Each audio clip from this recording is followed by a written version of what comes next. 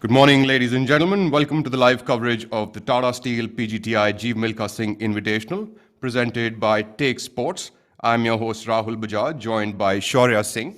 We are both former professional golfers. We are now at the Chandigarh Golf Club for the penultimate round of the tournament, with our leaders tied at -12, who are Shiv Kapoor and Rashid Khan.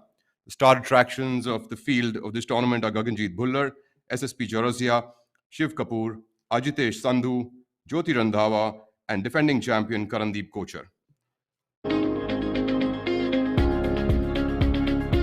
As we have a look at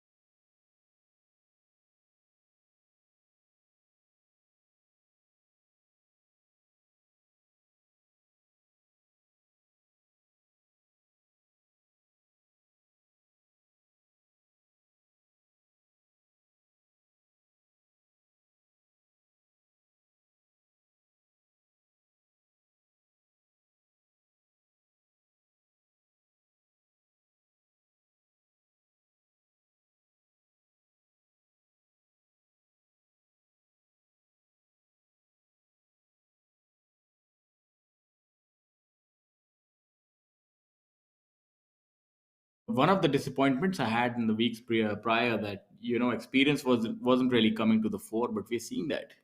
Actually, Gaurav Ghai is one of those players who is still a very, very hardworking player. I see that he's still extremely passionate about his game, very much like Jeev Milkha Singh, and does put in all the hours. Even today, we've got Rajiv Kumar Jatiwal on the tee box now. He's the first group of the first tee box.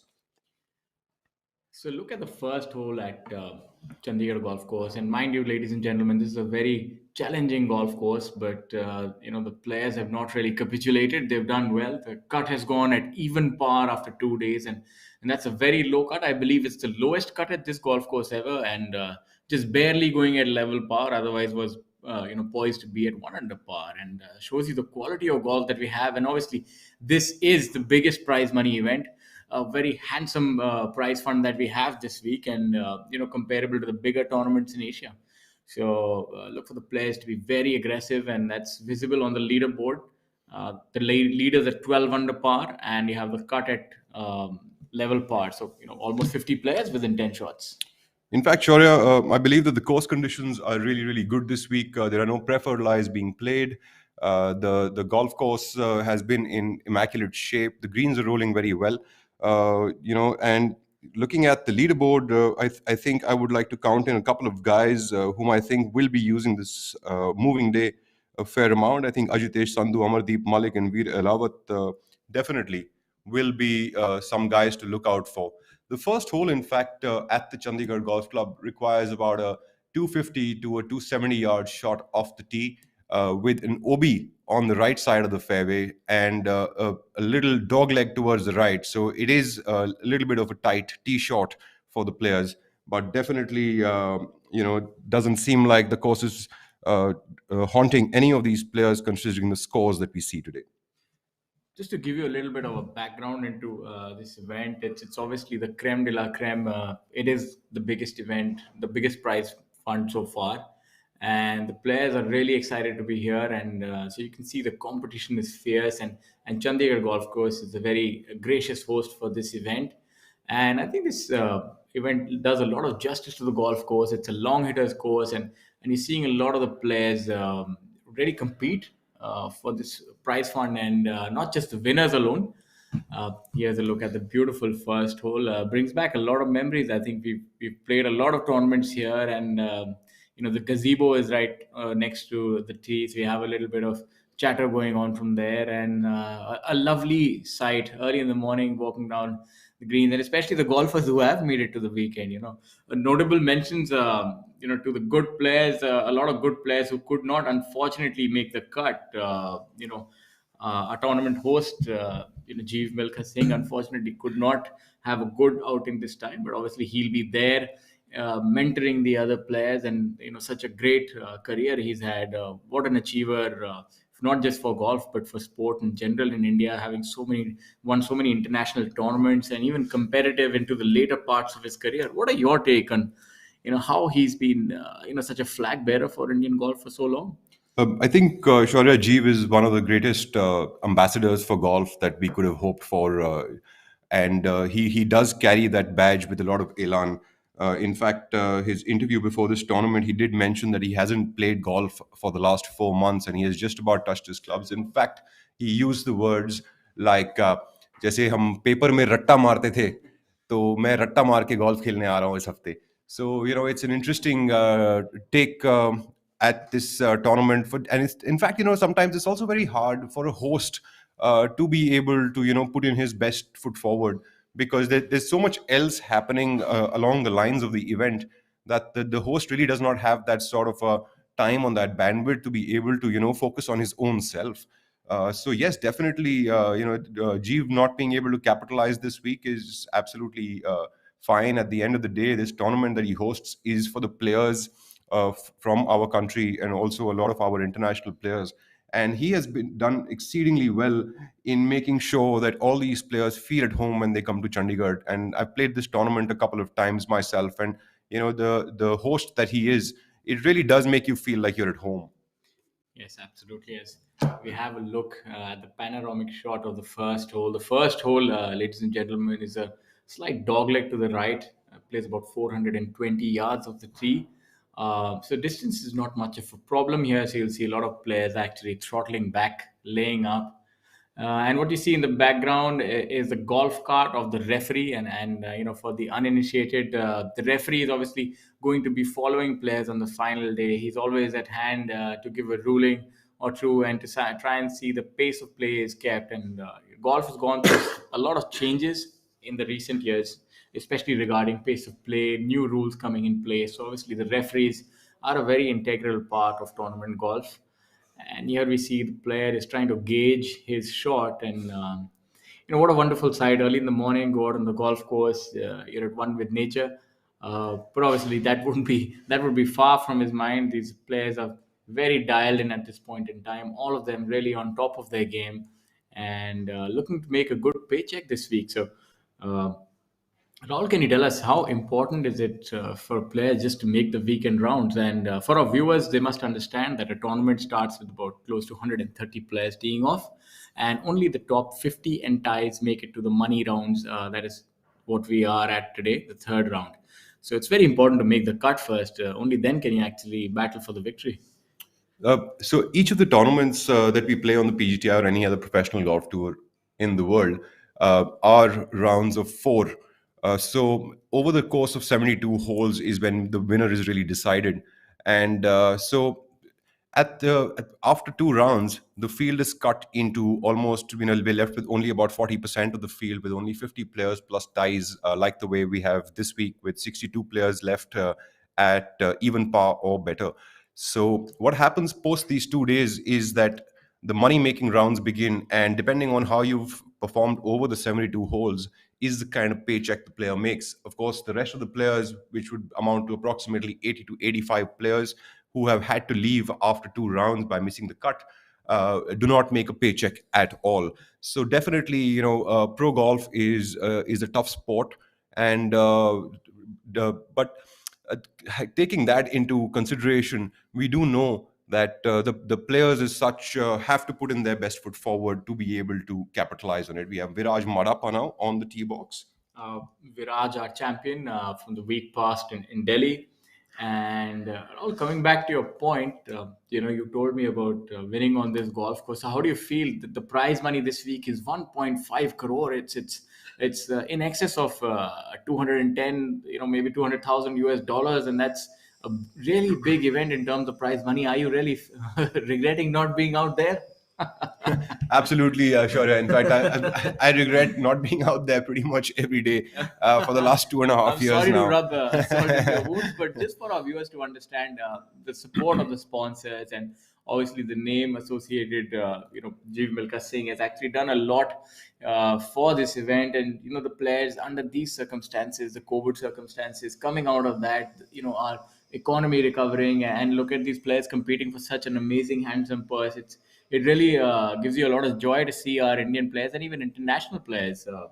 Some of the noteworthy players this week are Jeev Milkha Singh, Gaganjeet Bhullar, regular on the European tour and even plies his trade in America. You have SSP Chaurasia, the multiple Indian Open winner. You have Shiv Kapoor, who's leading the event, and that's really heartening to see. Shiv is obviously in the more mature stages of his career, and he's really has a going through a resurgence of sorts.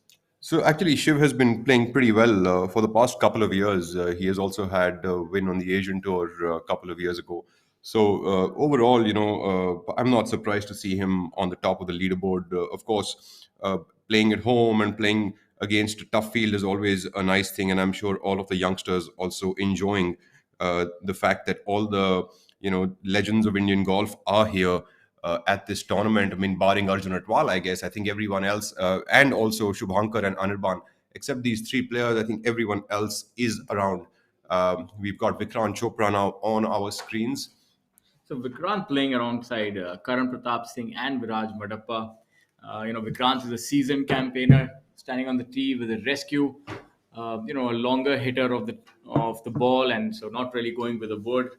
Vikrant has been on tour for quite a while and has won the golf IPL, I believe, and he was also the golf's version of the IPL. He's won it two times and has been a runner-up on tour, I think, almost 6 to 7 times. So unfortunately, a case of always the bridesmaid, never the bride. But we're hoping he can change it this week, and looks to be in good condition too.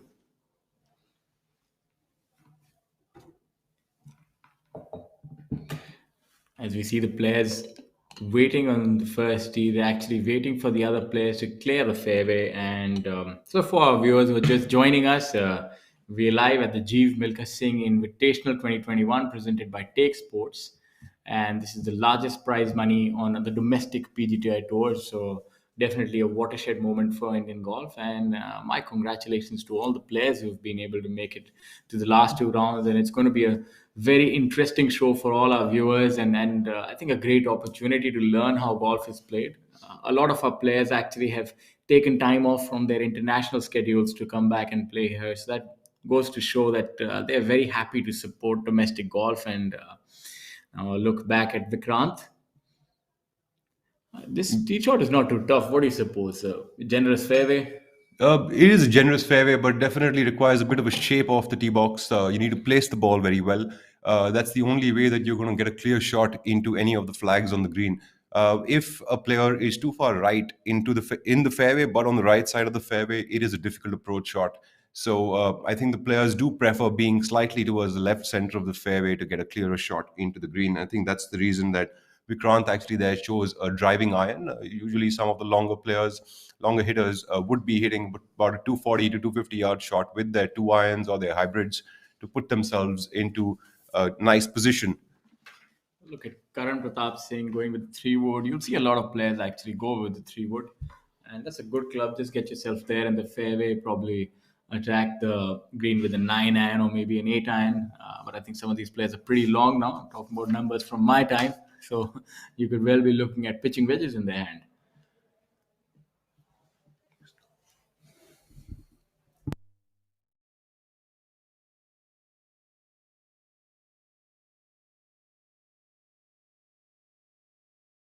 ये कर लेते हैं. Karan Pratap Singh staring at that ball a little intently. Seems like he's leaked it out slightly towards the right side.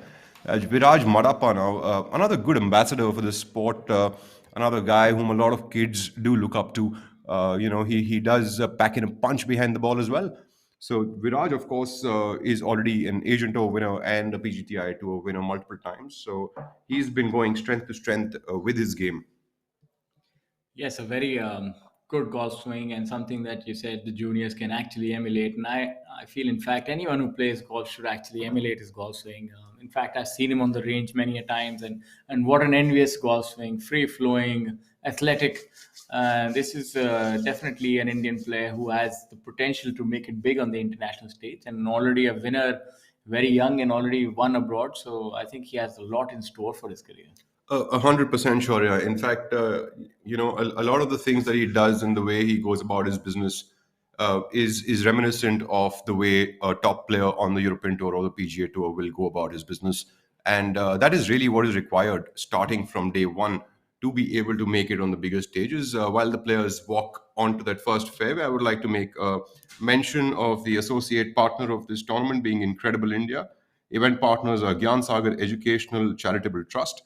We also have event partners in Justice Kuldeep Singh Prakash Bhandari Foundation from Chandigarh and Bhandari and Associates, a law firm. A big thank you for all the sponsors and associates. Obviously, our game is what it is because of them. And look at the first green, a sort of a two-tier green. You can see how difficult it is for the players to navigate not just their shots but their putt as well. So, no gimmies here. Even short putts are pretty treacherous because of the break and the undulations on the green. So, I think not just your long game, even your putting and short game will be tested this week. So Chandigarh Golf Club actually is one of the longer golf courses that the players play on the Indian Tour. In fact, the seventh hole is something of an iconic hole. In fact, the first hole's green itself also is not very easy. It's got three tiers on it. In fact, the third tier, when the pin's up on the third tier, you really have almost a two club difference because that pin could be about 35 yards inside. So it's not the easiest shot to be approaching into, especially if you're looking at making a birdie on that first hole to capitalize starting early on in the day. I think Rajiv was able to do that very successfully. I think definitely not tough for him. So look for this putt to break a little bit on the left.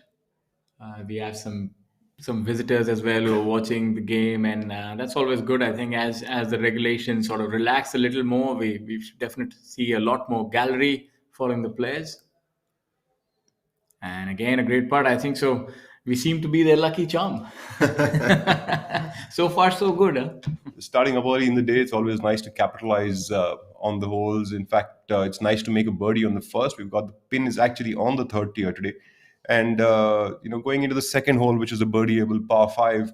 It's nice to capitalize starting on early in the day because this is the moving day, and players are looking to shoot themselves up onto that leaderboard and make their way into the top tens and the top fives, and some of them even making their way into the lead coming in tomorrow. Clearing off the first screen now, the first group of the day with Rajiv Kumar Jatiwal, local from Chandigarh, leading the way. Alongside Muhammad Azhar and MD Akbar Hussain. So It's amazing. A couple of other international names also in the field this week who haven't really been able to capitalize on their start. We also had Badal Hussain, Mithun Pereira. We've had Zamal Hussain Mola, who's actually a very steady player. Surprising he didn't get through to the final two rounds. In fact, including N. Thangaraja and Anura Rohana, all formidable players on the tour. I think it's becoming so competitive. It's very tough. There's only a limited space for players to make cut, and that's why you're seeing that the cut barely going at even par. Actually, it was almost going to go at one under par. So I think anyone who's making cut is really on top of the game, and I think rightly so because you're seeing Indian golf go from strength to strength, and it's just what's going to happen. I think it's the law of natural selection, if you may. Vikrant Chopra there checking his golf swing, not very happy with his second shot. He left his tee shot into the left first cut on the first hole at the Chandigarh Golf Club. It does leave you a good look at the green, but definitely a flyer lie coming up from that rough. So the ball really comes up like a bit of a jumper and less amount of spin control for the players because of the dew and the grass behind the ball. So definitely he's not very happy with what he's done there, but I'm sure going forward, we'll have to look at where his ball has actually landed up. Viraj Marappa now has placed himself really well onto that left center of the fairway. Probably the best look that one can have at any of the flags on this first green.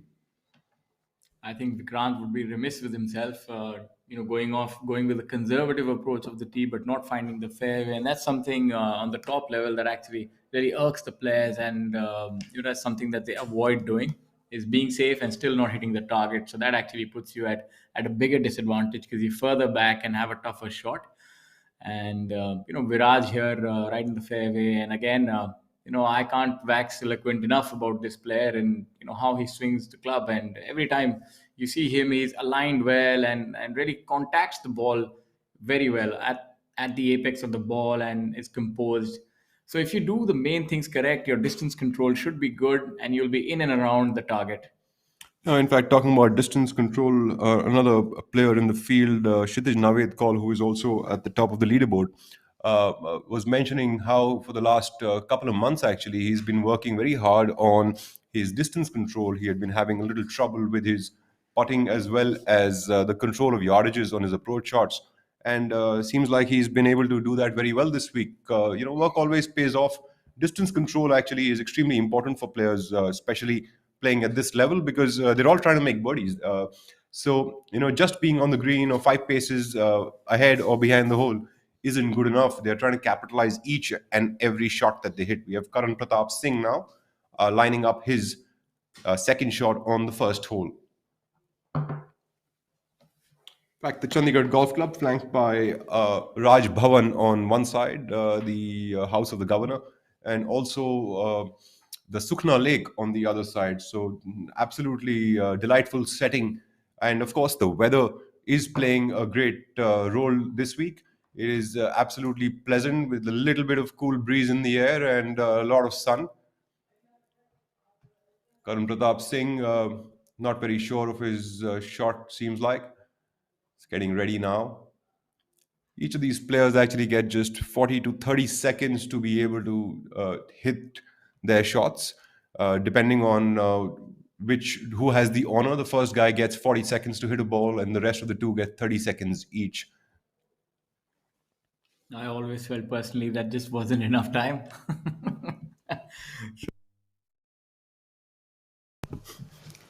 I thought deliberation is a very important part. Now we have a look at Jyoti Randhawa, a man who needs no introduction, but the fact that he's here and he's in prime position again this week just is a testament to his longevity. And I'm sure all the people who follow golf and even other sports would know Jyoti, what a player he's been. I think a three-time winner of the Indian Open and still going strong. I think he would be looking at the US Senior Tour soon, but by looking at him, actually, he could pass off as a junior still. I think. In fact, a really, really fit gentleman, and does take his hobbies also very, very seriously, be it motorcycling or fishing, uh, and a really, really competitive golfer even now. It's amazing to see guys even reaching late into their 40s and still keeping very, very fit and still a very, very strong player on the tour. So it's always amazing to have a look at him swinging the club. I remember as a child, I used to watch him all the time because he's one of the best ball strikers that I've till date ever seen.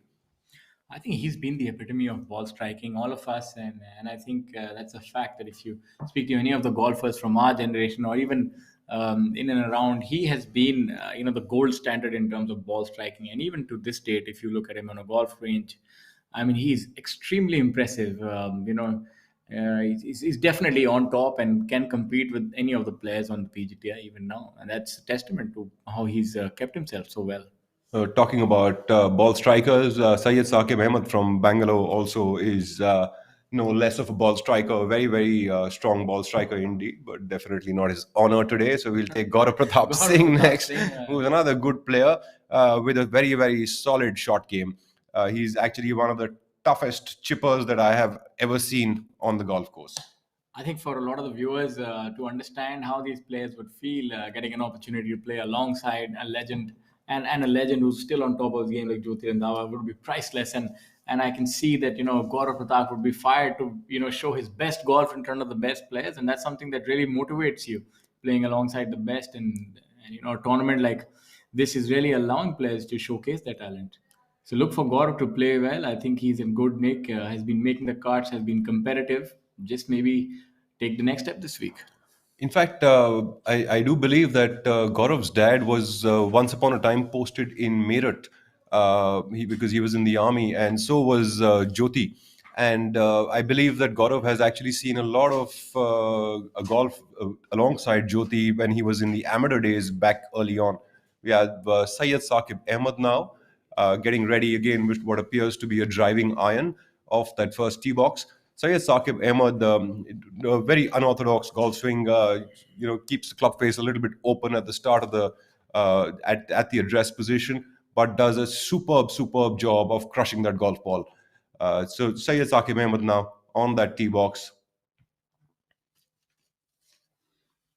Again, going with the rescue, obviously a longer hitter, and you can see the ball a little further back in the stance, so probably looking to hit a low draw, and he's probably standing the same way, really on top of the ball, not much body movement, so he's really in control of that swing, and that's a good sign.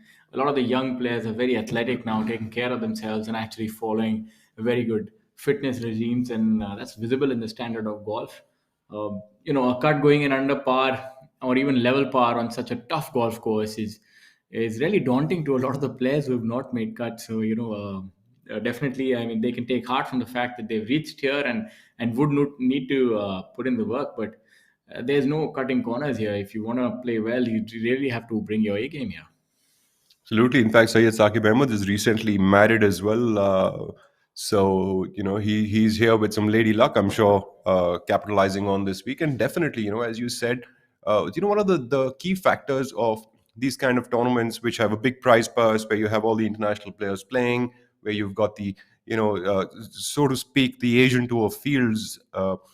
The good part about it is that the blooming players, the budding players, as of now, can actually experience playing with the top players.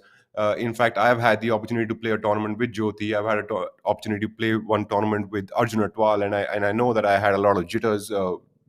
Whenever I would start the round with them, but it is an experience which is extremely important for a player to have, just to understand as to where we are, and what the better players really do to be able to be at the stage that they are at. Viraj Marappa there, what seems like a birdie putt, seems a bit of a misread for him.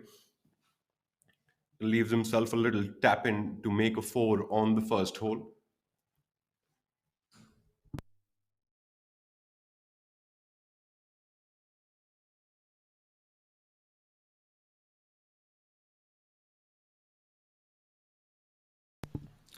Look back at the green. The players will deliberate over their line, take their time, and try to make the putt. What we see at the foreground is the practice range, and that's somewhere where players actually go before their round to get warmed up. And so Chandigarh has a very nice practice range, just flanking the first hole. We have a look at Vikrant, who's actually going with the unorthodox broomstick putter, as it's called. So obviously he has had putting woes, and then I hope that this is the magic stick or the magic wand, if you may. Oh, it is. Indeed is. Does well. I think that should be for his par.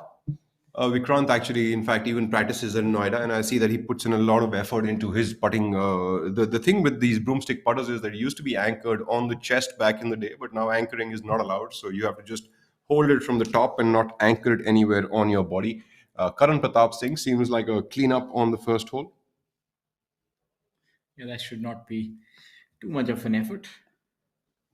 Yes, so he makes his par, and we'll move on to the next hole. We're seeing some gallery also. Some of the members and patrons of the club actually want to follow this high quality golf. Chandigarh Golf Club actually has a very, very good golfing culture. One of the busiest golf courses in the country. In fact, the maximum number of rounds in a year are being played at the Chandigarh Golf Club. So very, very fond golfers around this entire city. So I'm not surprised to see a lot of people coming out to watch them. In fact, everyone's been home, due to these COVID time situations, and now they have the opportunity to be actually walking out and watching some of the best golf that there is to be played. We are looking at the 8:20 tea time now, playing their second shots on the first hole. Gaurav Pratap Singh lines up first.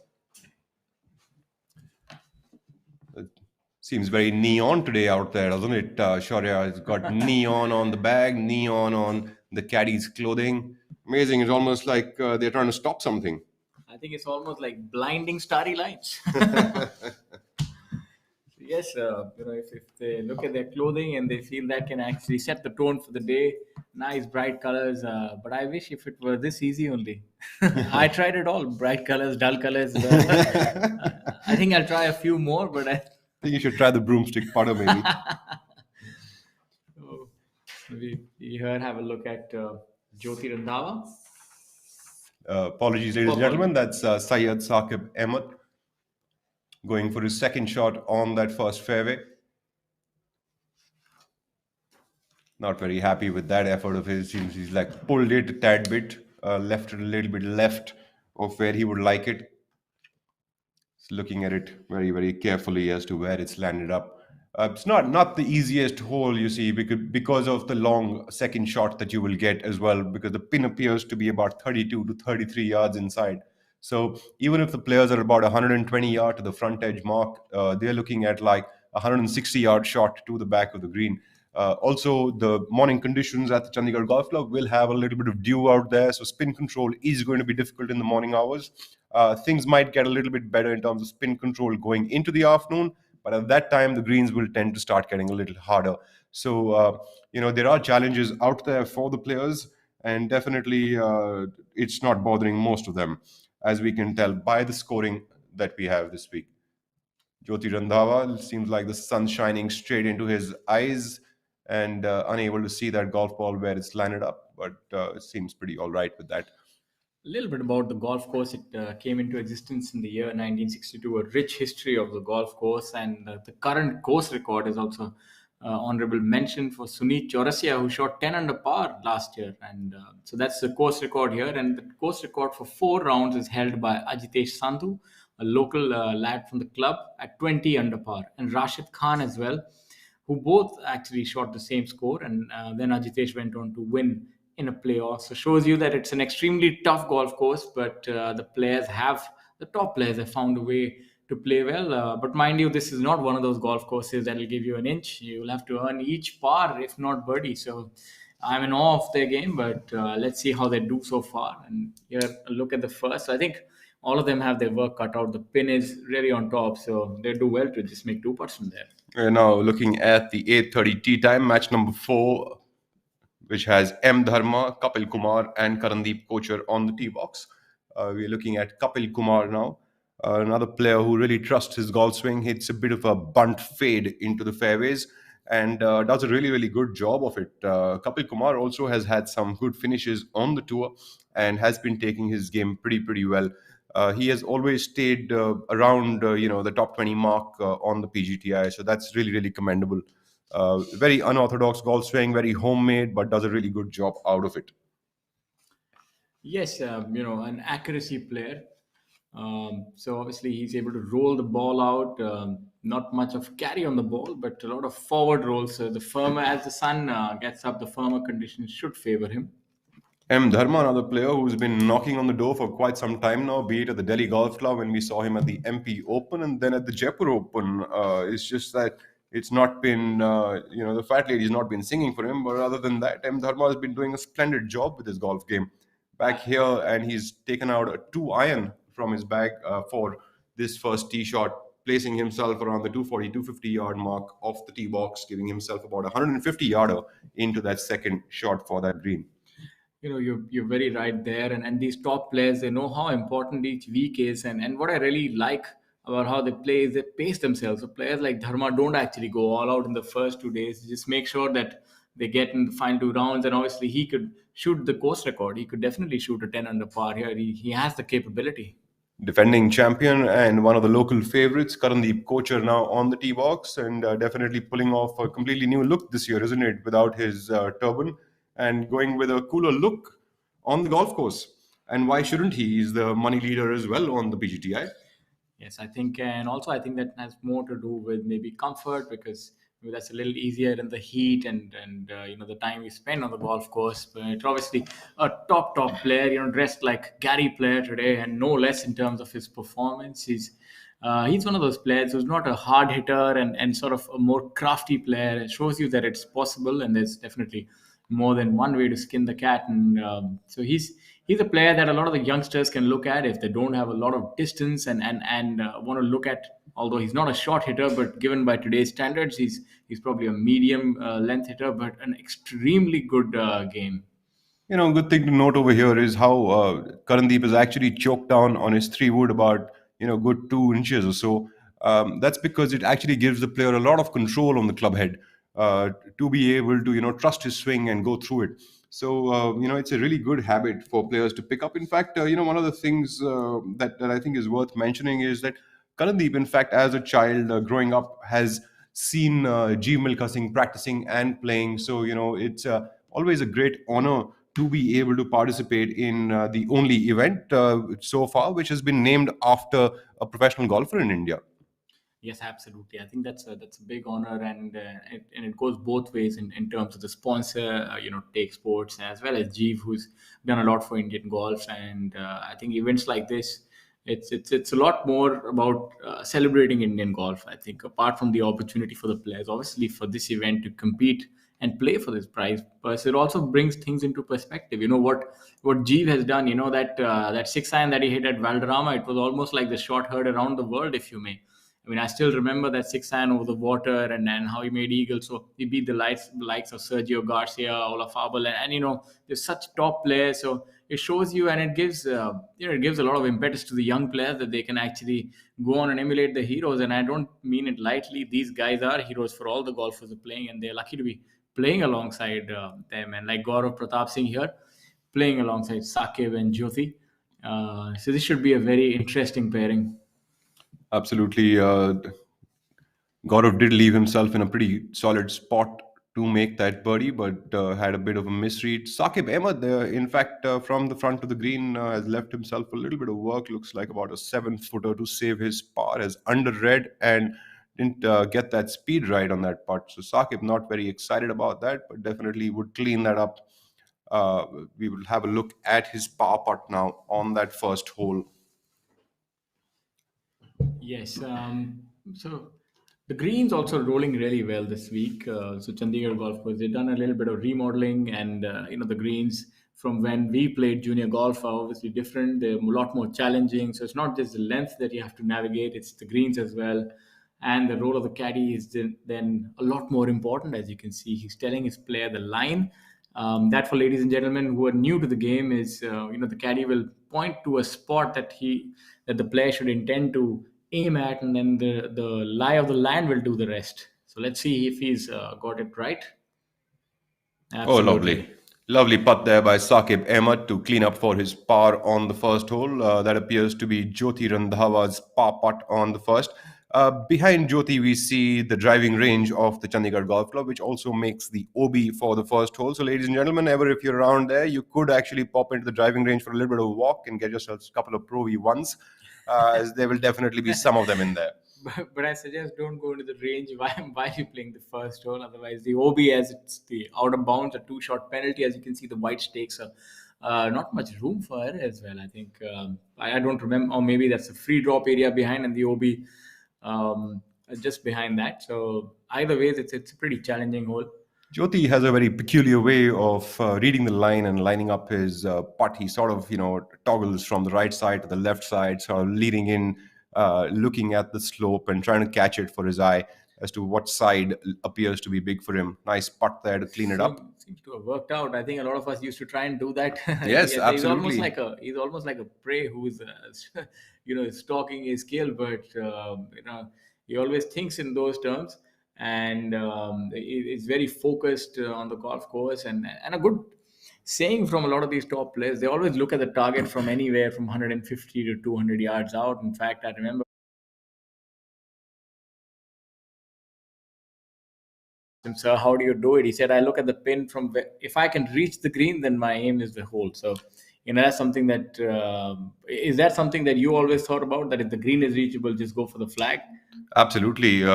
In fact, also depends a little bit for me on where the flag is located because I'm predominantly a fade player. So in case the flag is not really located in the most easiest spot for me to reach into, I'll probably just try to shape it in there.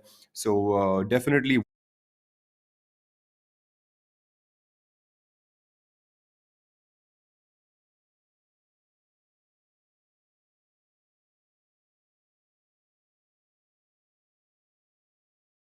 PGTI. We have him playing alongside Digvijay Singh and SSP Chaurasia from Calcutta. SSP Chaurasia, of course, European Tour winner and Asian Tour winner.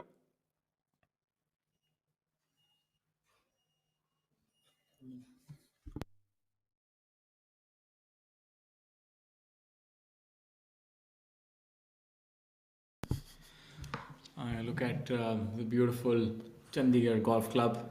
The members really do enjoy their golf, and no better place than this golf course to actually do that. Looks amazing, doesn't it? Absolutely lush green. Back on that tee box, looking at those experienced golfers. Digvijay Singh, of course, one of the most stylish players on tour with his matching shoes and shirts, as always, isn't it, Shaurya? Absolutely, turning back the clock. All the legends have come out, and I mean, I don't use that term lightly, especially Digvijay Singh, a winner on the Asian Tour, and longevity. He's been doing very well, and free flowing swing, and he's made the cut this week. And obviously, I think if we were to give points for style, I think we wouldn't be equipped to give points to Digvijay. He's in a different league of his own. Look at those shoes; reminds you of the European player. What's his Miguel Angel Jimenez. Yes, Miguel. I mean, similar shoes, maybe more style. He's also trying to stretch like him this time. I think he just needs that paunch back again and maybe a cigar in his mouth, and he'd be right there. No, I think he's worked hard to not have the paunch at this age, and he's done well. And that's actually really good pairing. We have SSP Chaurasia. So, one of the complaints if I had was the previous week. So I was not seeing any of the senior players, if you may. And now we're seeing that experience has come to the fore. So maybe it is a lot about the kind of courses that we're playing and the more experienced campaigners are back again. I think SSP also on the other side of 30s, and he's doing well. You So know, it's just heartening, actually. Good thing to note here about SSP is that how he has evolved as a player over the past years. After his first win at the Delhi Golf Club, I think it was the EMA Masters, if I'm not wrong. Uh, and he has really remodeled his game to be able to play on the European tour. He's worked on his ball striking, be it shot game, be it getting used to the kind of greens that we have on the foreign golf courses. It's been a very very interesting journey for him. The way he has completely evolved as a player. Players over there having some fun chatting up with some players in the gazebo on that first tee box. All smiles this morning for them. Sunny day at the Yeah. Chandigarh Golf Club. And the third player who's making up the trio is Shamim Khan. So obviously, a group which is rich in experience, and they'll have a lot of stories to share. All three of them have been prolific winners in India on the PGTI. Shamim Khan, of course, been a number one as well previously, and both SSP and Digvijay have won abroad. SSP with his multiple European Tour victories. So there's a lot of experience, and for all the juniors or even the weekend players, this is a good group to watch. It's how to manage your game. All three of them not power hitters by any measure, especially SSP and Shamim. They're shorter hitters, and Digvijay a little longer off the tee, but still a medium hitter. But they're right there. That's because they experience and how they manage their game. Now Digvijay here, sort of a trademark kind of a swing, not so orthodox. A little bit of hand movement which is there, but does well, very well coordinated. Looks to be happy with that. Whenever a player is not looking on anxiously, that is a telling sign that the ball has gone where he intended for it to go. Now Shamim, no thrills, no frills, just goes on about it. He's going with the driver, so obviously one of the shorter hitters, shortest if you may, maybe in the field, but a lot of control even with the longer clubs. You know, there's one thing that I would agree to is that he is a bit of a shorter hitter, and at some point of time, I had a bit of a fallacy that it would be difficult for a shorter hitter to win on a longer golf course. And I actually witnessed Shamim winning a tournament at the ITC, and he beat all the long hitters out there. And it was amazing to see that because it completely changed my perspective as to length is really not the most important thing. How you manage your way around the golf course and how you use your approach shots and your putting on the greens is really going to be the key factor. We have SSP Chaurasia now, who has completely remodeled his golf game and his golf swing according to the European Tour to be able to compete on those standards. You think that will definitely be an advantage for him? He plays on such a golf tour, and coming back here would seem a little easier for him in terms of competition. But I think the Indian players are really improving.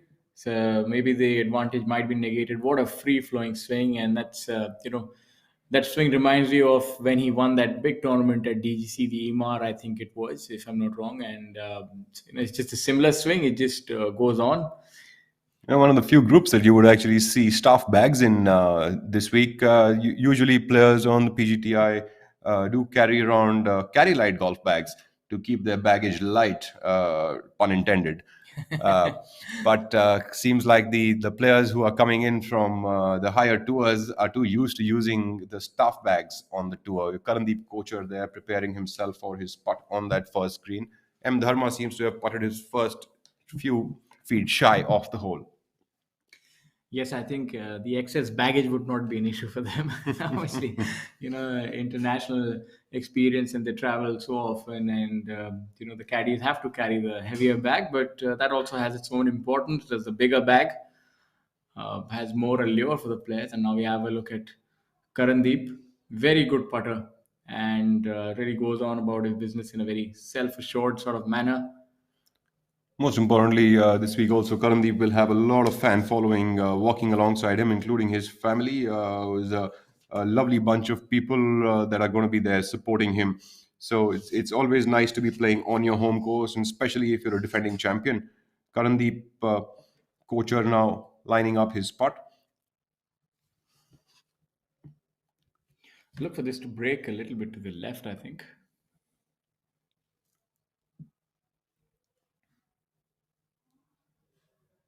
It's a bit of a left-righter and then a right-lefter. Well done there, Shaurya Singh, reading good lines, sitting here in the commentary box for Karandeep Kochar. So much easier out here. No sweat in the palms, is it? Absolutely. I mean, we're just happy to be here teeing off in the role of commentators. But yes, mind you, ladies and gentlemen, this has its own challenges as well. We also have to prepare. So here we have a look Kapil. again at Kapil.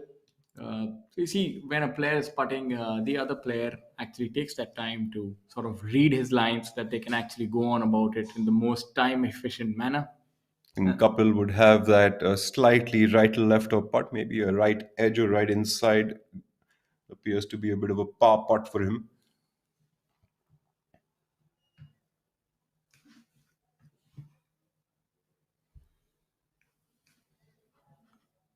See, most players starting off the 10th hole now have completed 3 holes each and are. It's gone the other way. Think you're a better line reader than I am. I think obviously it's another thing you have to really make up your mind and go with it. You might just get it wrong, but the idea is just to play hole by hole and keep going on because you will miss a few and make a few. Absolutely. In fact, I see a lot of kids that I teach, they do use their caddies to read their lines, although it would be better if they just read them themselves. And, even if you make a mistake, it's absolutely fine. At least you trust it and you hit them, and you make a mistake, you can learn from them. But if the caddy tells you everything, then it becomes very difficult for you to pinpoint and to learn yourself while you're playing on the golf course. M. Dharma and Karandeep, in fact, both of them very, very unorthodox putting styles, right? Karandeep Kochar standing way left of target, but had his putter face pointed out to the correct spot. We have M. Dharma also, rather bent over onto his putts, and of course, one of the top putters on the tour. Yes, I think we're seeing a lot more different styles. We saw Vikrant there with the broomstick, and I think putting is a little esoteric and different from the long game. If, I'm sure you would agree, and that's why players are trying anything that works.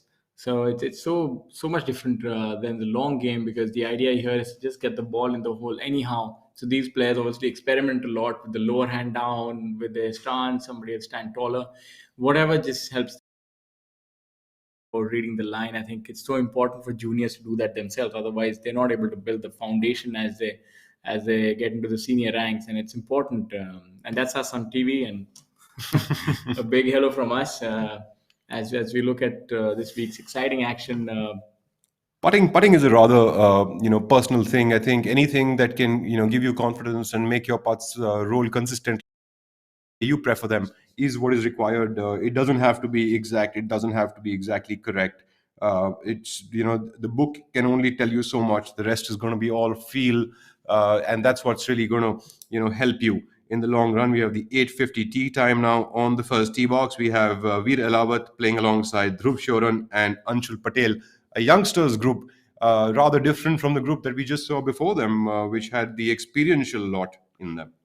Absolutely, and this is a power group. All of them very long hitters. Even Dhruv, Veer, I'm sure all young good ball strikers, and look for a lot of low scores in this group. And look back at the first hole. Stylish Digvijay Singh tapping his way into the fairway. Seems like he's already hit his second shot from that left first cut. Most of the experienced players you will see will actually favor towards the left side because they know that that's the place that they will actually get a good line from. Also, from that left side, to run into those trees is extremely difficult. But right next to this hole is the seventh hole, which always brings back those memories because whenever you think of Chandigarh Golf Club, you're thinking about two holes rather, the seventh and the 18th, because of the big fades that you require, the difficult tee shots that they are, and of course the 18th is always a bit of a charming hole, right? Because it is always the place where you end up. So if you're leading the tournament or whether you're trying to finish well, that is definitely one hole that you're always trying to capitalize on. It's absolutely a very challenging golf course off the tee, especially the seventh and the 18th, and even some of the other holes like the second hole. There are holes that you can't really get away with weak ball striking. That's why I think goes back to our discussion we had the week prior to this. Is that you see a lot of long hitters from Chandigarh. Rarely have I ever actually seen a short hitter from Chandigarh. I don't know. Maybe it's something to do with the golf course, the way it favors long hitters. So you see that younger hitters, younger players actually tend to outdo themselves and try to hit it long. And I personally feel that that's the correct way. And Greg Norman used to say that as well: try to hit it hard first and then learn how to control it. Absolutely, I think I would second that. It's important to learn to smash that golf ball and to enjoy hitting. At the end of the day, I don't know about you, but for me, the joy really was at the start to be able to catch a really crisp contacted golf shot, which felt like was compressed enough up in the air. And as a kid, even I used to go back onto the tee boxes, even though I wasn't allowed to play from the black tee boxes when I was young. But I used to go up there in the afternoon when there was no marshal on the course and try to fly all the hazards. While I couldn't do it, but I did try it every now and then. Yeah, it's very, very rightly so. That as it comes back to the joy of golf. For me, it was always somehow try and beat my opponent. you know, look at it more of that approach. But obviously, I mean, on a serious matter, the joy that you get from a good golf shot is unparalleled. The feedback that you get, these are things that actually hook you onto the game, and that's why it's such an addictive game. But obviously, one that does teach you a lot of things, and especially for younger players, I think it's definitely a great game that they could pick up when they're younger. Now look at Anshul Patel, the lefty. So he's done well there. Now this group, all of them would be going with rescue clubs because they're long hitters. I have a look at Veer, probably one of the longest hitters on tour and doing well. So we're seeing a lot of familiar faces. I think it's fair to say that in the first three tournaments, the previous three tournaments that we've seen, the same players have almost 80% of the players are same who made the cut. So it's these players are really on top of the game. Yeah, I mean, I think the Veer would have liked to do much better than this so far this week, and I think he will try to charge up that leaderboard. He's at 4 under par for 2 days, and he actually started his tournament with a 73 and then backed it up with a 67 to be -4 for 2 days. So I'm definitely looking at Veer Alawat as another person who is going to try to capitalize on his move. Absolutely. Dhruv Shoran now getting back some of his form. Dhruv actually started off a couple of years ago on the PGTI and won his the qualifying school the year he came on, and so he is just about getting back into his form off late. He also played pretty solid in Jaipur uh, What last week. what a good strong swing. It's hits the ball very flat and a good fair distance.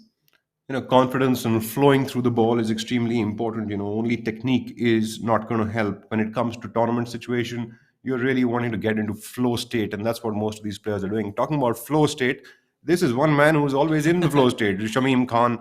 He's been on the tour for many years now. He's been a top player. Really goes about his business on his own, and you would actually not think that he's going to create much damage. But believe you me, ladies and gentlemen, this guy can really flag them all day and all night. Now look at this shot that he has. Obviously, his approach shot has not been good, and this is a very tough up and down to make par. Let's see how he does. Interesting that he's picked up a wedge from there instead of a putter. Most players would end up Look picking at up a that putter, control. and oh I my mean, god, but it's what it's such a tough golf shot. I mean, the flag is high, and he's chipped it up. The level of his short game is just exemplary. He's on a different level in terms of his short game. I think he would even be better than Ben Crenshaw. amazing to see that shot actually. Picking up a wedge from about 6 inches off the green. Most players would have picked up a putter, and he's done such a great job out of it. Almost chipped it in from there. How is he so nonchalant? I mean, he doesn't feel the pressure, just stands up and hits it so close. I think that's the secret. And, when you play with him, I've played a few tournaments when I turned pro, and, he will be so unassuming. You would think that he's just having an okay round, but because he goes about it in such a relaxed manner, he shoots a good score. And that's a good thing, whether he's playing bad or good. His attitude is always similar. I think it's very stable, and I think that's something that goes a long way. SSP now lining up for his birdie putt. We already saw Gaurav Pratap Singh lining up from a similar spot, and that's probably one of the better spots to be for this flag. Got an uphill look, pretty straightish putt, very less curvature on this. Tough flag though. I mean, just to start your day, um, it's quite a challenging flag. I used to always hate this back flag on the first hole. It really changes what club you're going to use. That definitely is a bit of a difficult read. I think the slope appears to be a little left right, but the ball tends to break slightly right to left. Must be due to the grain. Using one of the blade putters, you hardly see players these days using blade putters. Most of them are using those high MOI putters that we see. Yes. But the older players still continue using the blade, just like Digvijay Singh here and SSP Chaurasia as we saw. I think they're more like purists of the game. They sort of follow the convention that they've learned. And also, younger players are experimenting a lot in terms of putting, but the experienced players, they know what works for them and they stick to that. Back in the day, whenever I look at Shamim Khan, I remember a story. We were playing at Tata Nagar, and it was me paired along with Shamim and Veer Alawat. We were all tied at 10 under par after 2 days. And so throughout the day, Veer and I would be driving the ball. We'll get back to this story shortly while Digvijay Singh is lining up for his birdie putt on that first hole. With fancy shoes. Very fancy indeed. And let's see if that culminates into a birdie. Look at that putting stroke, so smooth.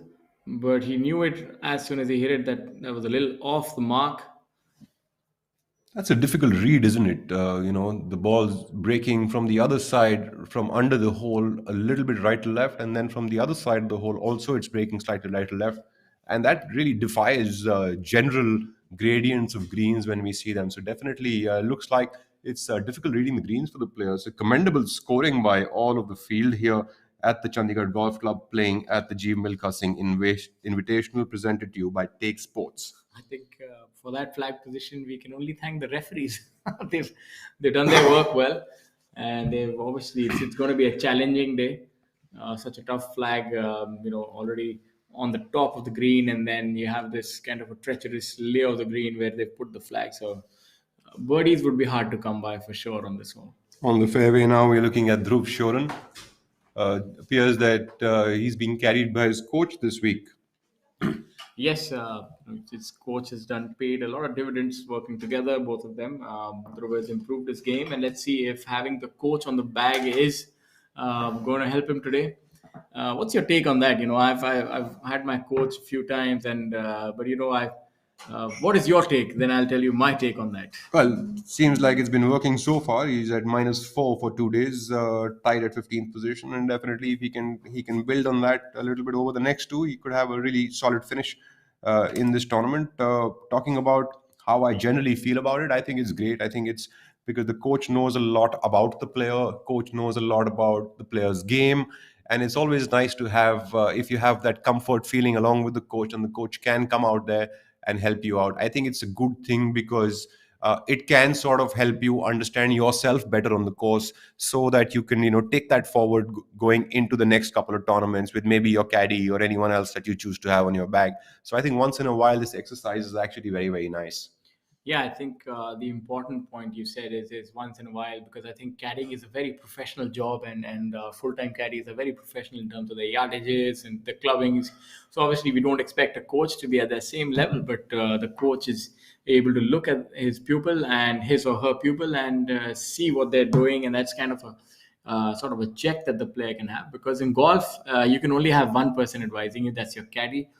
So mind you, even if your coach can actually walk alongside you, but you're not allowed to take any advice regarding the game while the tournament is going on. So the rules are pretty clear, and he's done well. I think he's the only one that we've seen on the top tier. So kudos to the coach. Lovely, lovely. So the coach has really hit that ball up onto that pin high position on that first hole for the second shot for Dhruv Shoran.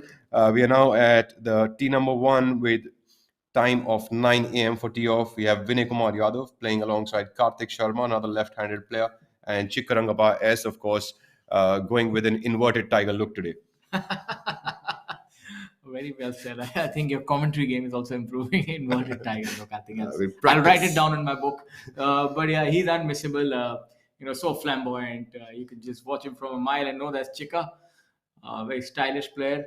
Obviously, a lot of international success as well, and adding flavor to this week with his clothing.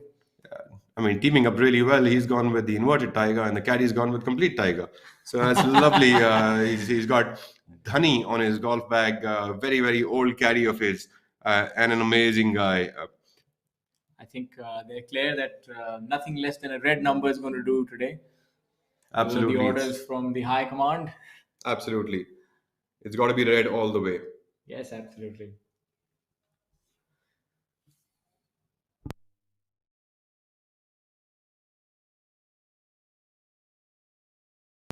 I know this golf course is one of the favored events for a lot of the players. We used to love coming here because the hospitality and the city in general. The Tri City gives you such a good opportunity to enjoy the life here, the outdoors activities, sports, and that's obviously the famous tree-lined streets. Chandigarh was designed by Lee Corbusier back in the day, and it's a very well. Tri City is very well designed, beautiful. You can actually go on walks, and I had the good fortune of spending some time here while I was actually doing my MBA. So, this is just a beautiful city, and I personally, whenever would have the opportunity to actually come here, I would play this golf course, and even to this date, it's a beautiful golf course.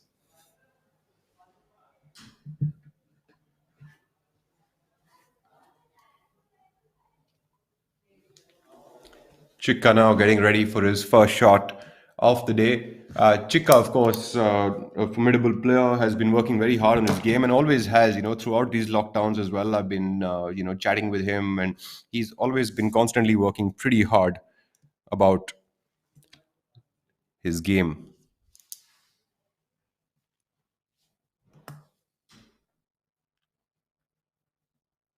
Confident swinger of the club, and of course, an international player. Karthik Sharma now on the tee box. It's almost like deja vu. We're seeing the same players again and again. It's testament to how well they're playing. Always, you will see that there are some players who are in form and they sort of keep capitalizing on that through and through. And of course, there are some other players who are trying to find form, so they will hit it sometimes and they might not hit it sometimes. But general state of affairs, you will see that a lot of players will be commonalities on that leaderboard. Karthik Sharma, with his very peculiar way of lining up his tee shots, almost visualizing everything, not only with his eyes but also with hand gestures, very different from usual stuff that we see. Players are usually very nonchalant about what they do, but Karthik Sharma, of course, is out there. Lanky build, but a lot of power in that swing. Jumps up a little bit, but does that really, really well. Repeatability is key. We have now Vinay Kumar Yadav on that tee box.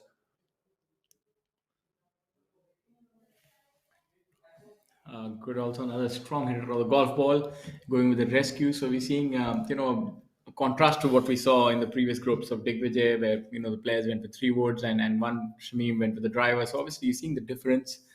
The younger lot obviously developing into a lot of power players.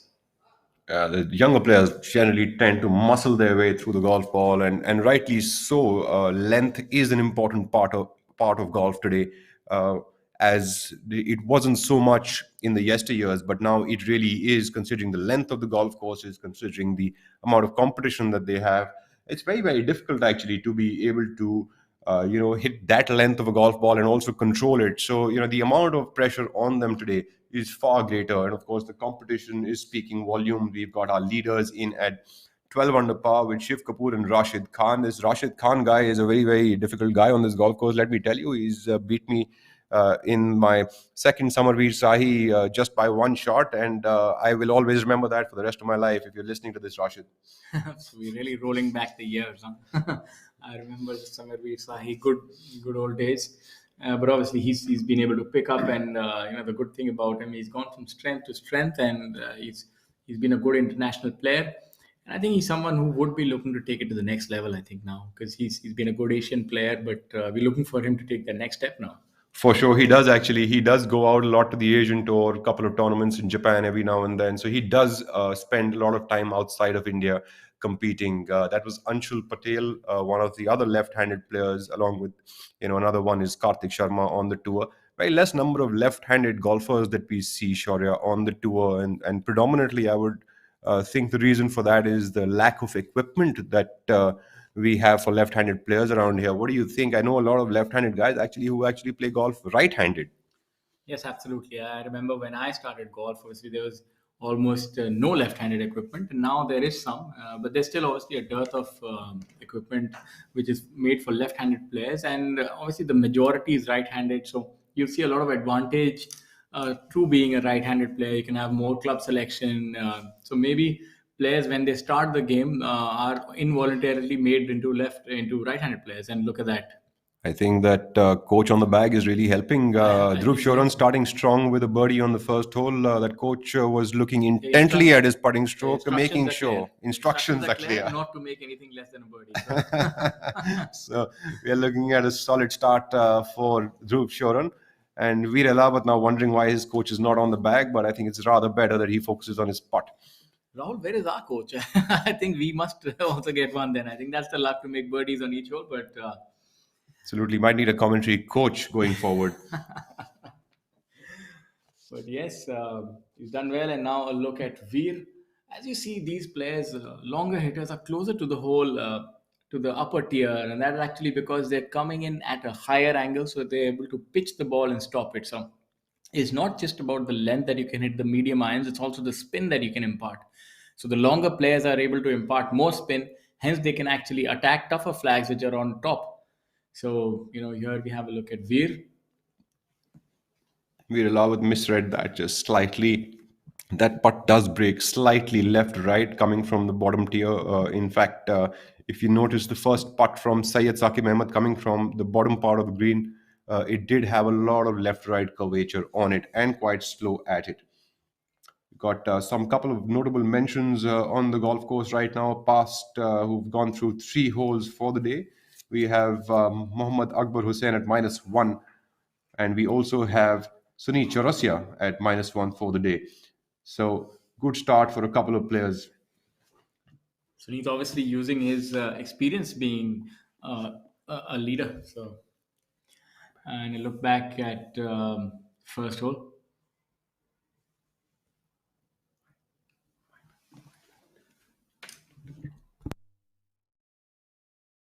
Our apologies, that was not Sunith who was one under Yeah, par. that's Rajiv Kumar Jatiwal, Viraj Madappa, Karan Pratap Singh, and Vikrant Chopra, who are already at -1 for the day. Om Prakash Chauhan as well. We also have a couple of other players who are on the golf course. Another local favorite is Harinder Gupta. Uh, Harinder Gupta is 1 over through three holes for the day as of now, joined alongside Ashok Kumar. The older players, but definitely one of the better players that we have been fortunate to see. Harinder Gupta, of course, coming past his injuries that he has had over the past couple of years. He's always been a top player, but definitely been finding it difficult to find his form of late. Ashok Kumar, of course, what do you think about him? He's used to be a top player. In fact, even won the Order of Merit twice on the PGTI. Yes, he's been a prolific winner. I mean, he's been a stalwart of golf in the '90s, early 2000s as well. He's been phenomenal amateur, and then a great professional, and competed really well on the European and Asian Tour events that used to.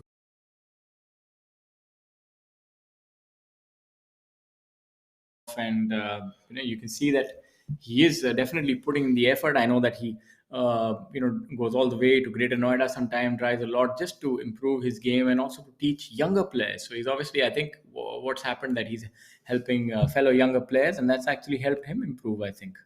Couple of other mentions on that leaderboard. Our local boy Abhijit Singh Chadda, also at -9. He was also our first day leader. Also, Yuvraj Singh Sandhu, another Chandigarh boy, is at -8 for 2 days. We also have Udayan Mane, the Olympian, back in form at -7 now for 2 days. So we've got a lot of good players out there. Ajitesh Sandhu is at -5, another local boy, and I'm pretty sure Ajitesh is looking to capitalize on. And I think an honorable mention to SSP Chaurasi as well, another former Olympian. So we have two Olympians this week in the field, and that is showing us that the depth of field that we have. And talking about the Olympics, it's important that the viewers understand that this week you also have world ranking points which are in store. So that's something that the players will be hotly contesting for. Another important thing for us to note here is that the world ranking points become higher and higher as the field becomes better. So having players like Jeev, Jyoti, as well as Ajitesh, Rashid, Gaganjeet Bhullar, SSP Chaurasia, Shiv Kapoor points into this tournament. So it's a great star-studded field this week. We have Chikka Rangapana, another star player, on the first fairway now, hitting his second shot. Yes, absolutely. The world ranking points are key, and so unfortunately, so many of the players, due to the COVID situation, could not really play on the international tours. The Asian tour has been off for almost 2 years, I think, and that actually shows to you that what a good job the PGTI has done. In fact, we've been playing tournaments on the PGTI for almost, I think, not 2 or 3 months, if not more, and that's a testament. And having such a big event when golf in Asia is sort of quiet, and it's really good. And I think the players are really, sincere in their gratitude that they're able to compete. And I, for one, am happy that we're seeing these tournaments happening right now. You're absolutely right. It is a challenging time to be able to put up some tournaments. In fact, difficult to even find the sponsors for them. But I'm sure the players are extremely thankful for this opportunity. And PGTI, of course, is doing a phenomenal job. Overall, not only putting these tournaments together, but the way the tournaments are conducted. In fact, the Pro-Am this week was called the Milkha Singh Pro-Am. It was a tribute to the legend Milkha Singh. So, all of these things actually helping sports grow piece by piece in this country. Golf, of course, has been on the growth pattern for the last couple of years, and PGTI is playing an extremely important part in that. Amardeep Malik now on that tee box. Amardeep Malik is playing alongside his good friend Ajitesh Sandhu and the Olympian Udayan Mane. A good point by you. Look at Amardeep Malik, good ball striker. He's also a very seasoned campaigner, very good stable player. And Ajitesh Sandhu, what a stylish swing. He's been somebody who's modeled a swing around Adam Scott's swing. It's probably the most technically sound swing, and he's done so well. And been plying his trade in Japan and in Asia. So he's carved out a good career for himself, and consistently good player, and works a lot on his fitness, and has a very good demeanor on the golf course, unaffected by everything that goes around it. And so look for him to do well. And another good golf swing like Viraj Madappa, very good angles, very athletic, and I think this is a good golf swing for juniors to emulate as well. I've hung around with Ajitesh a little bit, and I've seen that not he's got such good player qualities. Not only is that his golf swing is pretty solid, a little bit of a miss hit there, but that's all right. Knowing him, it wouldn't be way off the mark. He's always worked on his golf swing a lot. Keeps it extremely simple. Also works a lot on his fitness and his diets as well. So overall, as a player, to take care of everything holistically, looking at the game of golf and holistically looking at your career is extremely important. Udayan Mane, of course, also has been pumping a lot of iron off late, And and of course the Olympian that he is. He can really bludgeon the ball. And him going with the three wood, but he's obviously going aggressive of the tee. Doesn't take much time. I think that's a hallmark. A lot of the good players just get on it and grip it and drip it, as they say. So he's definitely from that school of thought. Long hitter, but a very gentle soul. Very good person off the golf course, even keeled, even with all his achievements. Yeah, absolutely. In fact, Udayan would be looking at probably getting himself a mid or a short iron into that flag position at the back today, and maybe that's why he's chosen a slightly longer club off the tee box than generally you would see players from his length. Our sponsors this week. A quick mention to Take Sports for taking out the time and in fact promoting the sport by by the virtue of the Tata Steel PGTI Jeev Milkha Singh Invitational. We also have in our other partners, associate partners in Incredible India, event partners in Gyan Sagar Educational Charitable Trust, Justice Kuldeep Singh Prakash Bhandari Foundation from Chandigarh, and Bhandari and Associates, the law firm. So it's good to see a lot of local sponsors also coming out to support the tour. Yes, absolutely.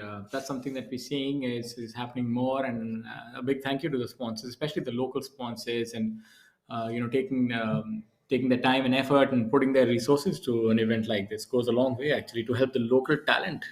100%. In fact, the domestic tour has been doing really, really well in putting tournaments together, and it does go from strength to strength. In fact, a couple of weeks into this, we will also see the players going into the Indian Oil Servo Masters at the Dig Boy Golf Links in Assam. Another, terrific golf course, and look at this promotion of sports, promotion of golf in a state like Assam, far flung into one corner of the country, and it's nice that all of the players will fly in there in a couple of weeks and play their best golf and showcase it to the people over there. So it's amazing how the tour is actually placing players in various states, various cities, and making sure that everyone can get a flavor of the Indian golfers. Chikkarangappa has, of course, missed the green slightly towards the left of the first hole, chipping it now onto that green. The rough doesn't look extremely difficult, although the ball was sitting down a fair bit. We have Chikka, he's muscled that slightly. He leaves himself about 10 to 12 footer for par. A difficult read, but I'm sure Chikka's prowess wouldn't have to worry about that. We saw a different approach from Chika as opposed to Shamim. You saw the difference in terms of short game. Obviously, one shot doesn't quite tell the tale, but you can see the difference in the way that Shamim approached the shot.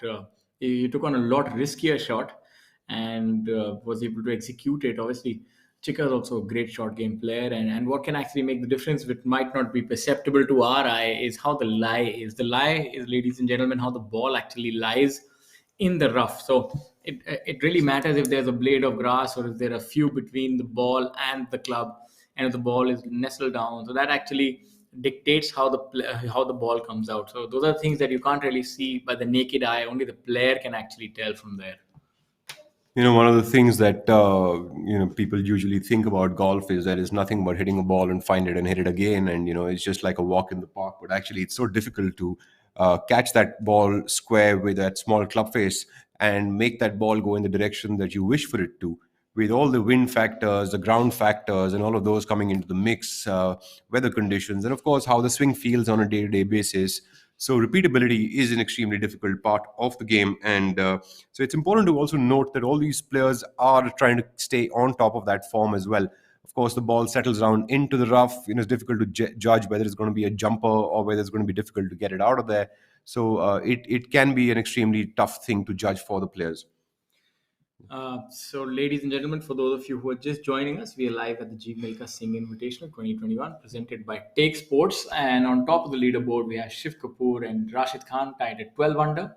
Adil Bedi, the local golfer, at 11 under par. Kshitij Navid Kaul at 10 under par. Abhijit Chadda, Gaurav Ghai tied at 9 under par. Yuvraj Singh Sandhu at 8 under par, tied alongside Sachin Baisoya. Udyan Mane, the Olympian, tied alongside Hani Besoya at 7 under par, rounding up the top 10. So obviously a lot of low scores. The cut has gone at level par after 2 days, and we've had a total of 61, 62 players actually make the cut, and that's because 12 of them were tied at level par. It's a very fierce competition, and we're seeing some good scores today as well.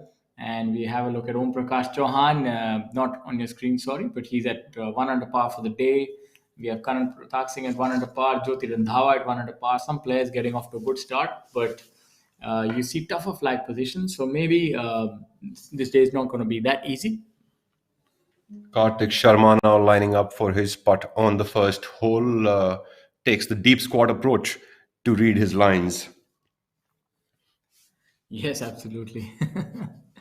So the southpaw, let's see how he does. Oh, It's a bit of a difficult read. As you can tell, the slope looks a little bit from the left to right, but the ball actually tends to break the other way. We've seen that with a couple of other players as well. This whole location is on a little bit of a ridge, so it can be very difficult for players to read. Chick Karangappa now, let's see what his smarts can really do for that line, whether he catches it right. so he's in quite a predicament here when a player actually hits a chip shot that firm. He's obviously disappointed at the chip shot, but then he has to gather himself and look at the task ahead, all of 12 feet or thereabouts to make par. And so, is he going to be aggressive or is he going to be tentative on this one? And obviously, knowing Chika, he will have his routine where he would try to be about a foot ahead of the hole. But this is a very tough hole, and especially made tougher by the fact that the flag is here. So let's see what he does. Oh, what kind of memories do you have from Chandigarh, the city? In fact, one of the things that I go back to Chandigarh for, and well, there you go, Chikarangappa, of course, What a using his phenomenal player! experience and Made it finding the look right line. so easy. It is very good. I mean, that's just a brilliant par by him. It is easy. Well, nobody told me that. I never got that memo. I'm sorry, Rahul. So, yes, coming back to Chandigarh, obviously, I have fond memories. In fact, I did my schooling at Lawrence School Sanar for a couple of years. And so we'd come down here in our breaks, and Chandigarh was always special.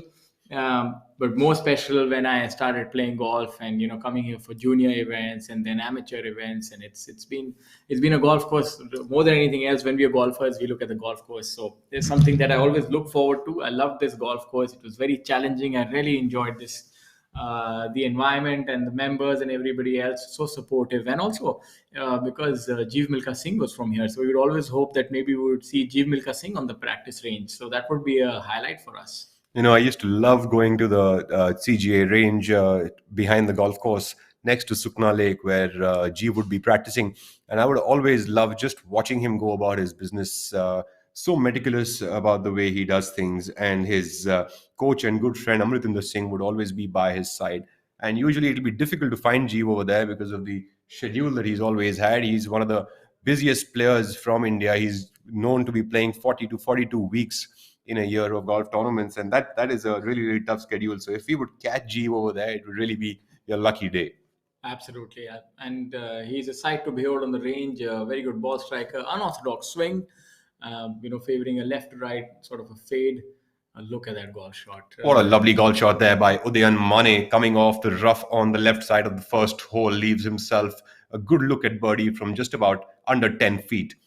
Really showcasing his Olympic pedigree there, coming out of the rough, but hitting it soft. And that's what I was talking about, ladies and gentlemen, that longer hitters can actually impart more spin, even from the rough. So kudos to him for that. And now he should have a realistic chance at birdie. Amazing. Great shot there by Udayan Mane. Looking at the hole here from the green side of things, it's always nice to have a different perspective. As you can tell, that dog leg towards the right of that tee box as you come into this hole. The trees over here actually in the fairway do add to that difficulty of approaching the flags, and that's the reason that players prefer to be slightly towards the left side to get that clearer angle. We have our next group now on the tee, 9:20 tee time. We have Sachin Besoya playing alongside Hani Besoya and Yuvraj Singh Sandhu from Chandigarh. Honey, in fact, a very strong player. Has won quite a few tournaments on the PGTI. He just won the JNK Open a couple of weeks ago. If I'm not wrong, it was 2 months ago, uh, and has been playing some really really good golf. Another solid golfer, and quite kind of golfer who would stay here for the long run, considering that he's got a very simple golf swing, very repeatable golf swing, and also remains quite fit himself. So he's playing alongside his cousin brother, Sachin Biswal. So obviously, the brothers are doing well and feeding off positive energy. And you have Yuvraj, who's making up the third player. Obviously, Yuvraj has done really well, shooting those low numbers in Jaipur. I think it was a 10 under par. So he's capable of shooting a low score. So this should be interesting. Absolutely, Yuvraj has been showing some good form of late on the PGTI, and it's been great to see that happen for him. What do you think about these brothers playing together? You think it adds friendship and ease to them, that they're playing together and it's nice and easy for the day, or you think it'll add some nice sibling rivalry there? I think it all depends on the dynamic. Speaking from experience, I would be one who would be having a sibling rivalry. I wouldn't want my brother to outdo me. I So hope the yeah, brothers listening. yeah. So, but I think it just depends. I mean, all there's another. There are three of them on tour, and they're doing so well. And of course, they learn from each other. Honey is the most experienced, and he's a winner. And so I think they'll enjoy the day. All solid golfers out there in this group with Sachin, Honey, and Yuvraj Singh Sandhu. I'm sure Yuvraj Singh Sandhu's dad is out there today walking with him with his camera. He really takes that photography hobby of his very seriously. It's amazing to see him walk around with his son. Very, very positive gentleman to have around you. I think you know what it's a good thing because when he becomes a great player, which he is on the cusp of becoming, these images, these memories will be really worth their weight in gold, and maybe one day he'll write his autobiography, and that's what he's looking at.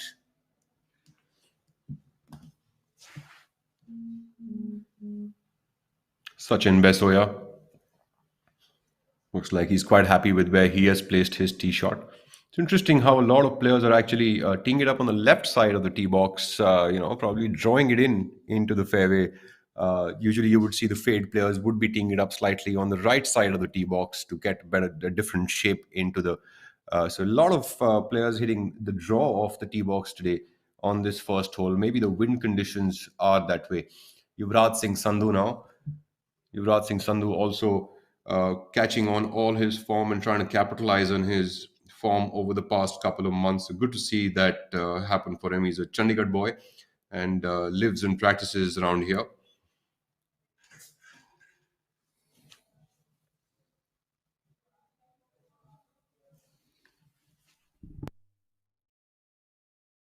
Not related.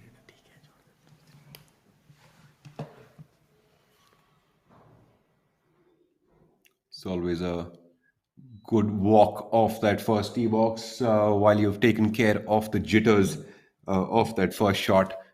Amardeep Malik now attempting his birdie putt, left himself on the fringe with his second, leaves himself fairly shy, 6 feet shy off the hole, uh, playing alongside his good friend Ajitesh Sandhu, who's going to be lining up. And Ajitesh, of course, using his local knowledge to place himself nicely, giving himself a look at an uphill birdie putt, being his home course. It'll be interesting to see how he's clued into this line compared to the other players who have misread it slightly. Ajitesh, mostly as long as I've known him, has been using blade putters, and it's interesting to see that he's also switched to a high MOI putter of late. So it's nice to see these changes coming in. Players always, putters are something I've always noticed players do change quite often depending on what kind of feel they are getting from their games. Absolutely. I think the mallet putter is also, it's actually a little different feel to the eye, and obviously, players always keep trying anything that works. Let's have a look at that putt. Seems to have run that by quite a fair bit, and will have his work cut out there for par. A couple of years ago when I played one of my first tournaments at Chandigarh as an amateur golfer, I played with Ajitesh on the first 2 days. And so, we'd go about our business, and Ajitesh actually started that round with three birdies in a row. And what was amazing to see was he was hitting it close and he would knock them really hard on his first putt. And he would probably hit them about 6 feet by on almost all occasions. But while coming back, he'd have as much confidence to knock them back in. It was amazing to see him do that over and over again throughout the course of those 18 holes. Yes, I've seen that. The better putters, they are more aggressive, and the players who are not so sure are a little tentative. But I, for one, always found it tough that if when looking at other players and try to understand how they're going on about it, just being a firm putter, you have to really be on top of your game now.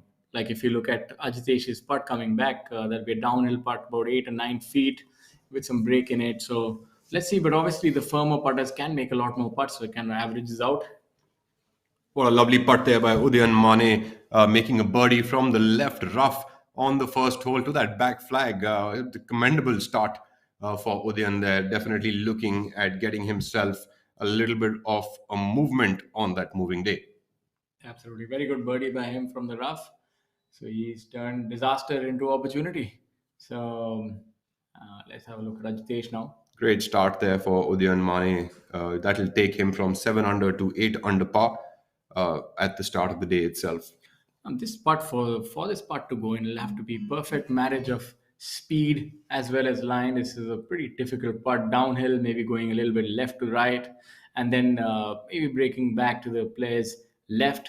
And so it's a tough read, and it'll have to be a little careful on this one. Oh, look at that. So as I said, it's sometimes throwing caution to the wind on the putting green is not always ideal. I'm sure he wasn't hoping to hit that by so far, but speed control is also tough, and on uphill putts it does become difficult. So, I mean, I wouldn't think too much of that. Ajitesh is a solid player and a good player, giving himself chances to make birdies and being a little aggressive is probably not the worst of the things. It's actually a pretty good thing.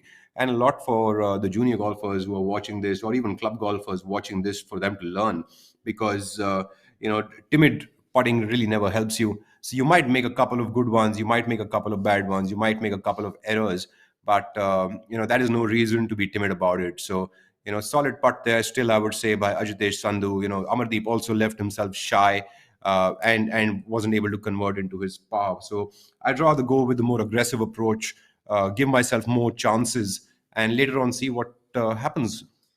Absolutely, just roll the dice. So let's see. Look back at the first hole. Got a little ruling going on there on that first hole. Interestingly, looks like a bit of a lie issue for one of the players, or maybe a sprinkler along their feet line. I think they would probably be waiting for a ruling. The referee would be telling him where to get the drop, and they would be having an interesting conversation, which you can't really clue you into, but that we regarding rules and what the players can actually make of that. Yeah, I think there was something with the lie there. While Honey has called the referee, but doesn't seem like the referee has given him the drop. As we can see, he's now almost getting ready to line up for that shot on that first hole. Yes, So interesting. Sometimes referees will not find enough of a reason for them to get any drop there. So Honey will continue to play the ball as it lies. Another local gentleman that I just remembered is Ranjit Singh. He is also at -1 for 2 days. Ranjit Singh is also a veteran on the tour and a local gentleman from Chandigarh. So good to see all these guys out there competing. Another notable mention goes out to the amateurs who have made the cut. One of them being Aryan Rupa Anand and Varun Chopra. Aryan Rupa Anand, of course, if I'm not wrong, is from Bangalore, and Varun Chopra is an American citizen who is playing here on the domestic tournament. Again, looking at the point on the green from where the players are visible, and you see the other side of the hole. On the right side of that screen, you do see the seventh hole fairway, ladies and gentlemen. We will talk a little bit more about that going forward.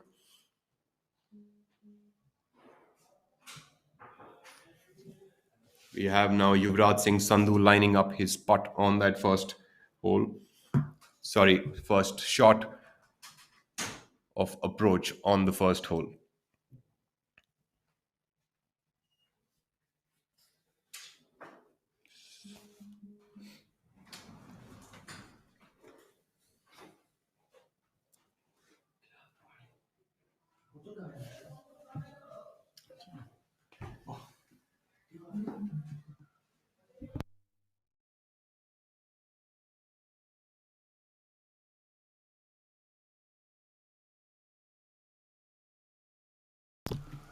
Next on the tee, we've got our 9:30 tea time. Abhijit Singh Chadda, local boy from Chandigarh, another gentleman who got married just last week. Kshitij Naved Kaul and Gaurav Ghai, the man with all of his experience behind him. Gaurav Ghai, of course, one of his first wins was the Gadgil Masters, where he chipped in to win that tournament. Still remembered fondly by most of the people who have been around this game for the last 15, 20 years. Amazing group again, a bit of experience and a bit of young blood there. Abhijit Singh Chadda, of course, one of the longer hitters. Surprisingly, that he's going with a 3 wood there. Definitely wants to give himself a shorter club for the approach. And I'm sure Lady Luck is something that he's carrying with him. Abhijit Singh Chadda has actually shot the first 2 rounds at 64 and 71 to have a total of -9. And I'm sure he is looking at getting himself atop that leaderboard today. Abhijit has been actually catching on a lot of form off late, and he's been working very hard on his game. He also mentioned is in one of his recent interviews that he has worked very hard on his putting, and he is feeling pretty good about his game. So I'm pretty sure he's going to be one of the guys to look out for. Gaurav Ghai there. What a testament to longevity. Seeing Gaurav Ghai here is really heartening and playing so well. That's another fact. He works a lot on his game, plays out of the Delhi Golf Club. And obviously, you were talking about that shot, that famous shot, which is the chip in on the 18th hole. And that's actually one that when we started golf, we used to try and emulate. And look at the fact that he's still here, and that's really good.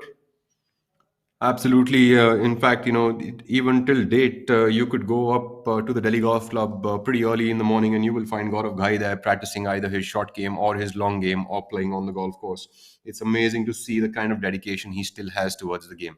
Passion is extremely important, when it comes to keeping yourself up to the mark through and through. So definitely no dearth of that there. Kshitij Naved call unorthodox golf swing there, very much like a local homegrown Bryson DeChambeau, if I may. Yes, absolutely. Similar swing. Also a power player. What is your take on that? Emulating another player's swing. I don't know if he's done that consciously or that's something that maybe the coach that he works with. He's very eerily similar to Bryson DeChambeau. Look at that. Even the takeaway. And even even that waggle. So, in fact, I think that it's more to do with the coach than him emulating Bryson, because if I'm not wrong, he has done this since the time that he was a junior golfer, and it seems to work very, very well for him. So, I don't think there is one right way to do it or the other, but definitely, repeatability is key. So, if he can repeat that over and over again, which it appears that he can, I think there is no harm in doing whatever he is doing.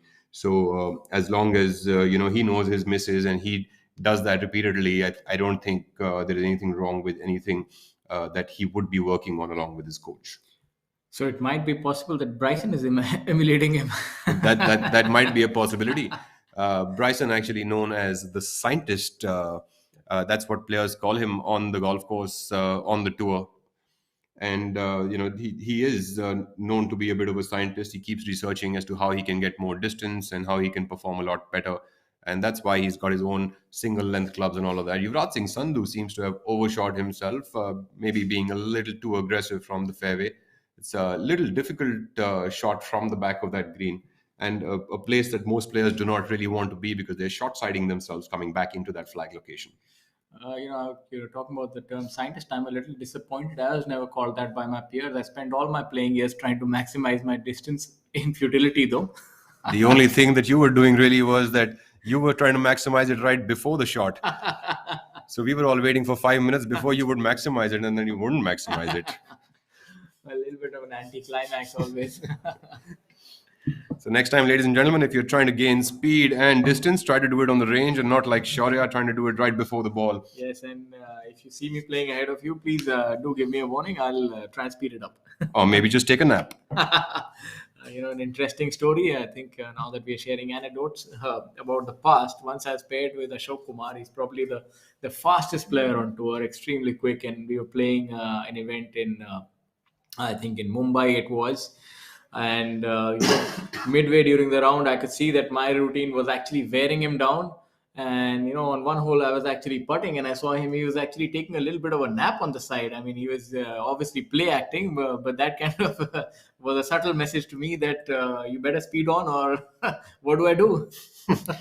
Uh, I mean, any of the players that were playing behind Shaurya on the tour, especially on the amateur tour, would come back with red faces and sweat coming all over their faces, and they'd be like, "Oh my God, I don't know what he shot today. I hope I'm not behind him tomorrow." So yeah, Shaurya is infamous for his the time he takes on the golf course. But I hope you've made amends to that now that you've been Absolutely. playing a lot of other rounds. Uh, I'm quick. You're quick. That's what I think. The referee would beg to differ, but yeah. So that's something that a lot of the players actually on the professional tours are aided by. It's slow play. It's obviously you have to really decide and play fast, and slow play is something I would never condone. You should definitely try and speed things up, because golf, as it is, takes a lot of time. A round of golf can take anywhere between 4.5 to 5 hours, especially a tournament golf course like this. So for any junior players, it's best to just make up your mind quickly and hit it, because confusion actually impedes on good performance. Now, as we go back on the first hole,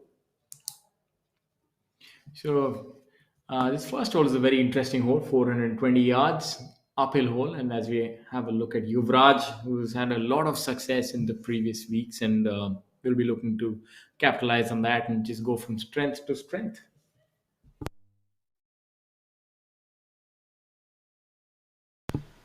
For our viewers who've obviously right now is the World Cup fever going on, and maybe you're new to golf. So golf obviously is a little bit of a different game as opposed to cricket. You're here playing with the stationary ball, and golf comprises of 18 holes, and each hole has a tee off ground and a green. And each hole has a stipulated number of shots that you must finish the hole in. Normally, that can be 4/5/3, depending on the length of the hole. And a golfer will have to play each of these 18 holes and then tabulate the number of shots he's taken. So when you add all the shots up, a golf course might have a par. What it means is par is nothing but a culmination of all the holes and an addition of the number of pars that you have there. So let's say if Chandigarh Golf Course would have 10 par fours and 4 par 5s and 4 par 3s, so that would total to a 72. So if a player takes more than 72, let's say if he takes 73, he's +1. If he takes 71, he's -1. So a professional golfer always prefers red numbers, which is negative numbers, -1, -2. And in a professional event, you have an event that goes on for 4 days, so the players will have to play 18 holes each day. And after 2 days, you have about 35% of the field that makes the cut. The cut means that only the top 50 players out of the top 130 get the right to play on the third and fourth day, and they are the ones who actually make a paycheck. So on a week like this, where we're looking at the total prize fund for the event is 1.5 crore, a mammoth prize money, where the winner gets close to 25 lakh, but you could actually have the player who finishes in 51st or 52nd getting almost close to a lakh there and thereabout. So obviously there's a lot of prize money to play for, and on top of that, there are world ranking points which actually help players to get an international ranking, where they can actually play international events. And as we saw, Din Mane making international points from the PGTI and play the Olympics. So obviously the possibilities are endless, and I'm joined by my co-commentator Rahul. He's just come back from a little bit of a break, so now he'll take you through the rest of it. It's interesting that we've got such good prize money purses now on the PGTI. It's extremely important as well, because the players, of course, have also not had tournaments to play, and they depend on this as their livelihood. So for them to have a good prize purse in a few events for sure is very, very important, as this is what they do for a living, and this is what they spend all their time in. So their skill set, their art is what they are really out here making their living with. So very, very important for all the players also to get good prize purses to play for. And of course, being the only event currently, and the first event which has been named after a professional golfer, a player that most golfers look up to, It's nice to see all of them come out in full flow. In fact, players like SSP and Shiv, of course, supporting their fellow golfer Jeev Milkha Singh out here. I know that all of these guys are really, really good friends, and I know that SSP looks up to Jeev a lot. So, it's nice to see all of these players also out here. Gives all of these youngsters also a chance to, hobnob with the best of the best. Shiv Kapoor, of course, notably should know that has been bogey free for the last 2 days, and I'm hoping that I'm not jinxing that. But definitely, it's amazing to see players coming out and being bogey free for 36 holes. It's not the easiest thing to do, and definitely not something that you can think about going about your business. But it's amazing to see those rounds coming in from him, considering that he was saying that he's game. Oh, I think then he should definitely continue in the same vein. If that's what he is when he's rusty, then he must be really impressive when he's playing well. But I think to be 12 under par after 2 days is definitely a lot of good work being done by him. Yes, absolutely. In fact, I've been looking at his scorecard all of yesterday, and he has made birdie after birdie. In fact, yesterday he finished his round with three birdies on the trot on 16th, 17th. And so they might be birdie holes, but someone's got to convert them. You know, speaking about this event, and unfortunately, Milkha Singh is conspicuous by his absence. Obviously, we unfortunately lost him this previous year, and what a great man he was, and his presence would always be here, whether we were playing junior events and or even just amateur events. He would always support golf, and especially this event with his son Jeev, who's been such an ambassador of the game, and Jeev attributes a lot of his success to his father, and the proud legacy that they carried. And obviously, this will be something for echelons that will go on the name of this tournament, and obviously what Jeev and Milkha Singh have both contributed to the game of golf and athletics. We have Adil Bedi now, another Chandigarh boy now on the first tee box, playing alongside Rashid Khan and Shiv Kapoor, the leaders. Adil Bedi also coming off a wrist injury very recently, and I think this is his first event. He has missed the last two events, if I'm not wrong. Now tied at solo at third position with scores of 68 and 65 with a total of minus 11. So he, of course, is also going to be looking at taking one of his idols tournament this week. But definitely Rashid and Shiv Kapoor, both tough players in that group. Absolutely. Amazing. If I was there on the ground right now, I'd be watching this group play throughout those 18 holes, which I will do right from here now. Lucky us. But obviously, three different players altogether, three different styles of play. And Adil, obviously, an honorable mention to his father that he takes a very keen part in his son's progress, and putting a lot of time and effort, travel with him, train him, and that's obviously done. Paid dividends. Adil won also recently last year. And in his young professional career, he's done well. Faced the uncertainty of an injury, which nobody ever wants, but he seems to be bouncing back. And let's see what he does. No, I believe that's the way it goes, right? I mean, hitting thousands and thousands of golf balls on a daily basis, working hard on your fitness, traveling a lot. Something is going to take the brunt of it, and it is going to be taxing on the body. Shiv Kapoor, of course, apparently has now recently moved his residence to Dubai. Has flown down to play for the tournament, which is hosted by his friend Jeev Milkha Singh, and of course doing a great job out of it and not making any blemishes on the golf course through the first 36 holes. And hopefully he can continue that form going into the next 36.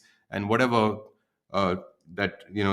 that rust is and however he is removing it, I think it seems to work. I'll have to ask him what his secret formula of that rust removal is. Absolutely, so confident. Look at that swing. He didn't even care to look at the ball because he knew where it was, and that's something that shows you that over the years he's been a very good ball striker, not the longest player, but always in control of his game. Now we have a look at Viraj Madappa teeing off on that hole number 7, that difficult tee shot between those eucalyptus trees. It almost seems like you're trying to drill a ball through a tunnel, especially for the first 200 yards, and then you can let it, shape a little bit.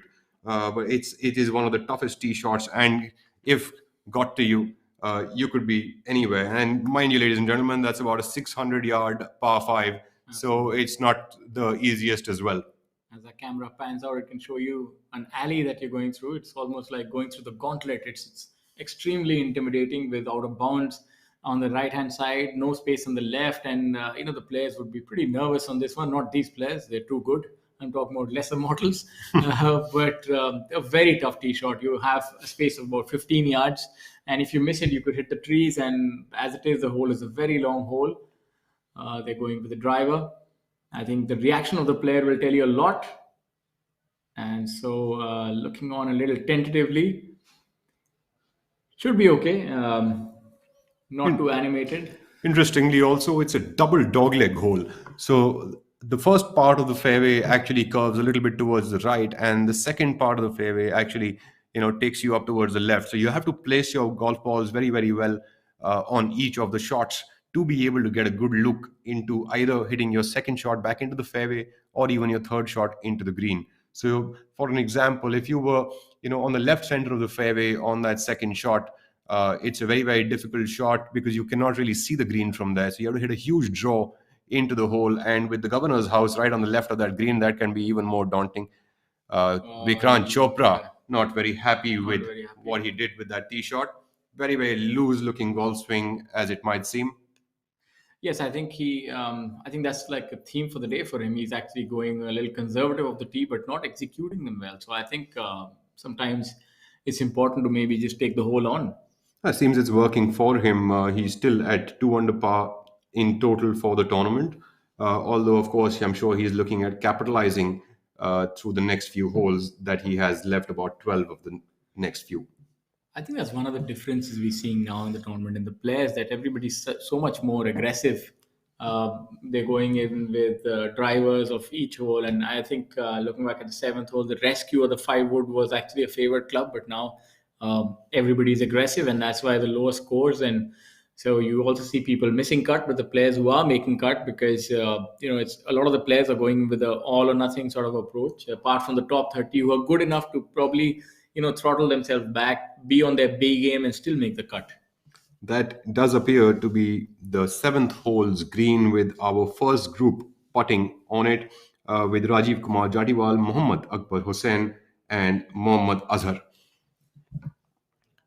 That is, of course, our leader group now on the first hole. While you can see that seventh hole, the players are walking through over there. Abhijit Singh Chadda looking at an early start, but the lip wouldn't take that ball inside the hole, and that would be a par start for Abhijit Chadda. Look at the leaderboard, and we have Varun Chopra, the amateur from the United States. He's at 2 under par today, so he's doing pretty well. But overall, the scores are not that low. Players are seeming to struggle. I think the tough flag positions which have been put are definitely causing a little bit of bother. So look for this tournament. Maybe the scores to sort of slow down today a little bit. It's an interesting day, and I don't know why, but early this morning, all I can remember right now is the dhabas from Chandigarh and the Punjabi food that I could have eaten if I was there. Absolutely, I know it's I just 10 o'clock. but yeah, that's the best time. I remember our drive and the lovely places we would stop by and have that lip smacking food, and obviously that brings back memories. Maybe we can be served some of that today in our studio. So Talking let's. about lip smacking, I'm hoping that Abhijit Chadda's putts do get more smacked by the lips and he can actually make those birdies through the day. Uh, he has had a great start to the tournament, and of course, Lady Luck now with him. We have the Kshitij Naved call now reading up his line, homegrown Bryson DeChambeau. So as Very we can, peculiar style. he even seems to use the same style in his putting, and obviously that is a pretty good style for putting because you're able to eliminate a lot of the wrist hinge and have a very consistent sort of an arc and anything that actually can help you get the ball rolling.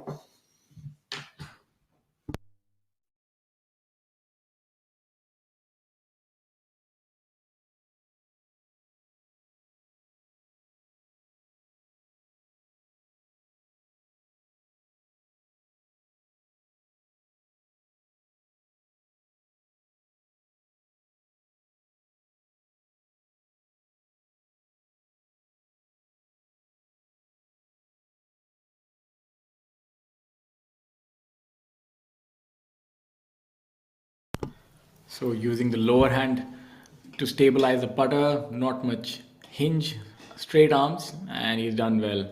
That's a good putting method. I think that's we've seen that a lot. And in putting, the idea is to keep everything stationary and have a very repeatable sort of motion. And he's done that. Obviously, now a look at Gaurav Ghai, the legend, keeps himself in good shape, works out, and even though he's preparing for the senior tours, makes a lot of effort, and still a very powerful player. He's able to hit the ball out there and has a lot of burly strength still. Fact, going back to that, the way that Kshitij Naved called putts, do you think that having those straight arms is very helpful in the longer run, or you think that is something that would need to be looked at? I mean, tightening of muscles is something that I think no sport really allows. So, what do you think is the case with that? Of course, Gaurav Ghai now using his old school putting methods, which is something which I think even Tiger Woods uses till date. I think with putting, obviously, it's such a different part of the game that players are trying to use anything that they can minimize the movement of their body and have a very repeatable arc.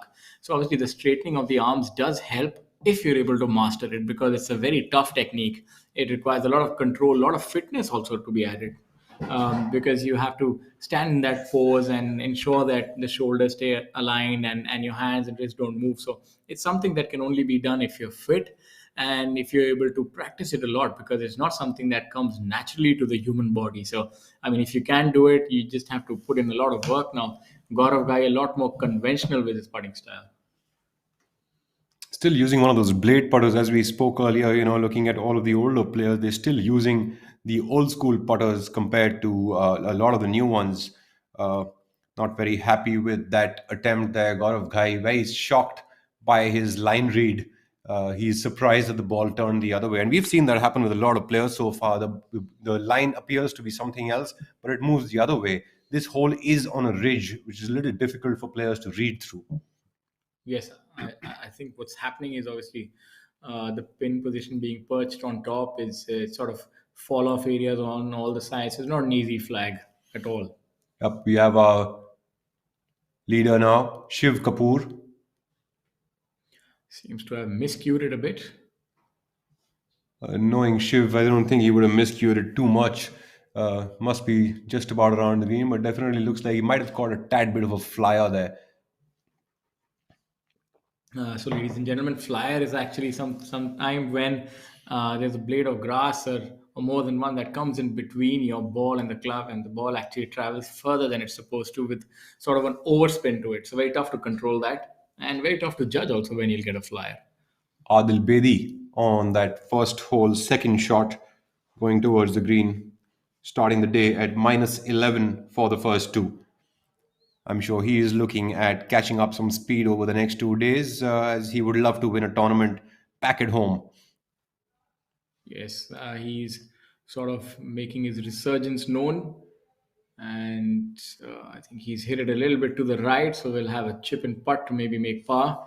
Definitely, one of the players has left himself a good look at birdie there on that first hole, giving himself that uphill putt with a difficult read. But we will only know whose ball really that is. It appears to be Rashid's golf ball, but we will only know when the players reach up to the green.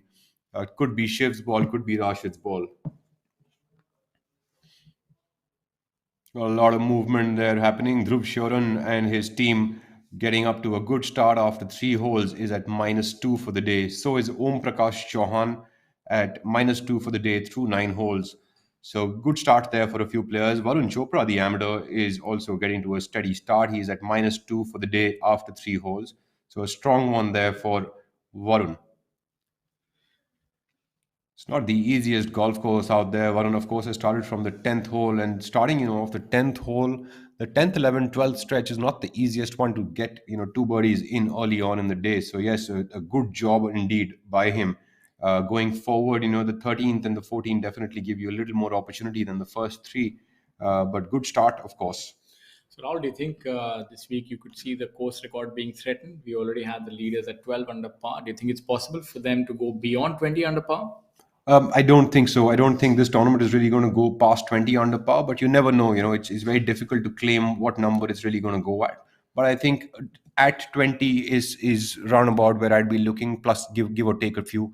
That would really be the way it works. This is, ladies and gentlemen, the 18th hole on the Chandigarh Golf Club, looking extremely lush. So one of the tougher holes with the tee shots coming in. The tee shot is a big fade that the players need to hit off the tee box. The tee is actually hidden behind those trees, which is not visible to us right now. And the green, of course, guarded by this little water hazard. And going into the final few days, you will usually see that pin being stuck up towards the right side and on the top of that hazard. So challenging the players to hit it close enough. So it can be a little bit of a difficult spot for the players to get to. So the referees also like to play this little game that they do on the final 2 days, placing those pins in those Yes, spots, absolutely. And seeing which player has the mind to actually take it on or not. I think that's going to add another dimension to this. Is going to test the players' metal because it's going to get very challenging, and it's going to be a struggle for the players in the next 2 days. And the player who's able to really, keep his calm and be able to chalk out a good path for the next 2 days will actually emerge victorious because the referees also make sure that they give you some challenging flag in the last 2 days. And I think the player who can actually embody Karl Marx's famous saying that life is struggle might be the one that will actually emerge on top. So we have Adil Bedi now from the right side of the green on the first hole, with a lot of local members walking with him. Of course, local favorites would be Karandeep Kochar, Adil Bedi, Abhijit Singh Chadda, all of these players who are hailing from Chandigarh, including Yuvraj Singh Sandhu, Ajitesh Sandhu. So a good mix of players. There, a good crop of players actually that Chandigarh has. Great shot there by Adil Bedi, almost chipping it in. Leaves himself a good 3-footer to save his par. I think it's a good practice when you chip, and if you can actually chip it maybe a foot or two ahead of the hole, then you get a good read on the putt coming back. It's pretty tough to do, but a lot of the players, the better players, are able to chip the ball just a little bit ahead of the flag so that they actually know what way the putt would break when they come back. So Adil has done well, and he also has some fan following there, obviously senior members who have seen this boy grow up and turn into a very good player and would have their hopes on him this week. Talking about form with the rusty Shiv Kapoor, as he claims to be, leaves himself about 20 feet on that uphill putt. And imagine if he wasn't rusty, where would that ball be? He seemed very unhappy after hitting that second shot. And that's him now putting for birdie. Actually, I was a little confused to see him, so I didn't comment because I didn't quite know if he's there and too. But obviously, there is from his reaction, he seemed extremely disappointed. So that just goes on to show that he's on top of his game, and if that's the miss hit, then when he hits it well, you can obviously look for it to be extremely close. And he is very good with his irons, almost laser-like. So has a very good accuracy player, and is obviously on top of his game right now. So absolutely, he did confuse us with his reaction there on that second shot, but definitely not as bad as. But definitely, he probably did not get the best of contacts and was very unhappy with that. Although the result is pretty good, leaves himself just shy. Not happy with that either. So definitely, whenever the players are giving themselves these kind of opportunities of uphill putts and have the putts online and leave them short, it's definitely not the best of signs for them on the start of the day. But we have a long way to go, ladies and gentlemen. We've got 17 more holes to go. Rashid Khan now getting ready for his putt on that first hole. Rashid is always in and around the leaderboards, and I think for the time that he's been a professional, he's always been on the last 2 days. He's always playing the leaderboard or the last. So that just shows a lot about his consistency, whether he's playing well or bad. He always manages the way to shoot low scores. Rashid has actually always been a draw player, and of late he has been trying to switch his golf swing to hit some fades. And he was mentioning to me at the Delhi Golf Club where he had the chance to win that tournament, the MP Open, but hit his tee shot into the rough. And he was saying that that he has been able to get that fade going on most of the shots or most of the clubs in the bag, but he hasn't had that control on the driver. And I'm pretty sure that control on the driver is now there, and that is definitely going to be something important at Chandigarh Golf Club. Big fades with drivers are always helpful at this golf course. Yes, Rashid was somebody who was quite disappointed actually on missing out on the Olympics because unfortunately he couldn't compete on the international tours and lost out a lot of world ranking points. So obviously he'd be looking to make amends now when it rolls back again in another 3 years in France. So let's look for him to be resurgent once again. And look at Adil. This putt should break maybe a little from his right to left. Adil Bedi also, I think he won his first tournament at the Tollygunge Club, if I'm not wrong. Yes, in March last year. And in fact, I think he was in a playoff against Mr. Olympics, Udayan Mane. So, and he chipped in. So that was a very dramatic victory. And I think that was the last tournament which was played before we were hit by the pandemic. So, it's been almost a year and a half, and here he is again. Let's see what he does this time. He's going to try to get the flies away this time. It's nice to see that all the players are getting the chance to come back out there, and in fact, for all of us also to actually try to be able to see some sort of normalcy again. It's been a tough 2 years for all of us, and I'm sure all of our viewers as well. So it's nice to see that all of the players are out there. In fact, big thanks to also WA Cricket and ABP News for the telecasting, live telecast of this tournament. Because having these kind of partners are very, very important to be able to telecast these tournaments live, and it's also great for the juniors to watch and the families of the players to be able to see their players competing out on tour. So it's always nice to have that sort of a feel going for the players. Absolutely. I think the partnership with ABP News and how it's working out for the PGTI and WA Cricket, it's really uh, a very important partnership. And you can have a look at where we are right now. We're in the middle of World Cup, and with the final just being a day away, and here we are also having a look at our professional golfers. So that augurs really well for professional golf in the country. Well, golf has really been growing strength to strength over the past couple of years. And in fact, the pandemic has actually helped golf because of being an individual sport. You did not have to interact with others.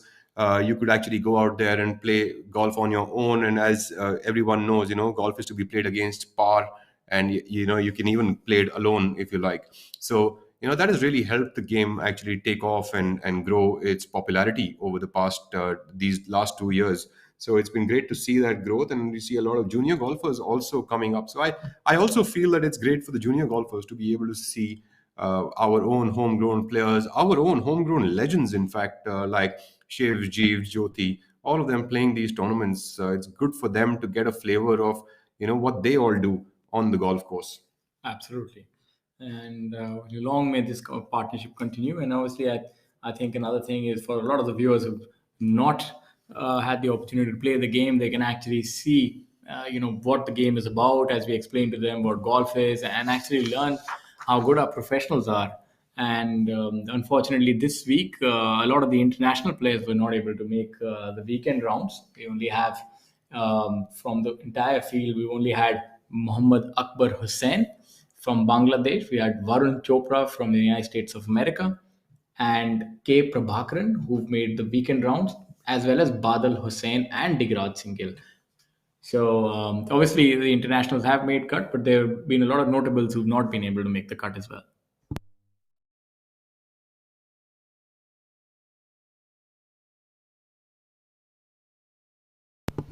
In addition, we've also had Mithun, who is probably the shortest hitter by by a fair margin, who's made the cut on the longest golf course. So obviously, he always finds a way to navigate the golf course. So I think he would be hitting a driver on every hole, and but obviously he's an accuracy player.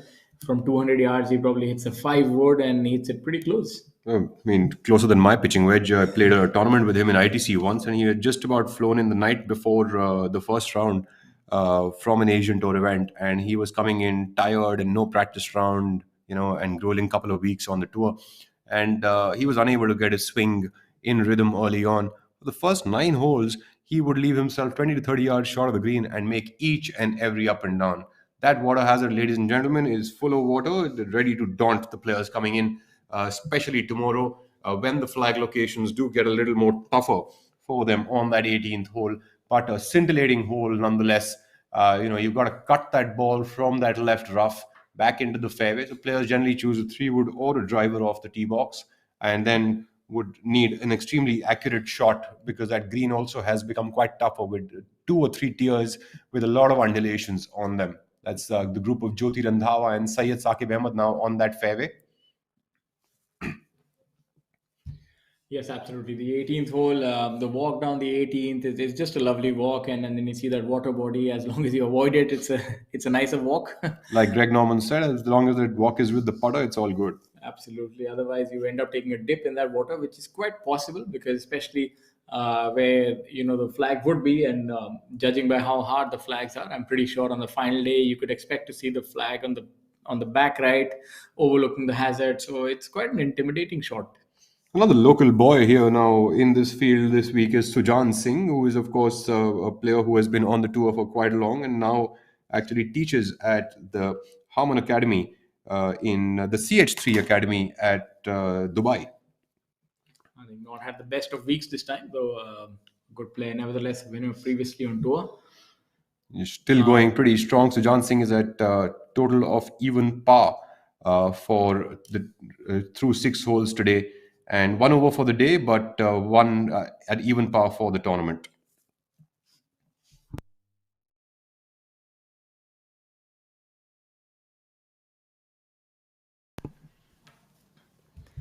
Look at Jyoti Randhawa there. And a look at the leaderboard for the first time today. We have Shiv on top, along with Rashid, Adil at 11 under par, Kshitij at 10, Gaurav Ghai at 6 under par. I think that seems to be It's just that first bogey that he first made. bogey, yes, yes. And Abhijit at 9 under par, Yuvraj and Sachin tied at 8 under par.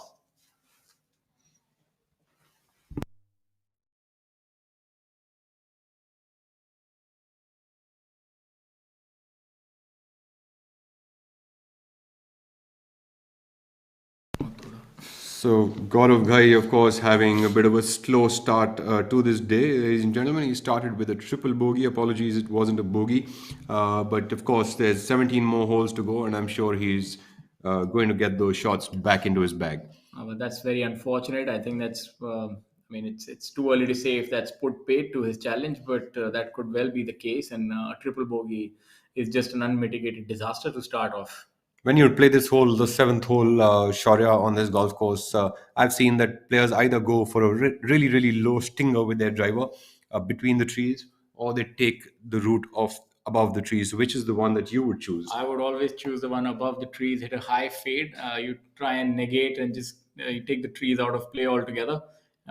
Because the lower shot is a little tougher. It's more of an accuracy premium. You lose distance with the higher one, but I think that's a little safer. So we can't quite tell which approach they're going by, looking from this angle. Same for me. Even I would choose the high fade, but I do see a lot of Chandigarh guys actually do end up taking the low route. And I think, if I'm not wrong, the best shot that I've seen so far on that low route, I've seen either by Gurbaz Maan, and in fact, even his father, really bunting that driver low into the fairway, it screeches through, and the Tiger Woods stinger hit by their drivers.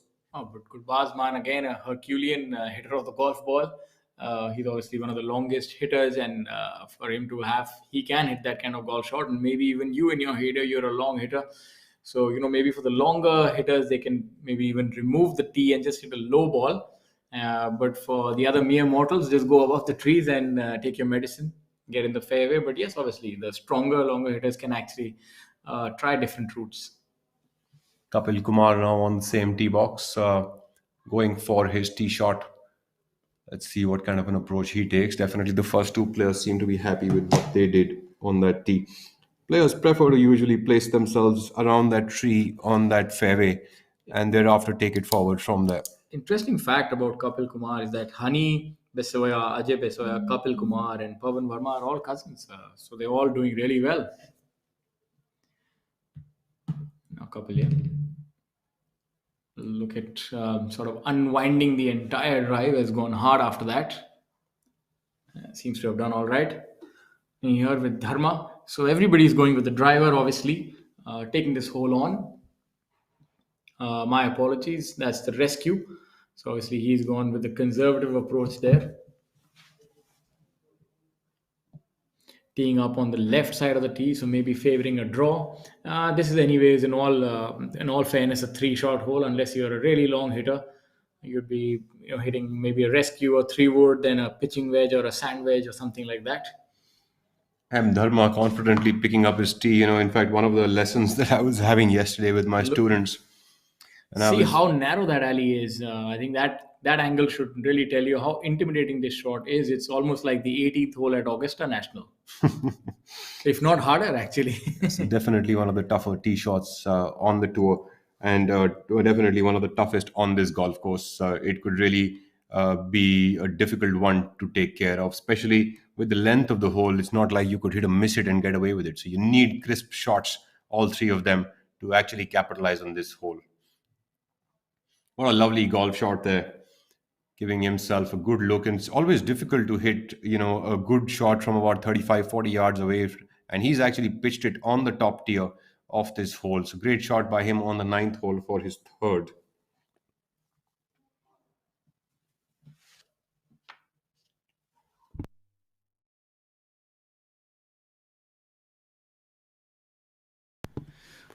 Ninth again, a very challenging hole, a three-tier green almost, and a dog leg from left to right. You not see a lot of players hitting driver here. Maybe three wood of the tee, then get like a 7 or 8 iron, depending on the wind. Again, a very challenging green, flanked by bunkers on all sides, elevated green. So the new redesign, which was done quite a few years ago, has made the golf course more challenging. Yeah, it's not the easiest hole to again hit a tee shot on the ninth hole. If you're a fade player, you'd be starting the ball on the left rough and trying to slice it back in into the fairway, and usually need about a 20-yard fade to put yourself back in play. Some of the players, of course, choose either a three wood. Some of them choose a driver. But for the other players who like to take the tiger route, they actually have to hit the ball over the governor's house, which of course is the riskiest thing to do. But but they do that quite successfully. And if you can actually do that, you can cut across the dog leg and give yourself only a 100 yarder into the green. Uh, Although the green also is pretty long, it's about 37, 38 yards long, and got multiple undulations. Again, a three-tier green. So then this flag today is on the top tier of this hole. So it's a very, very interesting pin location. Definitely, our tournament director has chosen some of the more difficult pin positions for the day. Yes, absolutely. Don't tell the governor that I think a lot of golf balls would have been mine. I'm in sure my he's pretty happy with that. Yeah, God, I'm sure he's got multiple people in there looking for golf balls which are landing up, so he can go and practice with them. Yes, absolutely. But it's a very tough tee shot with the OB there. So it's definitely a ball striker's golf course. Make no mistake about that, and a very enjoyable golf course. And just to the right of this green, we have the practice putting green. So a lot of the players would just stand up and probably on the first 2 days, if you have a tee off in the afternoon, just have a look at the players coming through. It tells you a lot about how the game is going, and you can actually gauge how the golf course is playing by looking at the other players. Because golfers are not really allowed to go on the golf course on the day and check the conditions, so they just have to wait and watch. Very different conditions this week than the tournament that we saw 2 weeks ago in Jaipur. Almost like a birdie fest going on over there. And this week, of course, has got a lot more shot shaping, a lot more planning, and a lot more placement of the golf ball to be able to capitalize on those. Absolutely, but to my surprise, the scores are not that different. I mean, they're extremely low scores, and I spoke about it last time as well. The players are getting better. You're seeing that by the fact that even the international contingent is finding it tough, and the Indian players are doing very well, and just an absolute crush of younger players that is coming through. Absolutely. In fact, as you say that, I'm looking at our leaderboard, and we've got all Indian flags all the way into, tied 28th position. And the first one that we really see, first professional golfer from the international realm, is at tied 37th position. So, amazing observation there by you, Shaurya. All the top names over here are all Indians, and that's great to see as the quality of golf that we have now. Absolutely. One thing which is a little conspicuous in golf is like, the trophy is normally in professional golf only given to the winner. And the runner-up or the second runner-up do get the points, do get the prize money, but normally maybe only the runner-up is given a trophy. I think that's something that even the person who finishes third, it's really a Herculean effort to finish third out of so many good players, and that kind of takes away from the effort. So I actually think that it is a good thing that only one player gets the trophy, because at the end of the day, the winner is only one, right? So you could have multiple trophies for a tournament, but at the end of the day, players do get their paychecks according to the positions they finish in, and the winner is only one, like they say. No one really remembered the second.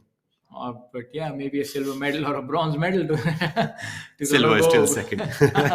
I agree. They say second is just first loser. Yes, I see your Absolutely. winner's mentality, and that's why you have the Asian Games medal around your neck. So, obviously, now here we have a look at Vikrant.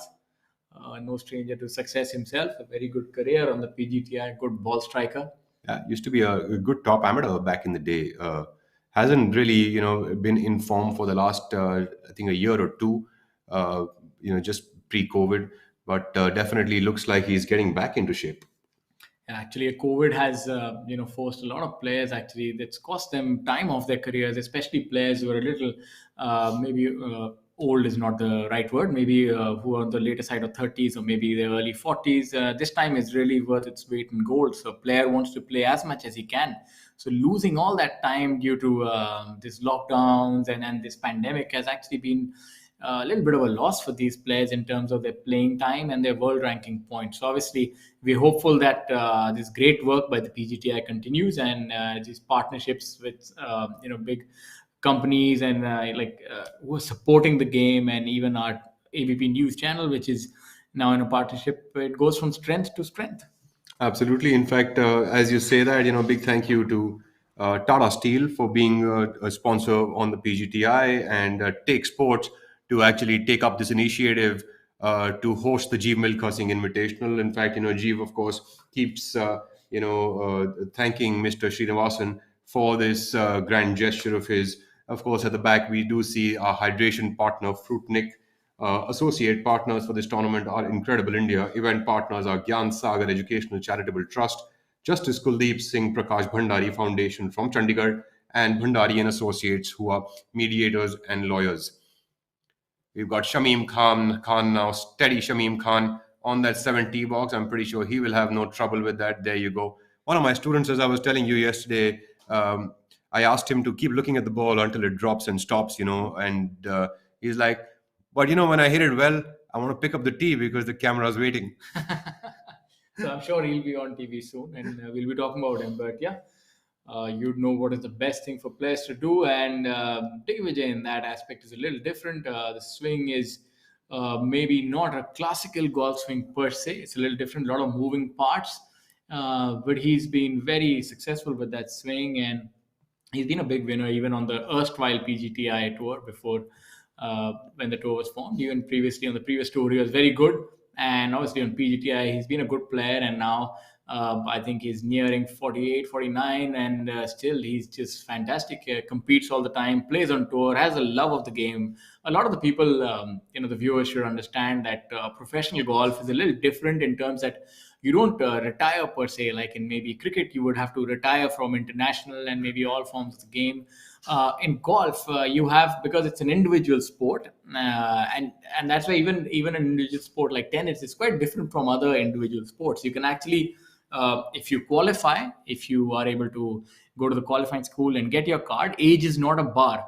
So obviously, it does get tougher for the older players. There's no doubting that, especially with the flow of youngsters coming in. But you do have some fit individuals and good players who are able to compete into the late 40s, even 50s. And Tom Watson and Bernard Langer, who is now obviously he's just an absolute exception at the age of 64 or 63. He's just like the Iron Man, and that's maybe that's something different. That's an anomaly. But you're looking at players who are fit, can actually compete up till the time they're 50, 52.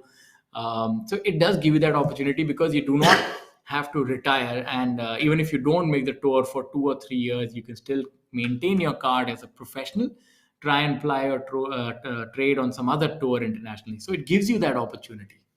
Amazing, very rightly said. In fact, taking me back all the way to the British Open, where Tom Watson actually made it to the playoff and lost to Stuart Simcoe there. What an amazing time that was. I think, if I'm not wrong, he was 63 or 64 years old, and with the star-studded young field, he went into the playoff. If I'm not wrong, this was 2009 or 10. I'm really uncertain about the year that it was, but that sight of him actually making his second shot go just over the green, short siding himself, is something that I will never forget. Stuart Singh, of course, leaving himself a long birdie putt and ended up making two putts to get that victory. A really, really amazing thing for a 64 or 63-year-old man to have made it into the playoffs of the British Open, the most coveted golf tournament in the world. Absolutely, your memory serves you right about the year, I think. But at that point in time, I think he was maybe 59 or 60 years old. Either ways, it was a stupendous achievement, and goes to show you that these kind of things do happen. They are not the norm, mind you, because golf is becoming a lot more athletic. But obviously, maybe it's more of a case of horses for courses. So you still find some of the elder players, some of the more experienced campaigners play well in courses where they've had success before.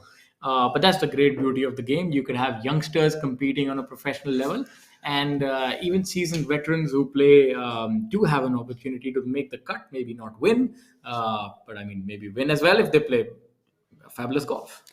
Links golf actually does happen to be very different from the other golf that we see. One is the open land golf courses that we see usually in America. We also see a lot of parkland golf courses, which we usually see in the entire Asia. Um, we also have the courses like the JP Greens and all of that. So those are wider courses, longer hitters, of course, benefit more over there. But in links golf, it's all about creativity, and I think experience is what helps people to become creative. So you don't need to hit absolutely perfect high shots and be athletic, but to be able to understand contours and to be able to use contours is extremely important. Actually, essentially, that was the way golf began back in the day. Yes, absolutely. That's how it began in Europe, and played on links golf courses where the game is a little different. I think a lot of European tour tournaments are like that, where the different kind style of golf is played.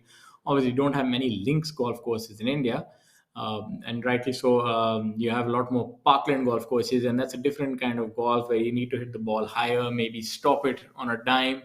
And here we have a look at hole number 7, Karandeep. So we That's M Dharma. M. Dharma chipping it on to the seventh green, most likely there in 3 shots. A green which seems very plain Jane, slopes all the way from the front to the back in an uphill manner. Also slopes a little bit from the left to the right. So not the easiest green to read because it's actually playing against grain and uphill. So very difficult to judge the bite of the ball that one would actually experience there. Absolutely. I'm happy that you brought that up. That's a question that would always sort of come to me when I would play this hole. I would think that the hole is so difficult. It's 600 yards. It's like a double dog leg, as you pointed out, with such a difficult tee shot. And the green is also intimidating. It's a narrow green uphill with sort of grass growing against. And I was thinking that, maybe give a player some sort of a reprieve somewhere that, maybe make the green a little easier because the hole is so challenging. So par is a brilliant score here.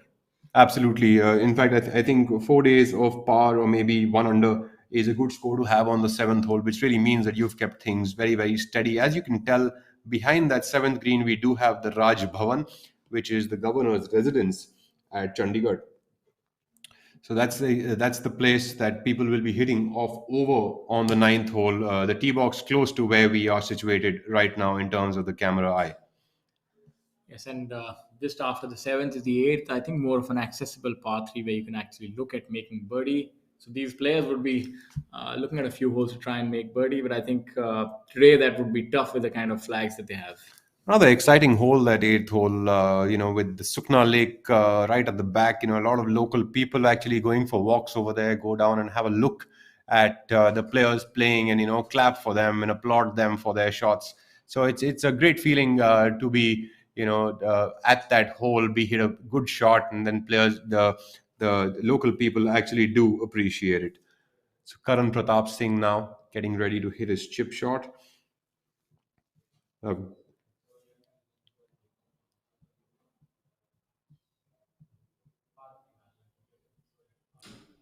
Good memories from Chandigarh Golf Club for myself, with all the experience of playing over there, also winning a tournament, as well as making a lot of friends from Chandigarh.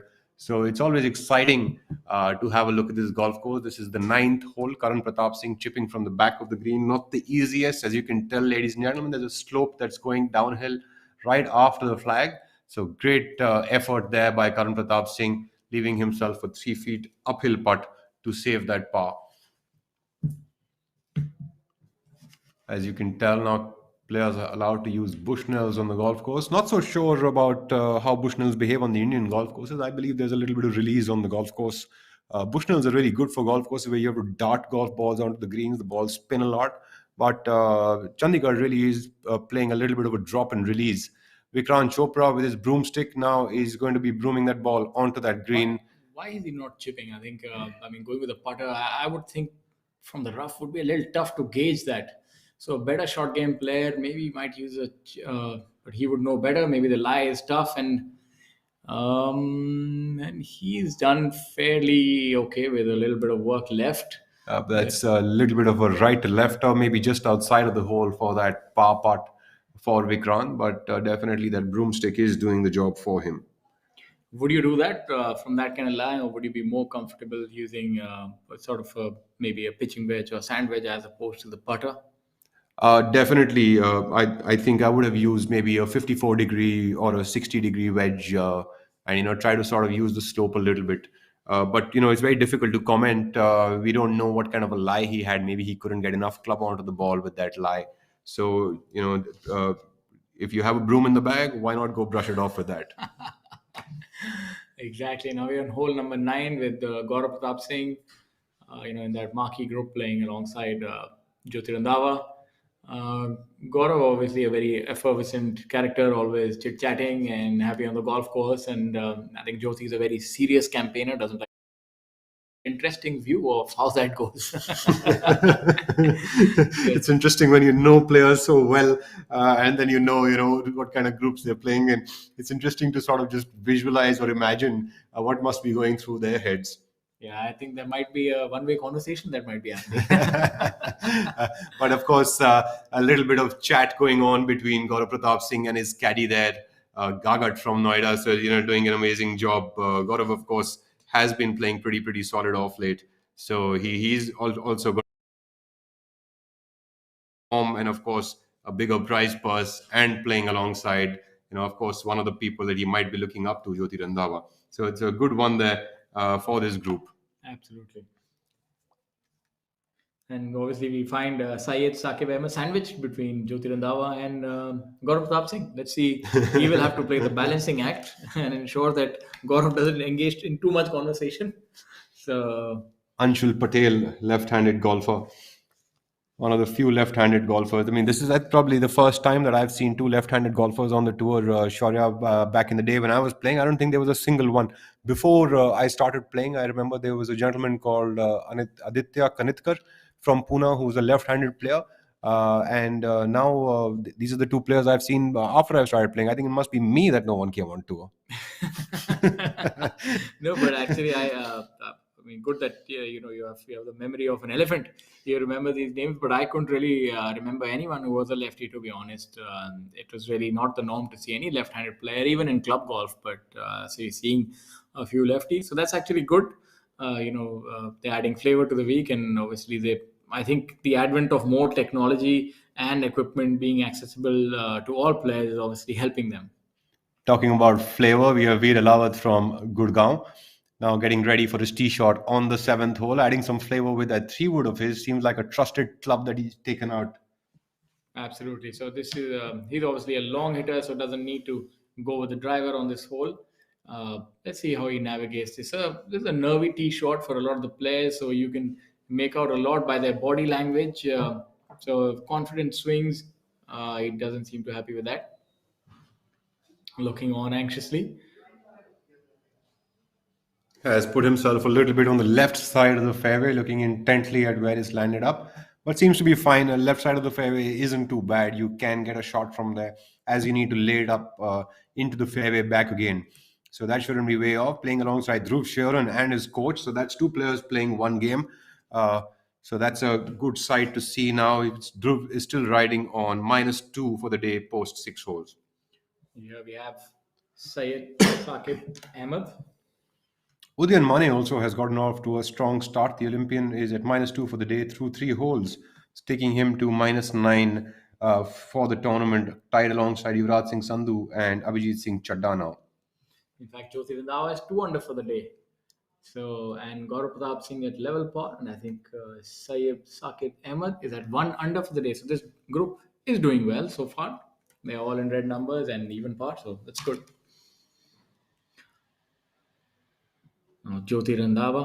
the unmistakable Jyoti Randhawa posture and swing. He was a student of Kel Llewellyn. A very distinct takeaway and steep sort of a swing, and hits the ball, compresses the ball a lot, and still a very good ball striker. I remember from my younger days that Jyoti used to always tee it up like this. He would keep the club next to the tee and see if he's got the right height on it or not. And he still practices that. It's amazing how players continue with their routines through and through, no matter even if it's 25 years down the line. So amazing stuff there. Also, extremely commendable by his fitness levels and still being able to compete at this top level. Playing 2 under par for the day through 6 holes and -4 for the tournament. He's already jumped up 8 positions on this moving day, so definitely a little bit of movers and shakers going on for Jyoti Randhawa. Maybe has leaked it a little bit to the right, but that should be fine there. Yeah, a little bit of a leak to the right. Usually, if you've got enough carry, does fly all over the governor's house and gets back into the fairway. Yes, yes, definitely. This is a new tee on the left side. I'm seeing it for the first time. I remember the previous tee used to be on the right hand side. There used to be a temporary green back in the day here. Yes, you're absolutely right. Actually, the temporary green is just past this tee box. This tee had been existing but hardly ever used. It does give you a slightly straighter shot from the tee box, but from the other tee box, you really see a shape of the shot. From this one, it's pretty much a straightish tee shot because it cuts away the dog leg quite a bit. Okay, which one would you prefer? I'd prefer the one on the right because I always like to shape it left to right. So for me, it makes it easier as my eyes only seeing one shot, and when you come to this one, I can probably see both of them. I think you're right. This actually makes it a lot tougher because even for a draw player, you actually have to align on the OB, and for a fade player, you don't have place in the left. Yeah. So I think this makes it a lot tougher. Yeah, I actually always prefer a hole where I can easily block out one side of the fairway and take it on from the other side and go completely move through the ball. Yeah, looking at that leaderboard now, Shiv Kapoor seems to have capitalized on the second hole and has taken solo lead at 13 under par, followed closely by Rashid Khan at 12 under, Adil Bedi at -11, with Kshitij Navid Kaul also at -11. We also have Gaurav Pratap Singh at -7, Gaurav Ghai, my apologies, at -7. Abhijit Singh Chadda at -10. Yuvraj Singh Sandhu at -9. Sachin Besoya at -8. And Hani Besoya closely at -6. So interesting turn of events here. Some people are moving up and some are moving a little downward on that leaderboard, but solid golf overall, as we see at the Chandigarh Golf Club playing the Jeev Milkha Singh Invitational, presented to you by Take Sports. And of course, big thank you to VAR Cricket as well as to ABP News Network to have actually taken this up to telecast live golf on YouTube and Facebook and get this to our homes. So good stuff happening here on the PGTI. We also have associate partners in Incredible India, event partners for this tournament in Gyan Sagar Educational Charitable Trust, uh, Justice Kuldeep Singh Prakash Bhandari Foundation, Chandigarh, as well as Bhandari and Associates, a law firm from Chandigarh itself. So a good turnout of events happening over here, and of course the only tournament to be named after a professional golfer from the country. Star attractions, of course, in the field are Jeev Milkha Singh himself, Gaganjeet Bhullard, SSP Chaurasia, Shiv Kapoor, Ajitesh Sandhu, Jyoti Randhawa, and the defending champion Kalamdeep Kochar. And of course, we also have some international players in the field this week playing alongside all of our Indian fields. We've got Badal Hussain, Muthin Pereira, Digrat Singh Gill, Zamal Hussain Mola, Thangaraja, Anura Rohana. Thangaraja, Anura Rohana, and Zamal Hussain, of course, are notables who seem to have missed the cut. Very, very unlike them. But nonetheless, we have the other players still in the field.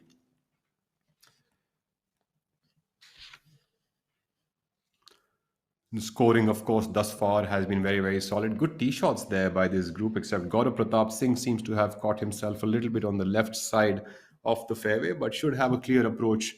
Syed Saqib Ahmed, of course, splitting the fairway and putting himself into a lovely position off that tee box. Saqib also a really, really solid ball striker. So no surprise to see him placing himself very, very well. And we have on the far left of the screen is Jyoti Randhawa also in the fairway, what seemed to be a slight of a leak to the right side, but actually, if you have enough fly yardage on that ball, does fly all over the OB line and goes back into the fairway. Of course, you need about a 270 odd carry to be able to carry the trees, which are quite tall on that borderline. So I have Chikkarangappa still at even par for the day through 3 holes. Karandeep Kochar has, of course, started off with some work on the birdies. He's at -1 for the day. Saqib Ahmed also -1 for the day, -3 for the tournament as of now. We've got good scoring coming up. Varun Chopra, the amateur, is at -2 for the day, giving himself a total of -2, tying himself with the other amateur in the field, Aryan Rupa Anand from Bangalore. So we've got very interesting things happening here on the golf course. A tight field. In fact, even now we see that the scoring has remained very tight throughout the field, very densely bundled up. All of the players here.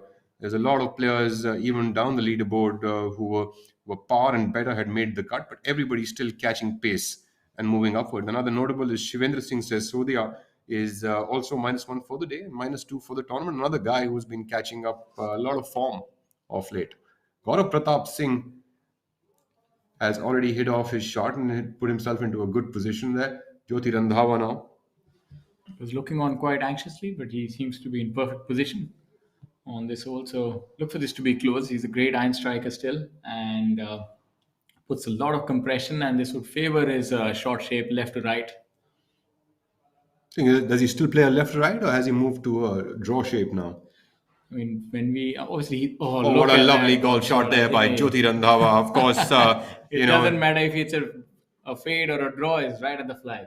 absolutely. I mean, definitely, we can see the quality of ball striking there by Jyoti Randhawa, still on top of his game. That's just a fantastic shot. I mean, it's just such a tough call shot, and let's see where his ball would be. Maybe less than 10 feet. Absolutely, it's very keeping the flags on the top tier usually, unless and until the greens are spinning a lot, are very difficult to control and to make sure that they can stay on that tier. But definitely beautifully done by Jyoti. This is another very extremely difficult flag on the ninth hole, the first hole. So I think we're yet to see even a normal or an easy flag. I think the golf course definitely set up tough today. Our first group coming in on the 18th hole, the group that started from the 10th tee box, Harinder Gupta, Om Prakash Chauhan, and Ashok Kumar, all old timers and stalwarts of the tour. Ashok Kumar, of course, a two-time Order of Merit champion as well. Just escaping the water hazard, and that's all right. He's dry, and we'll have a chip and putt for his par.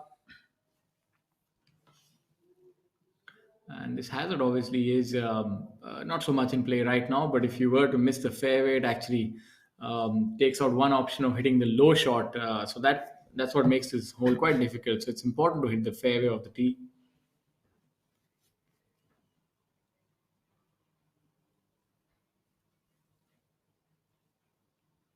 That's Sujan Singh, if I'm not wrong. My apologies, ladies and gentlemen. That is the 8:30 tea time coming in over there, and that's Sujan Singh playing alongside Ravi Kumar and Badal Hussain.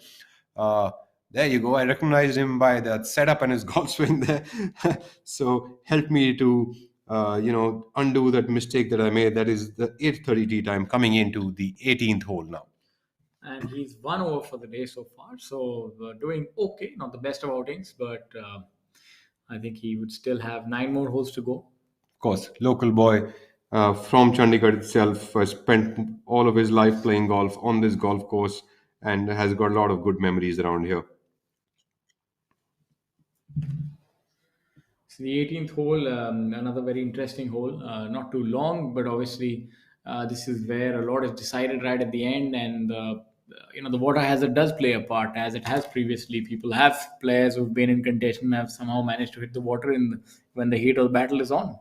Yes, it can really play out like a John Vanderbilt kind of a situation on this 18th hole. So players definitely looking at giving themselves the right approach shot. No one likes to be in the flyer rough on this hole because it becomes a very difficult shot to control. Then the greens usually have a little bit of release on them, so it's difficult to control it, especially coming off any of the rough lies. So that's Badal Hussain. Just about leaving himself between the hazard and the greens, definitely trying to be much cuter uh, than he would like to be. Sujan Singh, of course, giving himself a 6 footer, good look at birdie on this hole.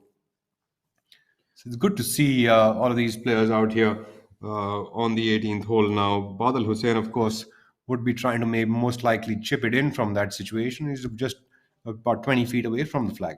So Rahul, the 18th hole on the scorecard plays to 385 yards, but it actually plays much longer.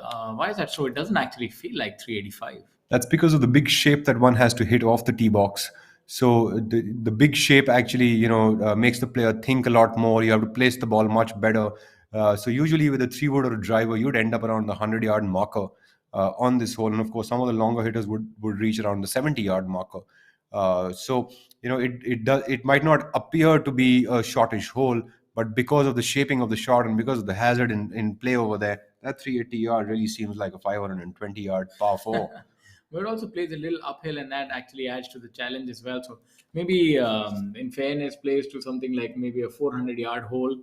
So It does actually. That the tee also has moved back in the past couple of years, so it has almost moved very close to the 16th fairway now. So that also is going to be playing a part. So that's almost 20 yards back of where it used to be earlier.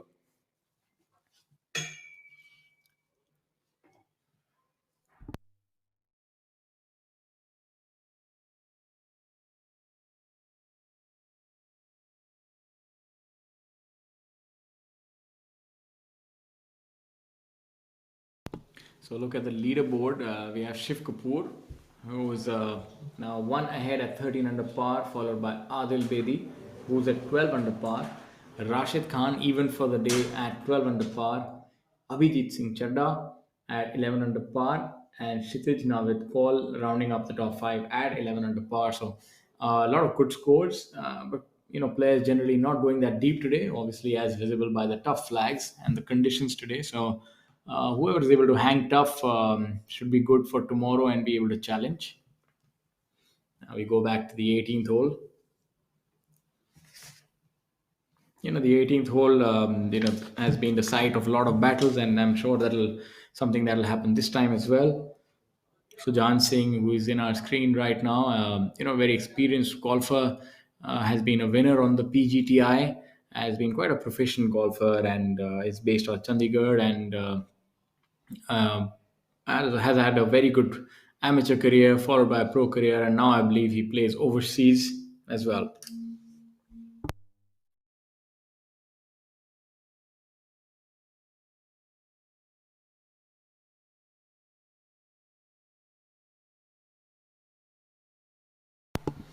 Unfortunately, just missing that putt by Whisker.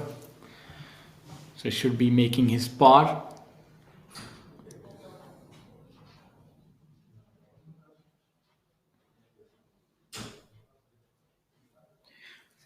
So the players these are the group of players who've teed off from the 10th hole. Obviously, they'll go on to play the first hole from here, and they'll finish their 9 holes on the ninth hole. So what happens in a tournament in the final 2 days? Half of the field tees off from the 10th tee, and the other half tees off from the first hole. And this is done so as the golf course can be occupied for the least number of hours, and the members can actually go on and play their rounds after that. And normally, what you have after the cut is made, you have threesomes that play. But in major tournaments like in Augusta Masters and so on and so forth, they sometimes go with the two-ball format. But the three-ball format is something that is globally much more practiced, and that's what we have here on the PGTI as well. And look at the 18th hole, that a beautiful sight, and definitely for all the viewers who are catching us, they can understand that. Golf is obviously such a different game, and as I previously explained, played over 18 holes over 4 days, and this is what it all comes down to, is the 18th hole. So as you will be joining us tomorrow, you'll see the flag might be in a different position and a lot more challenging. And here we are back on the ninth hole. We have a look at Karandeep Kochar, our defending champion. So they will be making the turn and looking to gain some shots on their fellow competitors.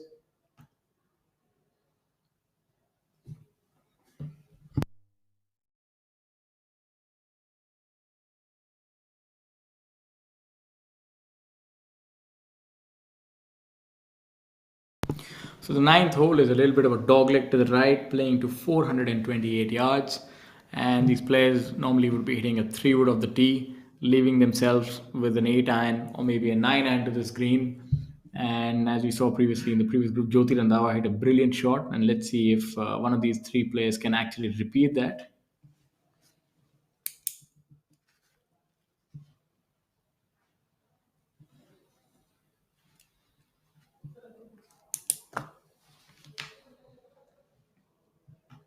Some of the notable mentions lower down the leaderboard, we have Arjun Prasad, who's having a good day, who's at 1 under par. Angad Chima, who's at 1 under par for the day and 1 under for the tournament. K. Prabhakaran from Sri Lanka is at 1 under for the tournament and 1 under for the day.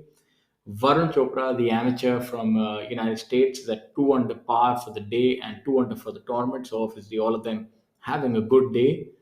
And tied for 62nd at 3 over par for the tournament is Mari Muthu, who's bringing up the rear of the field, but obviously will look to pick up some shots and compete. And Akshay Sharma, the golfer from Chandigarh, is at 2 over, not having his best week, but obviously still early days. He might be able to cover some shots. And now we go back to the ninth hole and look at the players navigating their approach shot.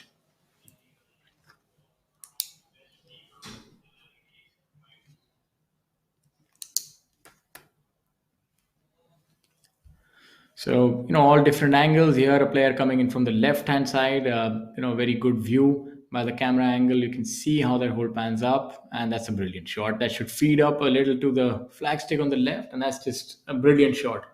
So, with the flag being in the back right corner, it's in a little bit of a trough. So, sort of a risk and reward if you're able to get your yardages right. Then you can get a favorable bounce like that. But if you attack it and you go over the green, as we saw previously Vikrant Chopra do that, then the chip that you're left to navigate with is quite difficult. So obviously they have to take their chances, but measured approach obviously is something that they will be looking to have.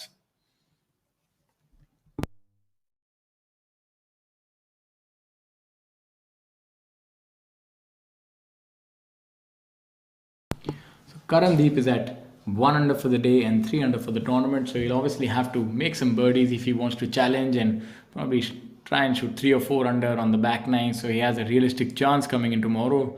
Seems to be quite confident walking after hitting that shot, but seems to have overcooked it a bit. So he might be on the back edge, and then again a challenging chip and putt for him. And as you see, the golfers walk down on this green, beautiful lush green Chandigarh Golf Club. Our viewers can also know that golf is a very accessible game now, as opposed to some of the previous thoughts that it wasn't. But all the golf courses allow you to walk in and use the golf range. You can actually pay a daily fee of anywhere between 200 to 400 rupees, access the golf range, hit a few golf balls, and every golf course in India would have their designated coaches with different degrees. You have an A, a B, a C, or D coach, and beginners can actually start their game and learn from these coaches. And I would really suggest that a lot of people can actually try their hand at golf. Just go to one of these ranges. They're accessible and friendly all over the country. Like here in Chandigarh, you have the Chandigarh Golf Club, you have the CGA facility right behind this as well, and you can just get a feel for the game. And if you enjoy it, you can actually go out on the golf course. As we have a look at SSP Chaurasia on the ninth hole. Very good ball striker, not the longest, that's why he's going with the driver, but he's a very decorated player coming from humble backgrounds, but has really made a great name for himself and the country as well, winning three European tour tournaments. And that's a very commendable achievement by SSP. And we have a look at Shamim, who's been the number one on the PGTI. Hasn't really plied his trade across internationally, but been very good in India. And whenever we had international tournaments in India, he's done well, going with the driver again.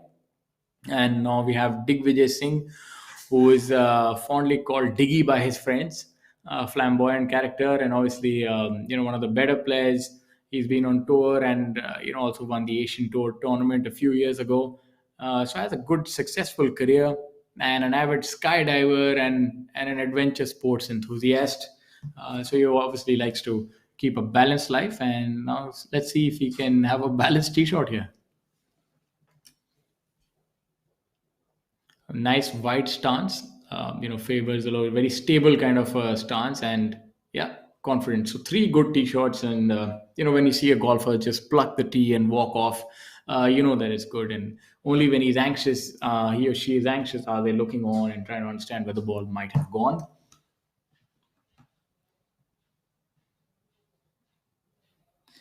So another notable mention is Mithun Pereira, who's 2 over for the day, 1 over for the tournament. The player from Sri Lanka, making up the bunch of international players that we have this week, and obviously not to forget that we have a lot of world ranking points that are on offer this week, and that's testament to the strength and depth of the PGTI. So you'll be seeing a lot more professional golfers that actually come from all over the world to PGTI at the qualifying school, which will be happening in January. So that you could see anywhere between 500 to 1,000 players who would come here now and try and get their card. There are about 30 to 80 cards, with different playing rights attached to them. So, the PGTI is obviously going from strength to strength. And, this tournament is obviously the pinnacle of that. Massive prize money on offer this week, 1.5 CR, and the winner taking almost, I think, 25 or 26 lakhs. So, obviously, there's a lot to play for in addition to the world ranking points. So, you would see that everybody would try and get their piece of the prize. Now Mukesh here on the 18th, and you'll see wherever there is a water body, you will generally see on the putting green the grass will grow in that direction. So that is something, if you play fun rounds on the weekend, or if you're trying to learn the game, if the green is around a water body, you'll see that the green will be faster towards the direction of the water body, because the grass will grow in that direction. As you see, Mukesh, a very seasoned campaigner. Look at that putt. What a beautiful putt by Mukesh. That's why he's won over 120 tournaments. I think I'm sure he has some sort of world record as well.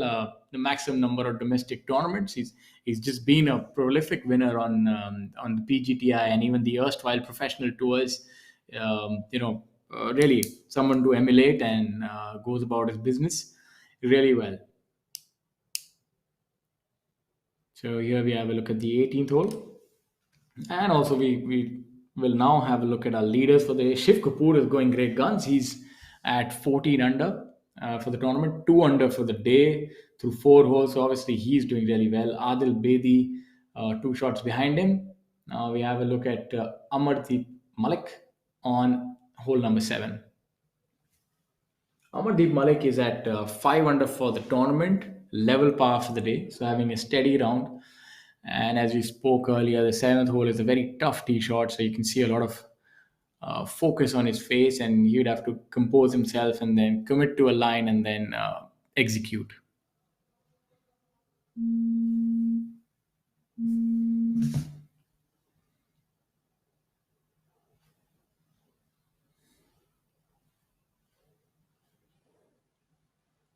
So, a look of consternation. He seems to be a little bothered. Maybe has leaked it to the right. Should be fine as long as it's anywhere between the trees and in the rough. That's fine as long as you don't go out of bounds or in the left trees. Now have a look at Ajitesh Sandhu. A very good classical golf swing. Ajitesh, a local from Chandigarh Golf Club, has had a lot of success. In fact, has even won this event here a few years ago. So obviously, no stranger to success here, and has molded his game really well. Has worked a lot on his swing, and recently showing a lot of success. And his father has been keenly involved in his game right from the junior times. Look at that golf swing. Very assured swing, and that will be right bang in the middle of the fairway, and they will move on. So Shiv Kapoor is somebody to watch. He's obviously being able to separate himself from the field today. And we also have a look at Dhruv Sharan, who's at 3 under for the day and 7 under for the tournament. So he's also obviously striding up the leaderboard. Udyan Mane tied 7th at 9 under par. And so a lot of players doing well. Now Karandeep Kochar, who we had a look at earlier, is at 1 under for the day, 3 under for the tournament. Let's see what he can do with this putt. We'd seen his approach shot go a little behind, so this must be for his par. And yeah, so I think he should be fine and should have saved his par here. And you can see the group behind who is waiting there for their approach shot. So in golf, when there's somebody on the green, you don't actually hit your shot. You wait for them to clear the green, and then once they're gone, you actually hit your shot. So that is why it's important for the entire contingent to keep a good pace of play. And now look at Digvijay with that unmistakable waggle. Free flowing swing. I think he's not too happy with that. Might have pulled it to the left.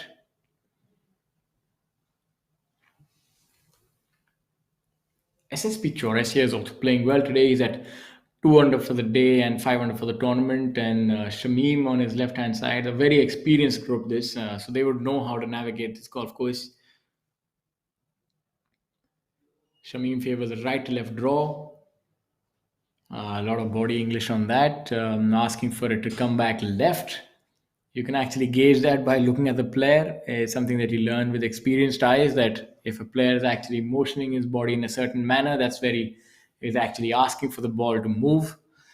Sometimes the ball listens, sometimes it doesn't. And as I say, golf is a very fickle game. It can go one way or the other. So obviously, a lot of prayers are being said to the ball at times. Look at SSP. This is a very good angle actually. We can have a look at where the player is aligned, where the ball takes off. Like this ball has taken off a little to the right, and as he's walking on confidently, this should be close. Yeah, he's done well for himself there. If the ball should stay up on this upper tier, he's looking at about 12 feet, 13 feet for his body. So he's done well, and that you have the ball maybe of Shamim Khan, who was just gesticulating for the ball to come back left. So he should be okay for his par as well. Might even chip it in. Local player Rajiv Kumar Jatiwal. He's been a professional for a long time, and it gives me a lot of joy to see a player from the ranks, who's doing well. He's at 4 under for the week.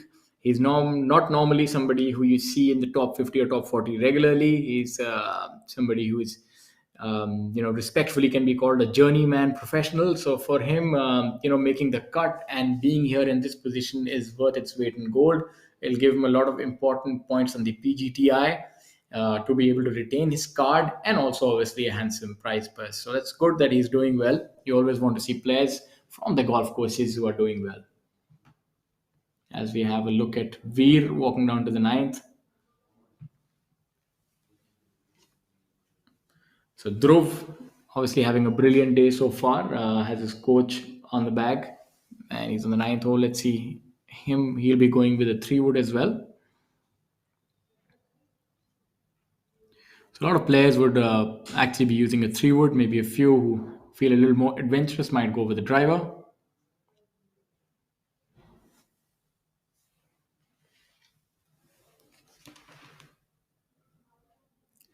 You see the tee markers are quite wide this week, so that is done so that the players can actually choose their teeing ground, and the players are mandated to tee up between the tee markers and not ahead of them. So if a player erroneously puts the tee marker ahead puts his tee ahead of the tee markers, there's a penalty that will be incurred by him. So they're very careful to tee up behind the forward line of the marker and in between them. So that gives them an opportunity to select their shot shape. So you can see Veer, who is a very strong, consistent hitter, is actually standing in the center of the tee. So look for this to not move too much. So if you see a player who's actually standing on the left of the tee, he's favoring a right to left movement. So here in this case, I think we can safely say that he'd almost be looking to hit a straight shot. Although they say, the purists in golf say, there's nothing like a straight shot. There's always a right to left or a left to right, but marginally straight shot.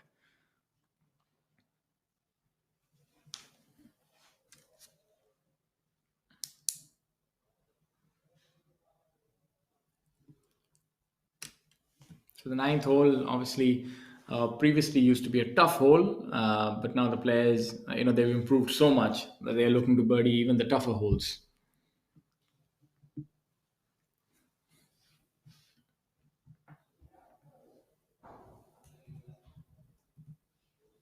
So we have a look at Anshul here, the southpaw. He's favored on the extreme right hand side of the tee. So for a right hand player, he would be hitting a left to right draw. So obviously for a left handed player, the movements are opposite. So that's how the whole plays a little differently for each player.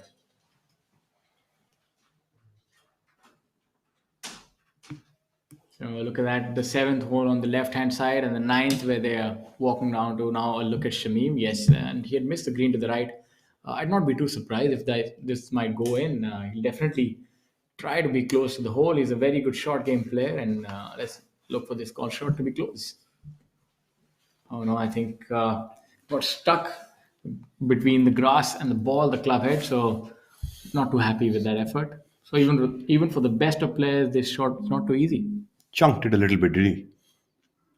Yes, it seemed so. Yeah. SSP Chaurasia now.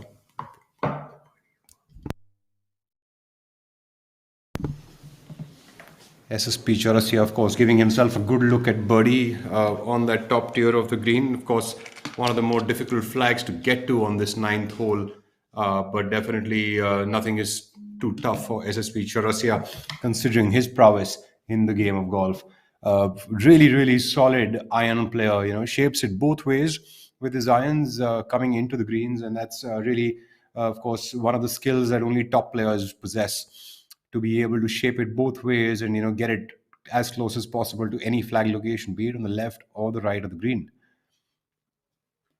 SSP using a very different technique of lining up his putter. Yeah, I was hoping he's not going to putt like that. Although a lot of players do practice putting like that to get more centered contact on the ball. Almost. So SSP the case missing of that putt. so near yet so far. Always. Isn't that golf really, just some slight miss here and a slight miss there is what it's all about.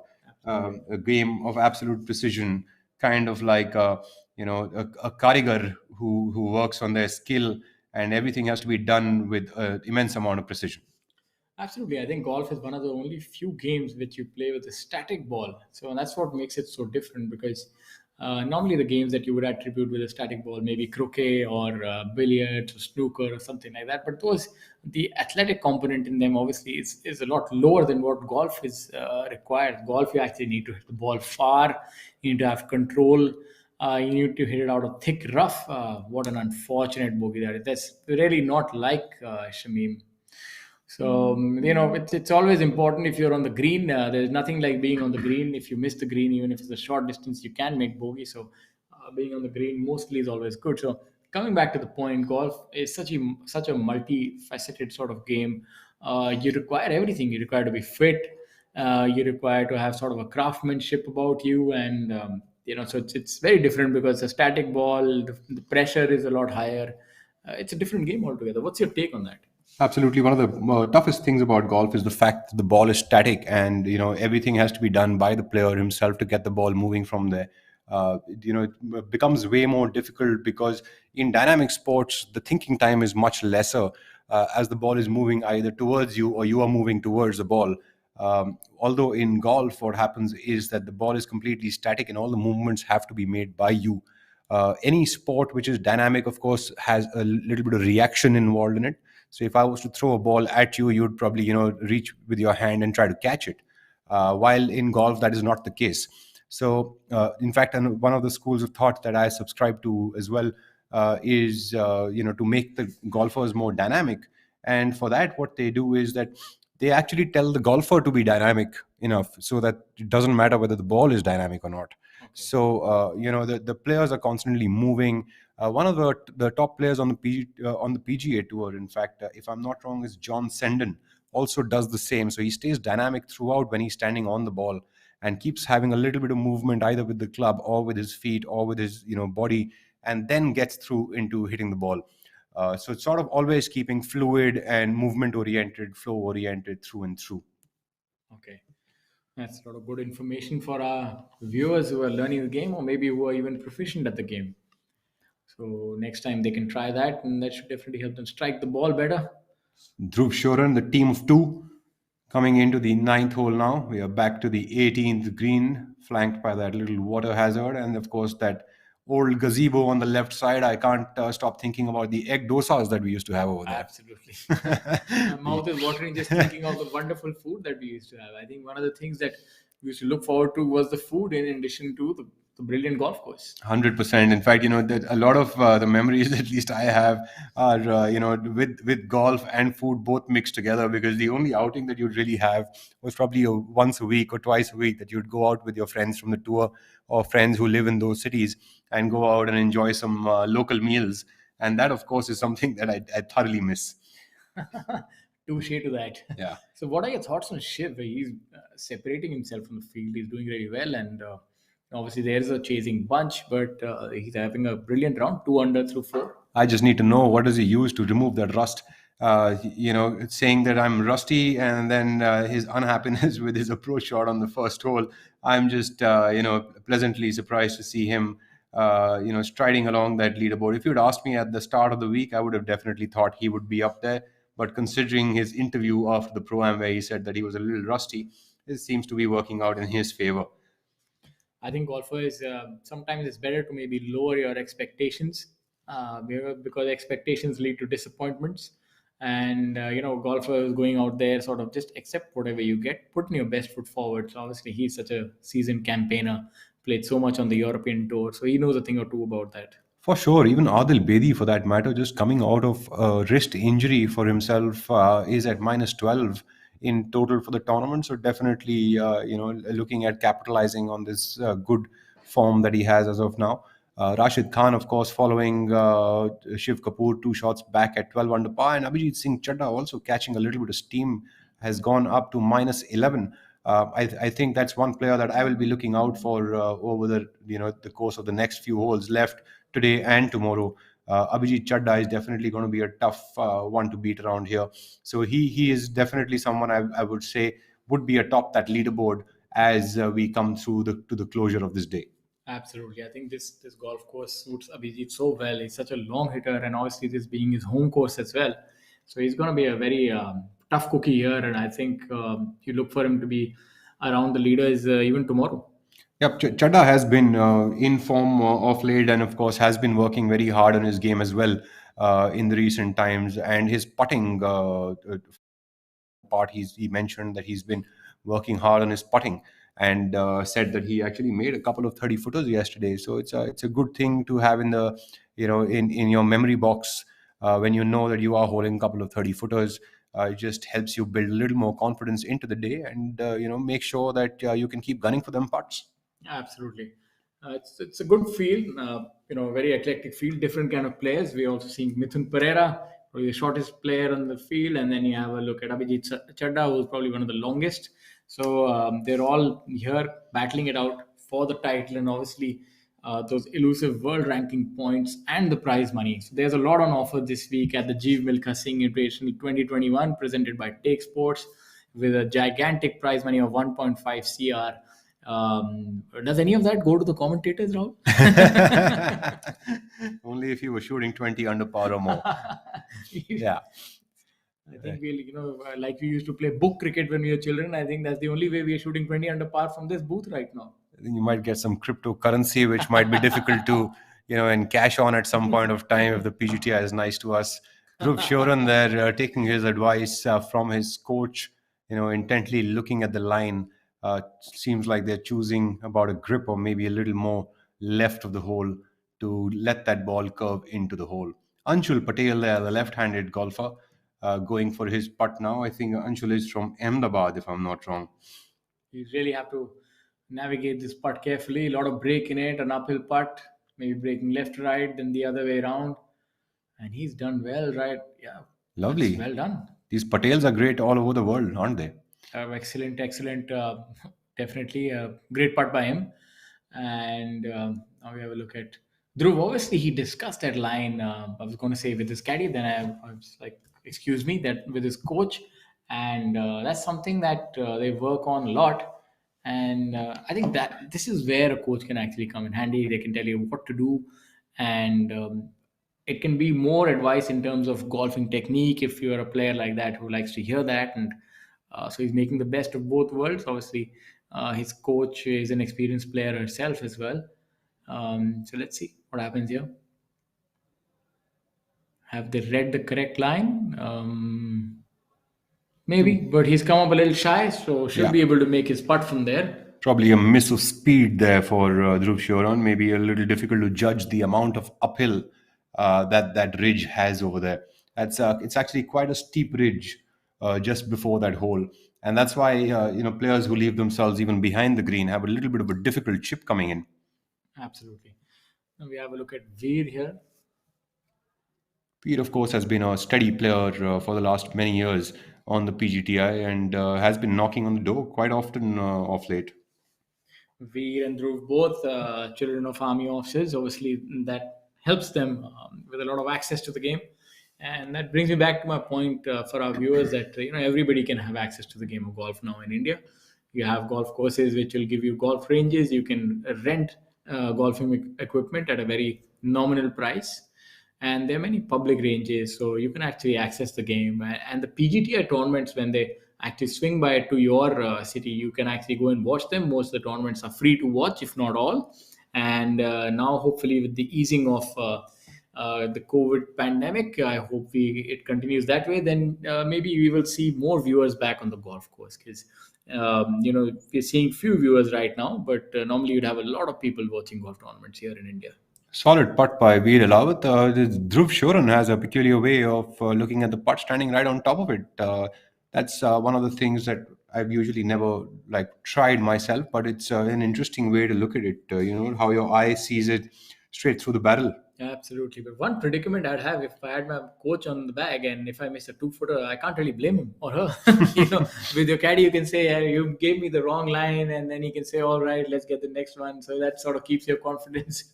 Well, let's But be here, sure that once you're on the golf course, you are really you are the coach, but you're also the caddy now. So this is a different kind of a work than you would be doing on the range. This exactly. is really about management and making sure that you can capitalize on what work that you do on the range. Gaurav Ghai has caught one shot back on the second hole after his blemish on the first, and is left with a 2 over par for the day as of now, and a total of -7 through 6 holes. So he's done well. He sort of recovered from that early disaster and going with the 3 wood here with the left to right shape. Now we have Abhijit Singh Chadda now at -11. Now, as we see Abhijit Chadha going with an iron and just made that, didn't he? Not even using a tee. So obviously he's a good ball striker. He can afford to do that. Not using a tee on a long hole, sort of giving away a little bit of yards, but getting more control. What's your take on this golf shot? So actually, knocking up a little bit of ground and sort of placing your ball on top of it is a good way to sort of keep the ball low, as well as be able to compress the ball and get more on top of it. Whenever you place the ball a little bit more on the tee, it's good to hit it on the upswing. While when you're trying to really bunt a ball into the fairway, you want to keep that ball a little bit low so you can compress it and control it much better. Chadda looking intently at it, but he's quite happy because it went through all those eucalyptuses into the fairway. Now here with the third player of this group, we have Kshitij Naved Kaul. Going with the driver.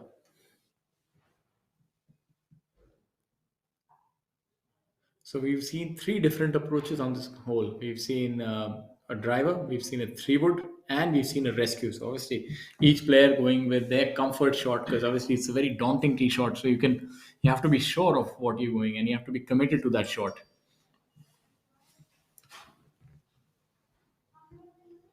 Interesting. He's working on the rolling of the wrists, which is quite unlike the way golf is taught today. People are trying to keep the club face more square, very less amount of wrist rolling going on. Back in the day, of course, a lot of hands and wrist used to be a part of the golf swing. But these days, it's more about the body. It's more about keeping that club face square through and through that impact area. So interesting take of things there for Kshitij Naved Kaul. Yeah, we have the Hatmaster Aman Raj striding down that 18th fairway, a man that I've been wanting to see. In fact, I was just thinking about him as to how come we haven't seen Aman Raj yet. Not having the best of his weeks. He's a very, very solid golfer, though. He is at 1 over par for the tournament in total, coming into this 18th hole, which is his ninth hole for the day. but he definitely makes our job easy, very easy to identify him from afar, so we don't end up making any faux pas.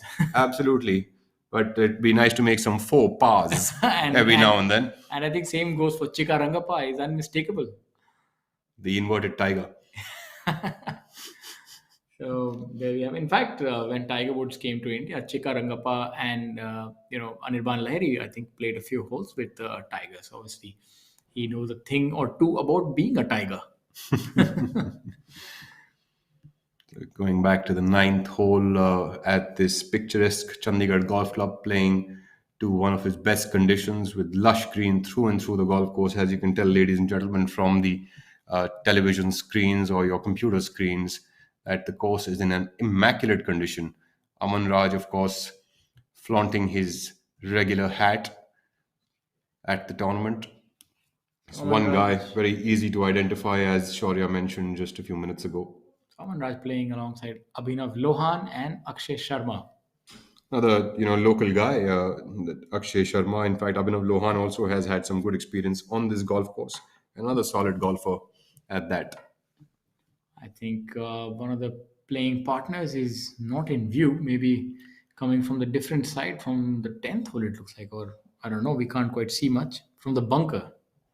That's Akshay. That's Akshay Sharma striding back up onto the green with a putter in his hand. So seems like he's had a bit of a long walk. Definitely, that's Akshay's ball. Akshay's been on the green for quite some time. I think he was looking at a ruling for their third playing partner. I think Abhinav Lohan is difficult to be seen right now. On there, he is walking through the trees just like a phoenix does.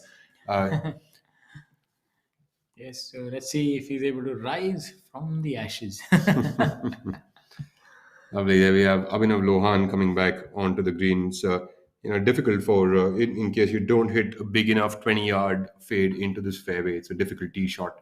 For any of the players. How would If a you draw player, sorry to cut you off there, how would a draw player navigate this 18th hole? Because it's such a steep left right turn and a high big tree. What is the advice for a draw player? It's very difficult. I think if the only shot that I had in my bag was a draw, I'd probably hit a long iron off the tee box and keep it on the left side of the fairway, because so that I don't run into that bunker on the left side or into the rough. That would be probably the thing that I would do if the only shot that I had was a draw, and maybe be left with like an 8 iron or a 7 iron into the green. But nonetheless, at least I'll have a shot to the green.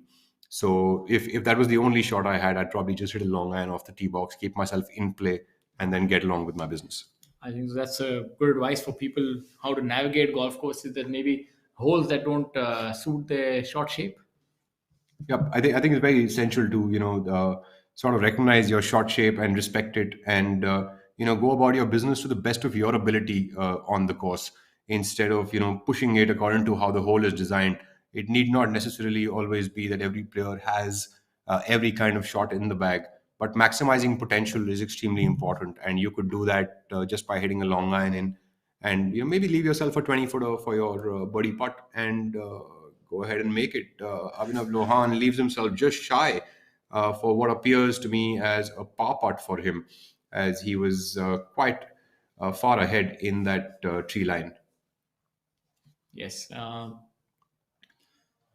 So obviously a change in ruling that allows the flag to be inside. So that again adds a little bit of helps to speed things up and also makes putting maybe a little different. So you have an option to whether use the flag or not. So adds a little more flavor to the game. What do you think about that, Shaurya? Would it have, added some speed to your game if we left the flagstick inside? I doubt it. I think I tried everything under the sun. Nothing worked. Only the referees' fines and penalties, and the co-players lamenting me. I tried my best. I was like a turtle, if you may. A turtle can only move as fast. So I would say, slow and steady wins the race. So, but yes, I tried. I think I tried in vain.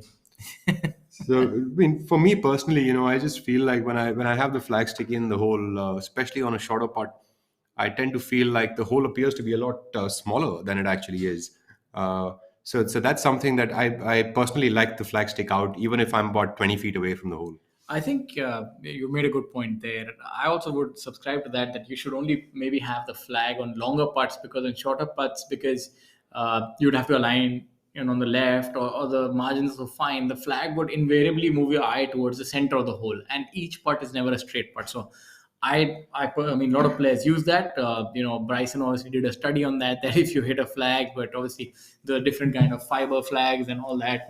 But I think overcomplicating things is always a recipe for disaster. Couldn't agree more. Akshay Sharma, two over for the day and two over for the tournament through six holes of the day, and he is here now putting for birdie.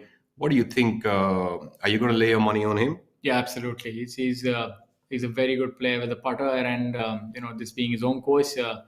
And I saw Mukesh previously make this putt downhill about 20 feet left to right. Yeah. So, and the good thing is that the water body is behind, so it's decently quick. You don't really have to hit it; just leave it on line, and the rest should sort of just take care of itself. Oh, It's a good effort, nevertheless. yes, very. It was very weird that the ball actually moved in from the right to the left, about 2 feet closer to the hole. But good effort nonetheless. At least he made an aggressive effort at it. Exactly. It should have gone the other way, but those are the sort of mysteries of golf. I think that's why he's looking at it so intently, because it did move Exactly, the other yeah. way, and that's quite surprising. In fact, I've played that whole location quite a few times. It does move fairly left to right, unless, of course, the green cutting has changed, which is difficult for me to tell now.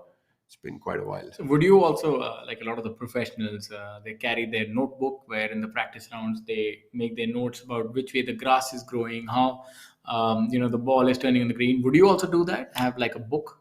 For sure, for sure. In fact, I like to take out even my older books before the tournament, and if I'm traveling even for 6 7 weeks in a row, I would like to keep all the older diaries in my bag so that I can refer to what I did the last time around, what kind of clubs I chose, what kind of wind conditions were there on the golf course, and so on and so forth. So I think it's very, very essential for me to have those notes sort of to carry on. Our leader there, Shiv Kapoor, on the seventh hole, teeing up now. He's at minus 14, and Rashid Khan has picked up a shot and now gone closer to him at minus 13. So what we have, what we saw that there's Karandeep, or I think that's Veer putting in the background, but Shiv actually motioned to him that you go ahead, because golfers can actually, when they're putting, can get disturbed by the sound of a driver. So obviously, golfers are very conscientious, and they are careful that they're not to disturb their playing partners. So etiquette is very important in professional events. Now Shiv going with the driver. Look at the comfort and ease with which he's swinging. He just swings it and just moves off. So he's extremely confident at this point in time.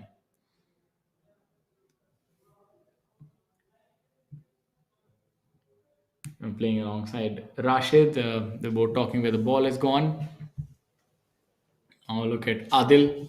Adil Bedi also following Shiv Kapoor closely at minus 12 in total, minus 1 for the day. Adil has made one birdie so far on the second hole, so playing a very, very steady round of golf. All the rest of them have been pars for him for the day. Works a lot on every facet of the game, even launch angles and putting routine and time taken to hit.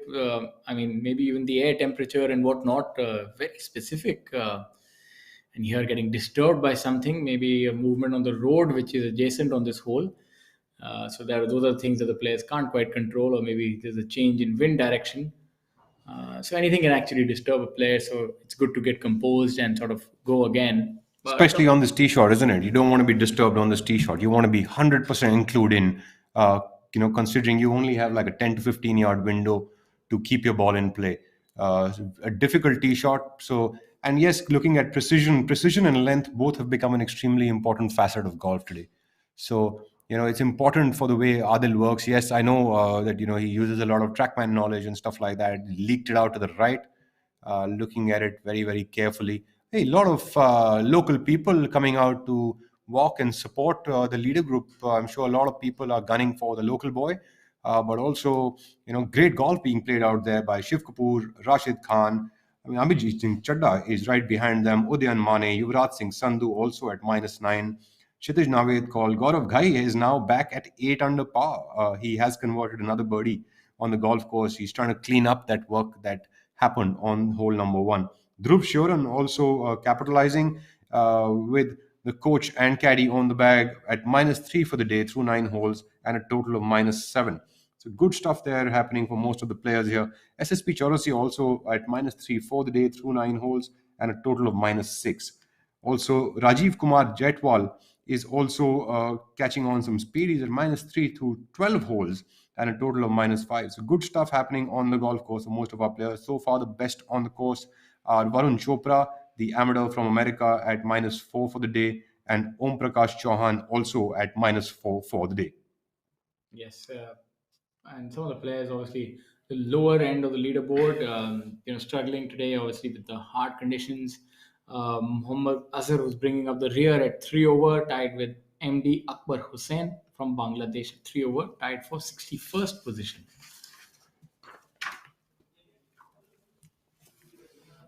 Now, look at the 18th hole.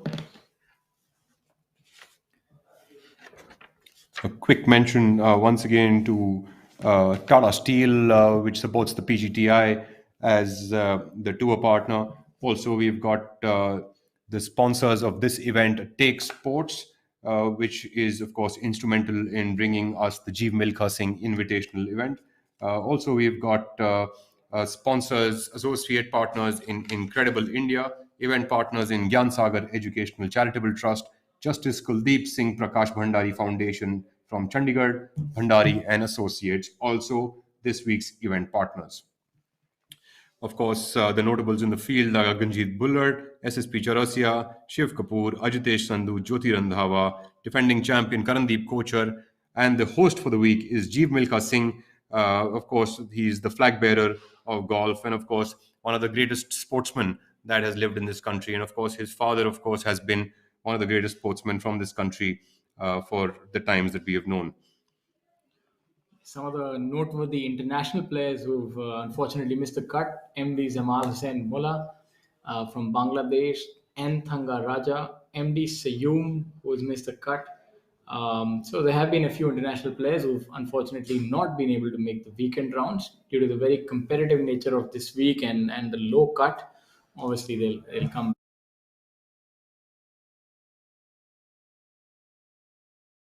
So close to this tough flag location on the 18th hole. I'm unsure of who that is, but it seems like it's K. Prabhakar, and he's the guy who's been having the longest walk onto that green, playing alongside Arjun Prasad and Digrat Singhil. Digrat Singhil, of course, a player from the United States of America, but has played a lot of golf in Chandigarh as well as the rest of Punjab. So lovely to see another group coming on. K. Prabhakaran is from Sri Lanka, one of the most formidable players that you.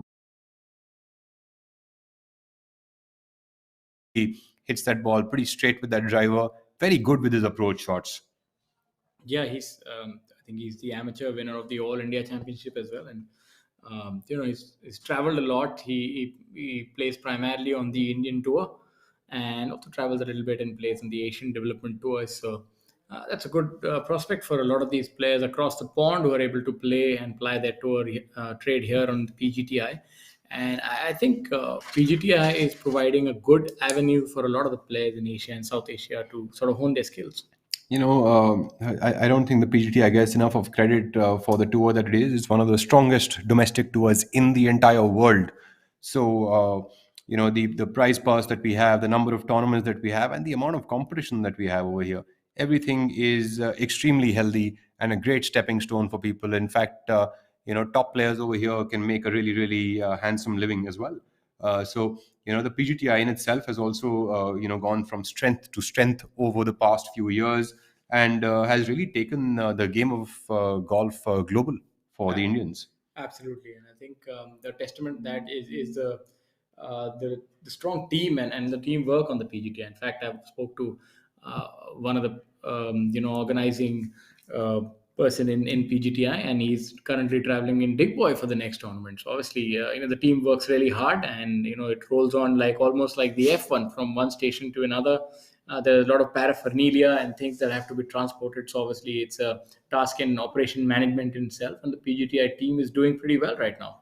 Absolutely. The in fact, even the initiative here from the PGTI as well as from ABP News and WAR Cricket to telecast this live on our screens is a superb effort to take this game to the masses. So kudos to the efforts by the PGTI and the rest of the sponsors who actually come on board to help out and appreciate this game. You know, the hard work that the players put in behind the scenes. This is really the best showcase that these players could have hoped for their skills. Absolutely. I think every sport, in fact, nationally or internationally as well, really counts on the support of benefactors and sponsors, and of course, sponsors get a are able to expose their companies or their organizations to this game, and it's a sort of a symbiotic relationship, and they're so integral to the fabric of sport in our country, and it's so heartening to see events like this. Maybe 10 years ago, you could never imagine that there could be a 1.5 CR prize money event happening in India. This is just fantastic. I mean, you would have these kind of prize money events with Asian Tour co-sanctioned events. So this is something that players really do look forward to.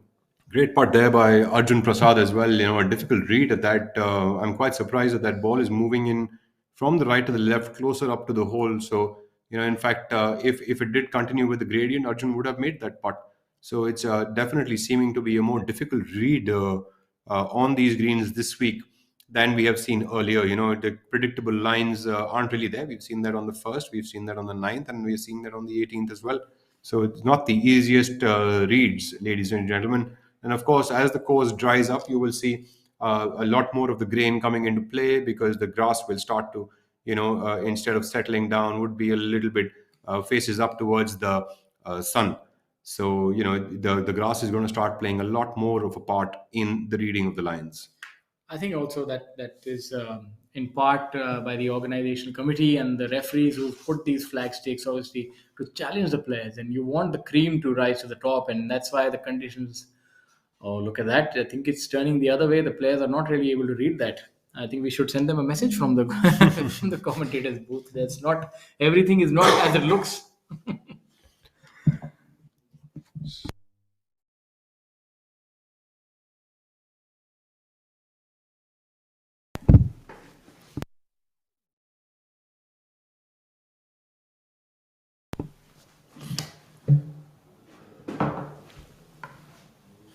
Looking now at the ninth hole with Ajitesh Sandhu, Udayan Mane on that green alongside Amardeep Malik.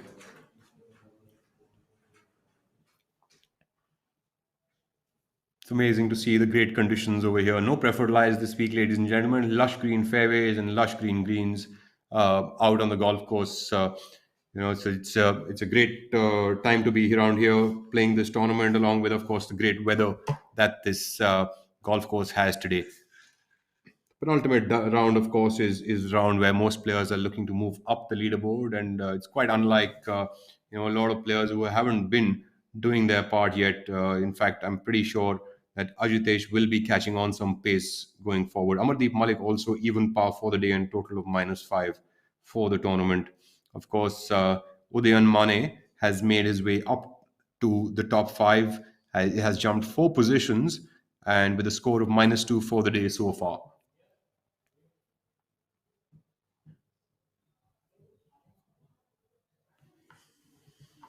The group right behind them is now walking into the fairway, but they will have to wait for the leader group to be hitting their third shots on this seventh hole.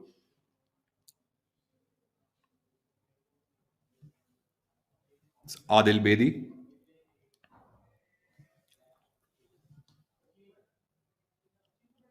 Looks like Adil Bedi has hit a good shot with a couple of claps from the patrons who are walking with him alongside, supporting the local boy. So it's an intersecting fairway wherein the players from the ninth hole have to wait for the players to clear up the seventh before they can walk up onto that ninth fairway.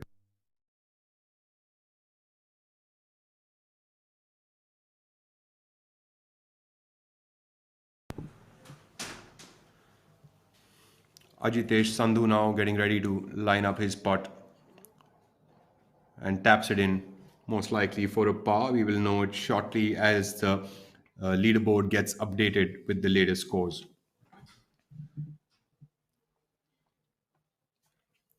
Amardeep Malik yet to putt. The looking at the ninth hole now. Again, the caddy is reading the line, trying to understand which way it'll break. It's so important, especially in putting, to get the right line and speed.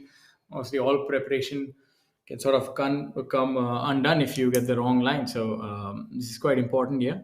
And Amardeep is a very good putter, so look for him to make this one.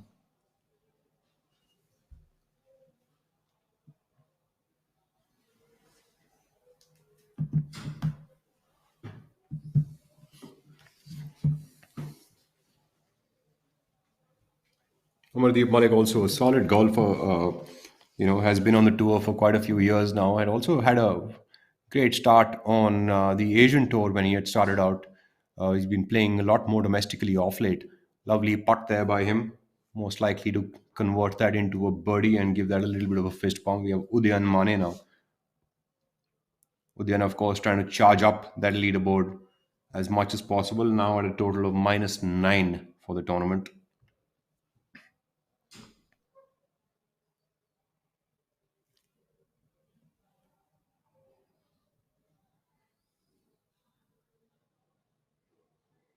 Udyan Mane, based out of Pune, plays and practices over there uh, at the Oxford Club. Yes, Sudhyan Mane was earlier based in Bengaluru, I think, has obviously shifted base. Yes, yes, he actually used to live in Bangalore on his own, and his family, I think, lives in Pune.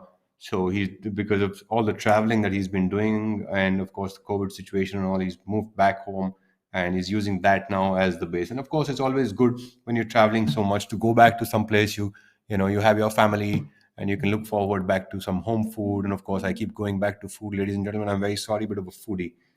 I think it's And so important in golf that the support of the family and everybody around, because it's it takes a village actually to make a professional golfer's life easy. And I think golf, like any other game, I would always I'm a big proponent of getting children into sports at a young age. And even if you get them into golf, make sure that they're playing other sports as well, because not just a profession, I think it can teach you a lot about life. And that's an adage that is maybe almost too often said, but it's so true that because there's so many different things that children can learn from the game of golf. There's because in golf you're actually reporting your own score, so there's honesty. And let's see another putt that has gone to the left. I think there's something that's actually pulling the ball to the left. Maybe the water body, the direction of the grass has changed after the sun has come up. So these are the factors that that a player can't quite see, and neither can the caddy actually. And so you don't get a second shot at the cherry. So Mari Muthu from Bangalore playing alongside Alap Ayel from Mysore. So playing alongside each other, both coming from places very, very close to one another. So I'm pretty sure they have a common language to talk this week. So difficult putt this one.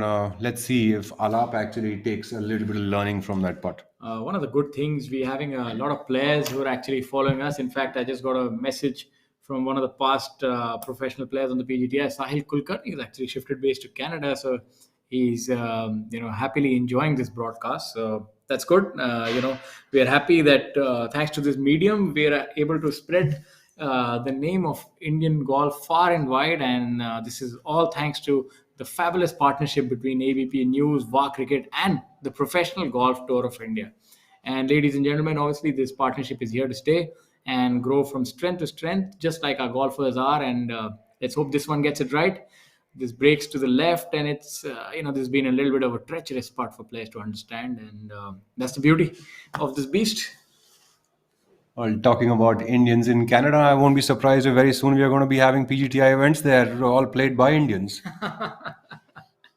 Absolutely, it's very nice to see that our golfers are actually, all over the world and doing different things and still associated with the game of golf. Yeah, and going back to what you were saying about playing sports, and I think it's very, very essential for each of the kids, the children who are coming up now to play all kinds of sports possible. It's uh, being myopic about which sport to play is never a good thing. Not unless specialization age, like about a 14, 15, really comes in. Until then, I think kids, if they are playing all different kinds of sports and gaining skills, or the basic motor skills and basic athletic skills through and through, I think that's very, very beneficial for them going in the long run. Not everyone is going to play professional sports, but sports can give you so much more than just playing pro sports. Absolutely. I think it's very important in today's day and age because I think obviously technology, with the advent of technology, I think we tend to forget that there's a great outdoors also there, which is not just for the children, even for ourselves. And what a better place than a golf course? Just even if you play just once a month, I would really recommend that. And it doesn't matter if you're good or bad. The idea is not to be brilliant at golf. It's just to enjoy the game, and that's the great thing because in golf, it's not just for the professionals. The golf courses are set up in such a manner that they're actually enjoyable for all, and even golf equipment for that fact.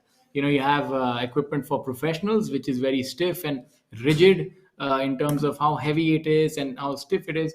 And you also have equipment for beginners of the game, and even the tees are up ahead. So it just makes it enjoyable for all. And as you look at that beautiful shot, I mean, what a better way than to spend your Saturday, Sunday, or any free time than on a golf course. Absolutely. In fact, just being on the golf course, I think everyone who can be on a golf course for a couple of hours a day is an extremely lucky person. Imagine being in lush green surroundings, uh, you know, uh, uh, to the expanse of about 15, 20 acres of land. Having that much of greenery is so difficult in the cities. So it's amazing that we have this kind of an opportunity, and I think a lot of people can today, considering as you mentioned earlier, that the game has become a lot more accessible to the layman and to the normal public. So that this is the way that sport should be moving. The inclusion is the way forward. I think that's actually a great thing. We're seeing a big push for sports all over the country, and I think obviously the recently concluded Olympics was almost like a watershed moment for our sportsmen who did so well and brought individual as well as team medals.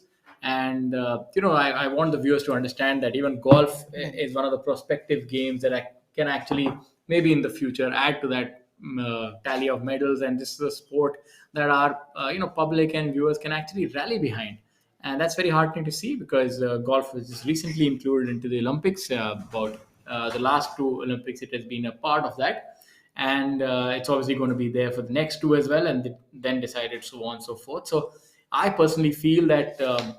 A lot of people say that maybe wait for another 8 years, but I feel with the way that the golfers are increasing, the sponsors, the support, the TV viewership that is coming in, it's very realistic that maybe in one of the next two Olympics, our men can also challenge for a medal, just as Aditi did. We never expected that an Indian golfer, she was ranked 200th, and in my eyes, she was a medal winner, and I'm sure in a lot of ours, just missed it by one shot. So it's not a far-fetched dream; it's possible.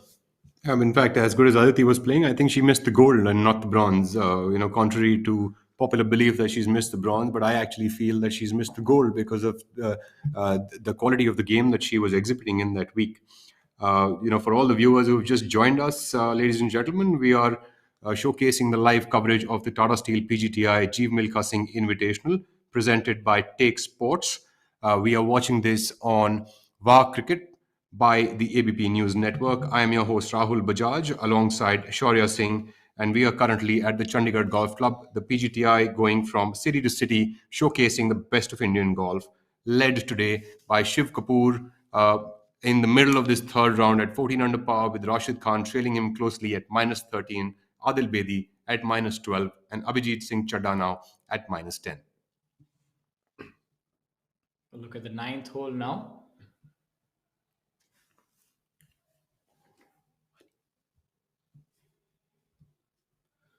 Seems to be, we can't quite be sure if that's a birdie or a par putt. But either ways, Honey has made that. So looks to be his birdie putt. Quite happy. So we'll move off the ninth onto the 10th hole now. Amazing showcase of good shots and good putts here, as we can tell. One of the biggest tournaments on the PGTI tour, with a prize purse of 1.5 CR. Of course, big thank you to Jeev Milkha Singh to lend his name to the only event in India to be named after a professional golfer and one of the best ambassadors for the sport of golf. Jeev has obviously his career is such a storied career. I'm sure maybe years down the line there would be a fantastic movie made on him as well. He's been amazing for Indian sport, and he continues to still enjoy his golf, and he's been a benefactor of the game. He's really helped a lot of younger players, and even caddies come through the ranks and sponsor younger players, teach them. So obviously, we look for that support from him to continue if the next crop of players are to be as good as him. In fact, Jeev has the rare distinction of being the only Indian to have won the Asian Tour Order of Merit twice in 2006 and 2008. Also, a multiple winner on the European Tour, the Japan Tour, and the Asian Tour. With 14 major appearances, he is also the best Indian on the world ranking to have touched number 28th in his best year out there. So also, the famous story goes that he is a very, very well-known figure in Japan. In fact, I think I've heard that he is way more famous in Japan than he is in India because of the number of years he's played tournaments over there and the popularity that he has gained playing those tours. In Japan, of course, golf is a very, very loved sport. Yes, in fact, I've heard that from my work and background and people when I met people from that country, and you take the name Jeev, he's a superstar in Japan. And in fact, I think Ajitesh is following in his footsteps. He plays in Japan and he's doing pretty well there, carving a Yes. name out for himself. Yes, absolutely. In fact, Ajitesh has had some good finishes on the Japan tour, and his game very well suited to there. In fact, he's one of the few players who has not chosen the usual route of going straight away to the Asian tour and then to the European tour. Rather, he's gone Asian tour and the Japanese tour. So it's great to see, the kind of footsteps that he's trying to follow. We have our group of experience plus the rookies on the tour, so to speak, in front of him, because of course Gaurav Ghai is a veteran and playing alongside Kshitij Navedkar and Abhijit Singh Chadda, of course, playing his home course and trying to gun himself for a victory. Always a special feeling if you could win at home, and especially coming off for him, he's been knocking on that door for quite some time of late, and of course has just recently been married, so I'm sure he is looking forward to sort of go from strength to strength and take that lady luck that he has riding on him. As we saw the 18th hole, we could also see the flags in the foreground that are fluttering, and a little bit about that, how the players actually, there are flags sometimes behind the green, and the player and the caddy are able to use those to align and sort of gauge which way the wind is going. So, any kind of a visual marker is very useful for players to actually align at, because not all the time are the players aligned with the flag. They will actually pick a line and then execute and hit at that. Shiv Kapoor cruising nicely into that lead further on. He's gone to minus 15 now, minus 3 for the day. And, taking that lead now by two shots difference between him and Rashid Khan, and Adil Bedi trails them at minus 12. There we have our leaderboard. Shiv Kapoor, ladies and gentlemen, has gone up to minus 15. Rashid Khan is at minus 13 and Adil Bedi is at minus 12. Abhijit Singh Chadda, of course, the local boy, is trailing at minus 10.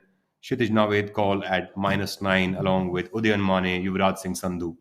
And of course, Gaurav Ghai picking up pace again in his round has come back on minus 8, followed closely by Amardeep Malik and Sachin Besoya at minus 7, making a really, really good leaderboard there in totality. But Rahul, we're seeing that the better players. I mean, that's maybe a wrong term. The top of the leaderboard is able to separate themselves from the rest of the players. Today we had, the leaders and the cut were 12 shots apart, so we had almost 60 players. But now you're seeing that there are only about 18 players within 10 shots of the lead. So obviously, the top of the pack is separating themselves. Yes, as I said earlier, it's moving day, and a lot of players are going to try to, press on that gas pedal a little bit too hard. And of course, that can go both ways. It can sometimes go in the direction that you wanted, and sometimes not. Usually, whenever I tried pressing the gas too hard, it probably always went in the wrong direction. But yes, when I try to keep things calm, I always saw myself going a little more upwards towards the lead. So, I mean, in my personal learning, that pressing on that gas pedal too hard never really worked in my favor. Pedal to the metal.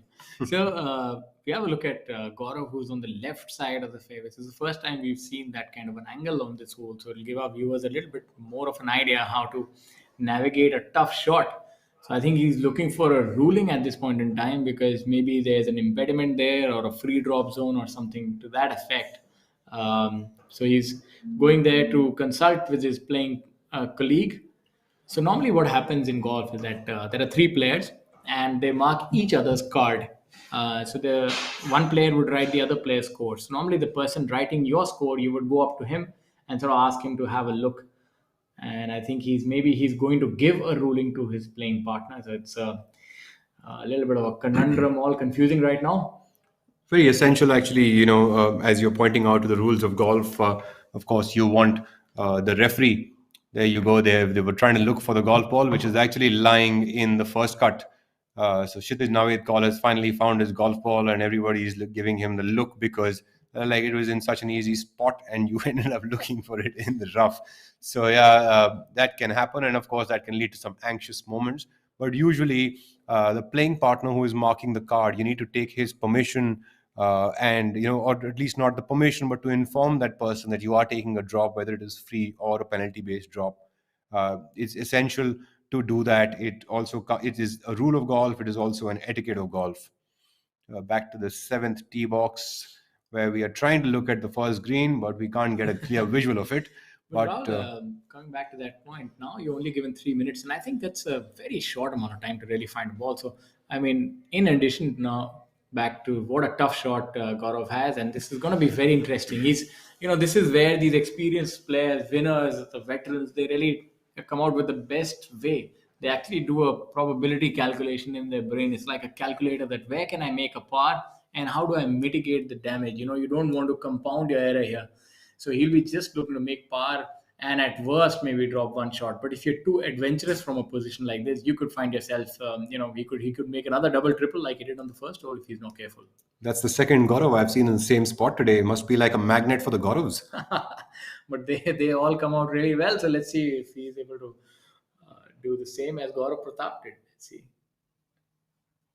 So he has gone with Hopefully, an has the right aggressive, yardage. and he's done really well. And that's a brilliant shot by him. A lovely shot because he's given himself a nice look at birdie now. He's got a little bit of an uphill putt, but definitely a makeable left right, a big putt, but still makeable for a man of his caliber. Absolutely, he's done well, and got about 20 feet. The And other so ball appears to be Abhijit Singh Chadda's golf ball, right?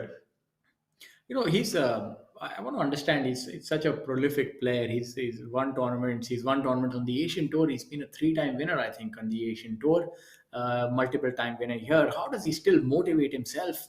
In other sports you'd see a person probably hanging up his boots a long time ago, but here you see Gaurav still trying to go strong and compete. Where You know, did that that's come the from? that's the one thing that I really appreciate by all these players. Be it Jyoti, Jeev, Arjun Atwal, Gaurav Ghai. All of these players still put in the same amount of time and effort, and still have the same amount of hunger in their belly for the sport. I think that really comes from the love of the game.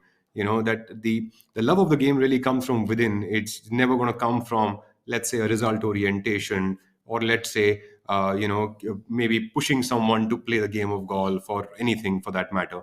I think that really is coming from right at the bottom of the belly, saying that I really want to improve this. I want to get better at this on a daily basis, no matter what age I am. And that's what these players are exhibiting so beautifully. I've seen Jeev practicing before events and after the round is finished, so hard, be it playing a tournament with him in Calcutta, or be it in Chandigarh. And I have seen that happen over and over again. Like I said earlier, Gaurav Ghai works very, very hard on his game even now. I know Jyoti goes to practice regularly even today. And things like that can only happen if you have a true joy and love for the game. It cannot happen otherwise. Absolutely. If you enjoy your profession, your life is made, and I think they're an embodiment of that. So let's have a look at Shiv, probably favoring a fade. In fact, Shiv Kapoor has now picked up another shot and has gone to minus 16. That's brilliant, and he's looking on anxiously there. Leaks it out a little bit to the right, but should be fine because he would have flown it all the way over the governor's house, back into the fairway. Seems like he got an okay sign there. Rashid Khan, of course, taking in a lot more aggressive approach with that driver. Rashid has always been more of an aggressive player. He really does not know what is safe golf, as such. He likes to go at it all out. He's another guy who loves the sport a lot. And that's the reason that he plays that way. Comes in from all of his heart. Absolutely, he's a joy to watch. He just goes on about it, and there's no fear, which is just so amazing. I mean, just look at that t-shirt. I mean, you really have to detach yourself from the result, and he's able to do that. And I think that's really commendable, and that's something that youngsters can look onto. Sometimes we are doing too well, and there's a risk aversion that you don't really want to lose a shot. Maybe you finish in the top five, top three. For him, it's everything is the same. He's just looking to win. For sure, for sure. Look at Adil now. Very meticulous in his preparation, in the way he walks up to the ball. Very calm, calculated. I think he's thought about each thing. Very good technique, conventional golf swing. He's a very methodical worker. Even in the lockdown, he was practicing in his home and had put up, little outside barriers, and he was hitting into them. So look at that, a very good, confident golf swing.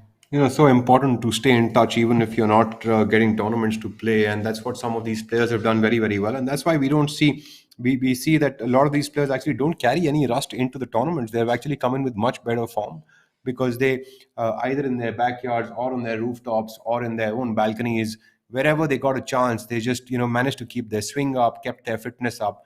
Probably did a lot of putting on maybe a putting mat or just a carpet at home, and this is what keeps you going. This is also coming straight away from the love for the game. It is not something that you could find arduous to do and want to do that on an off time. It's truly to improve themselves over a period of time and keep in touch with the game and keep their motions going through and through. I think one thing that is definitely a change now is that the younger lot are actually looking to move on to the next step. Obviously, the PGTI is a fantastic tour for players to make a living on, but this younger lot is not just happy enough to play in India. They want to play internationally. They want to get international acclaim, and they're hungry and they have the talent, which is, I think, one of the big differences is that the number of players who actually have the capability to play international golf has gone up substantially over the last 5 years because a lot more athletes are taking up the game. So, they don't want to lose any time and want to keep improving, and that's great. 100%. Shishir Naved call there has underread that putt. That putt does curve a lot from the left. My appearance of it might not be so, but that putt curves in almost a putter plus off that left side. In fact, I'm sure he got a little bit of cue from Gaurav Ghai's putt, but clearly didn't capitalize on that. Abhijit Singh Chadda, of course, has a little bit of an uphill task to make his birdie on this ninth hole. And of course, he's looking at it. He is at -2 for the day, -11 for the tournament. And of course, knocking on the door while Shiv Kapoor trying to separate himself from the field now at -16, 4 under for the day through 8 holes. Shiv is just going on beautifully. He's 4 under after eight. He's really rolling on. Yes, He's like a steam engine right now. he's put it up on cruise control and he's just going at it. I think that's with all his international experience and everything's coming together. He's some of these players who've won all over the world. That does make a difference. They don't feel the nerves. Absolutely. I think that's a good point to be made. Experience definitely helps you to calm those nerves down, and you also are able to put things into perspective because it's not the biggest deal whether you make a putt or you don't make a putt. Unlike a lot of us guys who could put a lot of pressure on ourselves to keep trying to make those putts and keep trying to get close to the hole, while a lot of these experienced players stay much calmer through their rounds, through be it 18 or 72 holes. Absolutely. That's something that champion golfer when they play on different tours. That's something which is intangible and not quite visible to the viewers. But there are nerves, and when you get towards the business end of things, there'll be players who will make errors. They'll take the wrong line. They'll feel a little nervous. They might make a bogey or double. Whereas a more experienced campaigner will not change his routine. And that's a big difference. And even in other games, if you see, like maybe just for an example of cricket in a knockout game, you'll see that if the bowler or the batsman, they have a set routine, they won't change it. But if they do, they'll actually end up making a mistake. So it's very important to stick to what works for you and not let the situation overawe you. Talking about nerves, I think players at a higher level also have got nerves, but they just know how to contain them and control them. And every player has to sort of learn that over a period of time. No one really learns this from home and just comes out to play a tournament. So being out there, you've got hundreds of muscles to move to actually catch that ball square on the club face. And movement of those muscles is directly related to how your mind is also functioning and your body is functioning on that day. Gaurav Ghai now getting ready for his putt.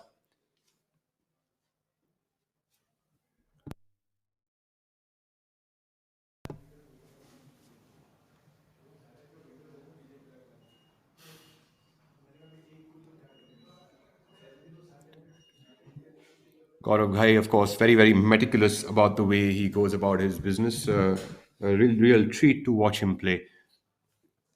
Putting for par now after hitting his tee shot slightly into the left rough, but managed to find his way onto the green in regulation. Oh, Not having the that's best time with his putter as we saw on the first hole and now on the ninth. Unfortunate miss there for Gaurav Ghai. that's unlike him. Very unlike him. Obviously, a feeling of dejection after you miss such a putt, and you can see that in the body language. But you have to gather yourself and get ready for the next hole. 17th is a very interesting hole.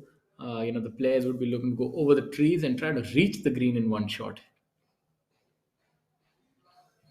It's one of the best holes on the golf course. Again, very interesting hole.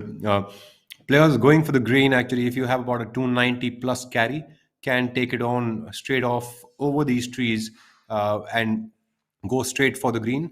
And if you don't make it to the green, you probably have a bit of a chip and putt to make. But players who need to lay up, it's a very, very difficult layup shot because you have to hit it over the trees and you need about 230 to 240 yards with a perfect carry because there's not only trees to be raised up from the tee box itself, but also in the landing time of the ball, also the trees come into play.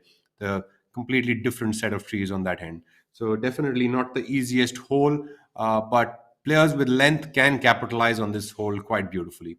We have now Om Prakash Chauhan. OP, as he's called by his friends. OP is doing pretty well today. He's 4 under for the day. Total of -5 for Om Prakash Chauhan. Om Prakash actually started from tee number 10, playing alongside Harinder Gupta, local boy, and Ashok Kumar. Some great players in that group as well. I'm sure it's a lot of fun in that group to watch right now. Absolutely. So, all of the people that are joining us now on WAR Cricket by the ABP's news network, we are at the Tata Steel PGTI Jeev Milkha Singh Invitational presented by Take Sports. I'm your host Rahul Bajaj. I am with Shaurya Singh.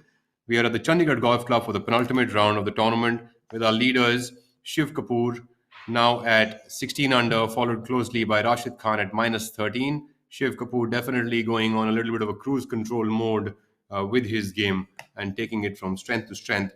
Obviously, now has gone through 8 holes of the day, still bogey free for the tournament, and completely enjoying that showing that he's having at his friend's tournament.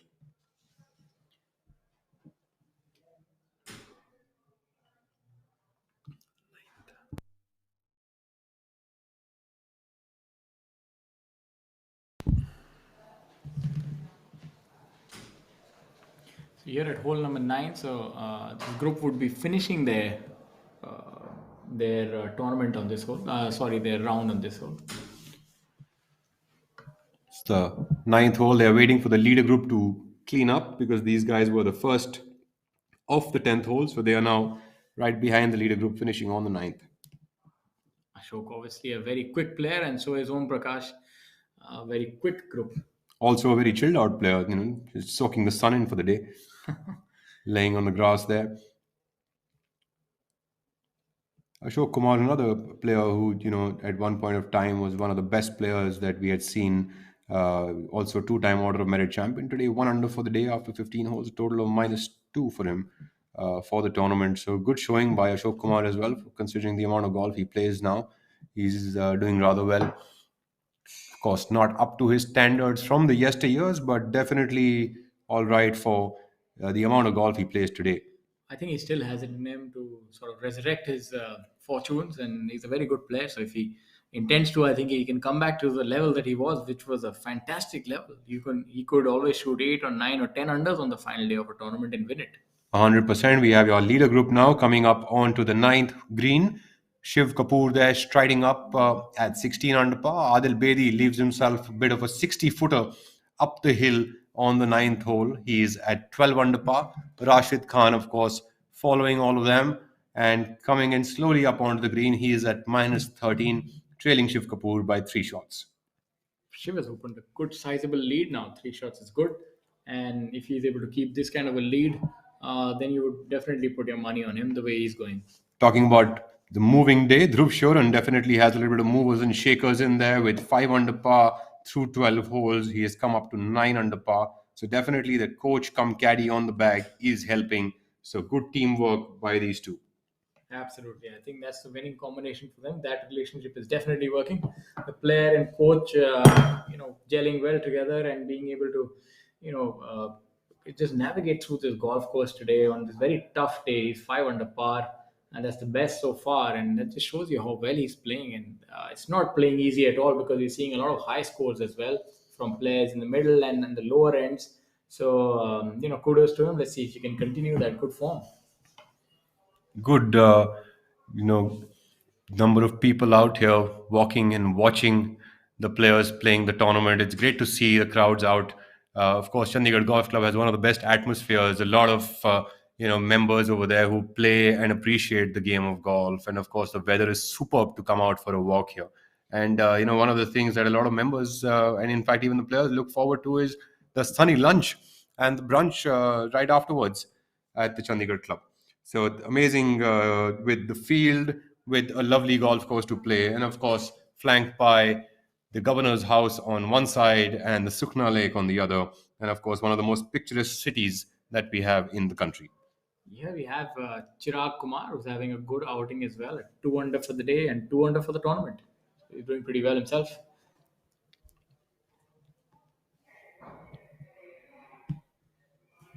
In fact, the amateur Varun Chopra also catching up. He's at -3 for the day and -3 for the tournament. So good showing by him as well.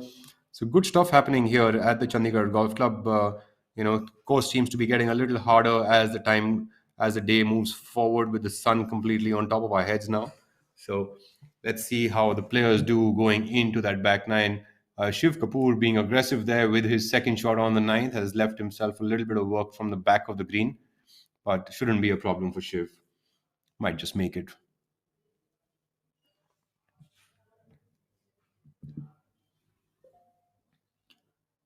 A brilliantly judged shot by Shiv Kapoor. That's a difficult shot, especially given the steep embankment that the hole is on, and he's coming from a very tough angle. But obviously, a very good technique was able to impart spin on that as well. And can you tell us a little bit about that? Because he was able to use a lob wedge and was able to stop the ball, and that's not easy at all. So I don't know if the viewers noticed that he actually made a quite an aggressive swing and a little longish swing for that size of a shot. And what that enables the player to do is to actually adding that speed with a slightly open club face gives him a little more spin on the ball. So even though it might seem like a little bit of a too aggressive of a shot, but players who have skill actually can control that spin part so that the first part of the ball actually after the drop spins and then the release takes over so that it can trickle down close to the hole as Shiv made it happen over there. 10 on 10 for him on execution. I'd give it a 8.5 because there's 1.5 would be for him holding that. Oh, you're definitely an optimist. But yeah, now look at Adil. This was a part that we saw earlier, Dhruv Sharon. So this comes up and then moves a little to the player's right hand side. So let's see if he's able to get the speed and the line correctly. Almost about 80-90 feet off that pin. Long attempt there for Adil Bedi. Oh, he's done really well. He's done as he. What a brilliant putt. What a brilliant putt there by Adil Bedi. Local boy from Chandigarh moving up to -13 to tie Rashid Khan. That was like the Tiger moment. The ball actually stayed up and it kind of played a little bit of a joke on us. Huh? Amazing. Beautiful putt. Great stuff by Adil Bedi. Definitely the wrist injury has improved his putting. Fair amount. Our viewers can actually rewind that and watch that because that's definitely a moment worth watching again. What a putt. Yeah, that's something that I didn't think of before. I mean, considering the online channels that we have, Rashid, am I disturbing you? Considering the online channels, that's the best part, right? We can go back and forth and have a look at, what kind of a shot we want to look back at. That is definitely worth watching again. What a beautiful putt. So that would move Adil to 13 under par and just 3 behind. It's worth noting that Rashid doesn't like to waste too much of time. And, gets about his business pretty quickly. And that also helps a player actually not have too many thoughts in his mind, really is moving into execution mode rather than thinking mode. Now we have a look at OP. So they'll be just finishing their round, and OP is having a great day today. Om Prakash Chauhan at 4 under. Look for this to be close. He's also a very good iron striker. Superb iron striker, prefers a fade and does that exceedingly well, compresses it beautifully. Oh, he's left it out to the right, sorry, to the left of himself, but seems like it's landed up on the green. Might not have made full yardage, but it has landed up on the green.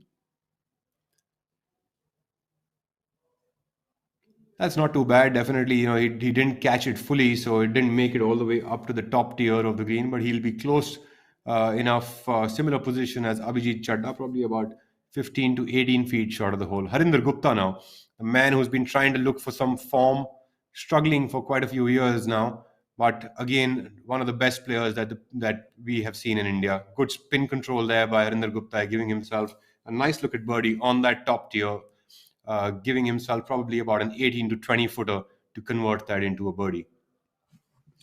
A third player seems to be missing in action. Ashok Kumar, of course.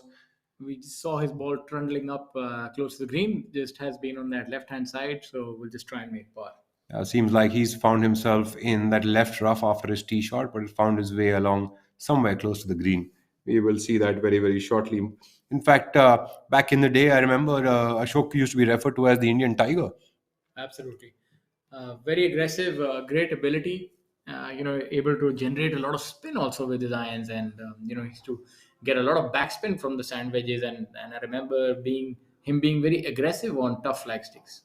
That bunch at the top of the leaderboard with those top five guys: Shiv Kapoor, Rashid Khan, Adil Bedi, Abhijit Chadda, Yuvraj Singh Sandhu. I mean, what a great lineup of players, and only six shots in the middle of all of them. So, it's going to be very, very interesting back nine today and also an interesting tomorrow. I'm looking forward to seeing who's actually the one who is going to be changing the gears and, pressing the pedal harder than ever. Absolutely. Look for a lot of low scores, and there's no stopping Shiv Kapoor right now, who's still blemish free so far, and let's hope it remains that way. Defending champion Karandeep Kocher also -2 for the day, along with Miraj Madappa also -2 for the day, with a total of -4 for both of them. Om Prakash Chauhan, of course, jumped up 21 spots with -4 for the day and a total of -5. So good stuff happening on the golf course today for a lot of the players. We've got now our next group on that 9 box. Anish Chaurasia playing alongside Gaganjeet Bhullar and Tapi Ghai. So this is the first look at this group. Obviously, Gaganjeet Bhullar, a very decorated Indian player, and that'll be our first look in a while at him. And this is Suneet, who's the course record holder, mind you, at 10 under par. Great experience for Suneet also to be playing alongside Gaganjeet Bhullar, who spends most of his time abroad now, playing golf tournaments on the European Tour, and in fact, even when he manages to get some time in the US. Gaganjeet, if I'm not wrong, has actually been spending a lot more time in the United States, in Sacramento, if I'm not wrong. That's where his coach is also based. Yes, I think he plays a little bit of golf in America as well.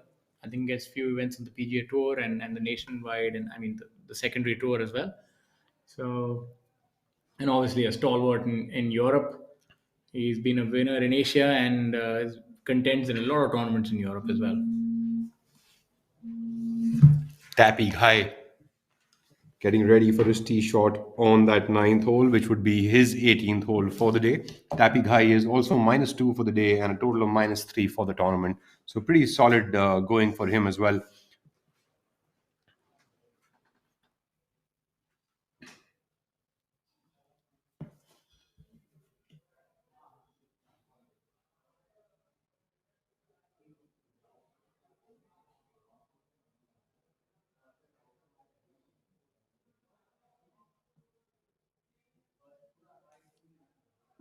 Gaganjeet Bhullar now, one of the stars in the field this week.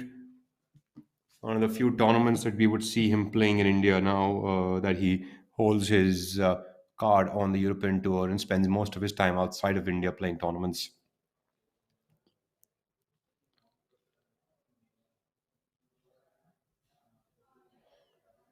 Very, very solid golfer through and through, Gaganjeet Bhullar. Absolutely went at it with that 3 wood. Just looking at it, staring it down, not very happy with that result, but definitely a nice and aggressive swing there for him through the ball on that ninth hole tee shot. I think it's very important for players to make sure that they back up their shots and make an aggressive swing at it, whether the result is to what their liking is or not. But at the end of the day, repeating that same swing over and again over is very very important.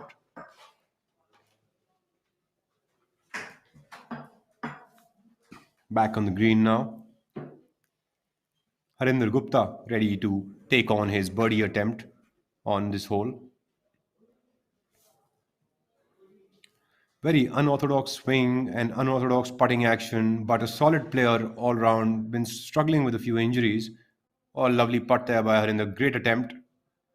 Stays a little shy off the hole, misses it just off the left, but great attempt by him. One of the top players on the PGTI for years now. It's a good thing for people to notice that you don't have to have perfect golf swings and perfect everything going on in the swing to be able to play golf. Some players also have very unorthodox looking swings, and in fact Jeev Milkha Singh is one of them. Repeatability and understanding your swing and understanding your game is key, rather than being absolutely perfect. So that's something that is a takeaway that I think each of our club golfers and juniors who might be watching this on our online channels to notice. Of course, it's a great advantage to be, having something which is technically sound and having, a great physique to back it up. But definitely, it's not the only things required. Vikrant Chopra now on the 17th hole, taking the safer route, laying up.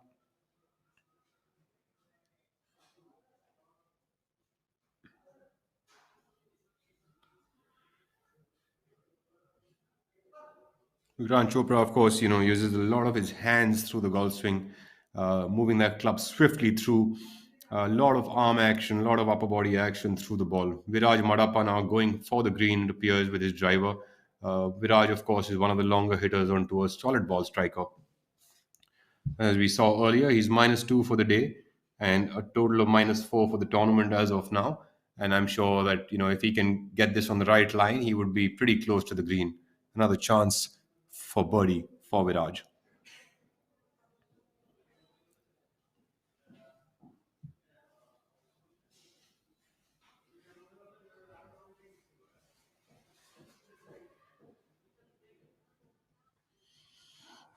Viraj, of course, just won a tournament a couple of weeks back at the MP Open. Solid showing by him, solid playing overall.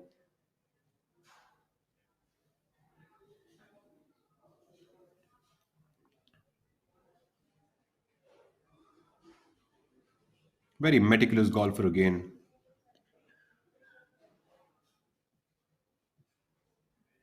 Solid golf swing there. You can tell the difference between, let's say, when a Vikrant Chopra swung more of his hands through the ball. There you have Viraj Madappa. He swung it all with his body, went quite hard at it because he needed to get it at a good carry length to be able to get close to the green. Playing alongside now Karan Pratap Singh, who's even par for the day and -2 in total for the tournament. Also looking at taking this on the right line.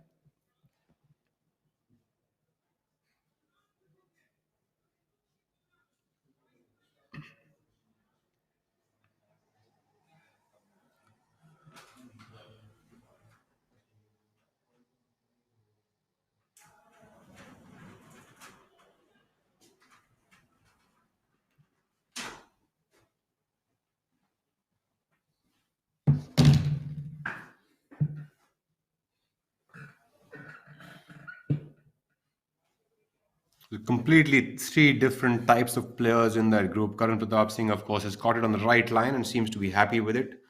So he's going to just walk behind it and have a look at where it lands up. But definitely he has got the right line, and that's why it doesn't have to, look too intently at where it's landed up. So three different styles of playing there. We've got Vikrant Chopra playing a lot of his golf with getting the hands through the ball, and we had Viraj Madappa actually taking the ball on entirely with his body to get through it and give it that distance that it requires to get to the green. Ninth hole now. Back here, we have our next group coming in, which is Suni Chaurasia, Gaganjeet Bhullard, and Tapi Ghai. That Suni Chaurasia, very peculiar golf swing for him, emulates his uncle a fair bit, SSP Chaurasia. Yes, a lot of good lineage in terms of golfing prowess. And the ninth hole again is a pretty simple, straightforward hole, but the green is what makes it difficult. The tee shot is fairly easy because the fairway is generous, but this is definitely a challenging shot here.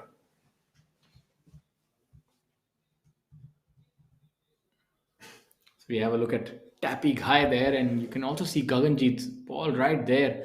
Big tee shot by Gaganjeet is obviously a very long hitter. Very controlled swing by Tapi. Decent shot, about 20 feet left of the flag.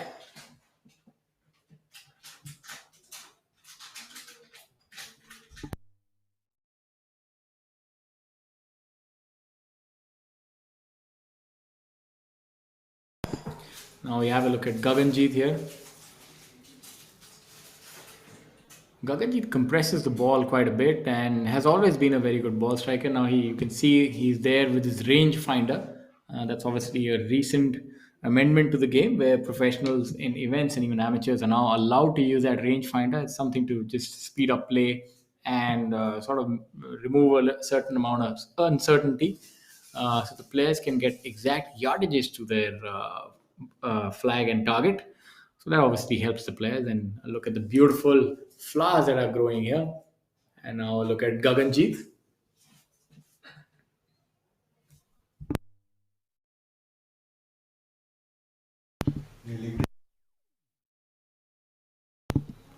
So look for this to be close. Nothing more than maybe 80 yards to the flag.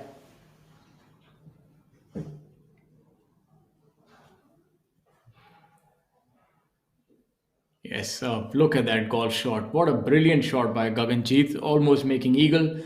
So, I was correct there in my call. So he's definitely going to make birdie. So obviously the game becomes a lot easier if you have that sort of raw power and if you can control that Gaganjeet has. And that's one of the reasons that he's been able to have such a successful career all over the world. And that's something that the juniors should actually look for is if you're serious about the game and want to take it to the next level, it's important that you work on your fitness as well, because good ball striking obviously makes the game easy. That's not to say that a shorter hitter cannot have a successfully, equally successful career, if not better, but I think it definitely makes it easier. So work on your strengths. Even if you're not a long hitter, that's fine. Work on whatever works for you. But as a junior golfer, I think this is something that you can look to emulate. And Gaganjeet and I have played a lot of golf together, and that he would always partake in different games as well. He's an avid badminton player. He says that actually helps him in his hand-eye coordination. Have a look at the leaderboard. Shiv Kapoor there at 15 under par seems to have dropped his shot, and then Adil Bedi at 13 under par, and Rashid Khan tied with him at 13 under par. So it's a tight leaderboard, and some of the notable names who are doing really well. Dhruv Sharon at 5 under par. You have Om Prakash Chauhan, who shot 4 under today. You have Chirag Kumar, who shot 4 under, and you have Arjun Prasad with a 2 under. So some good scores in the bottom half of the leaderboard as well.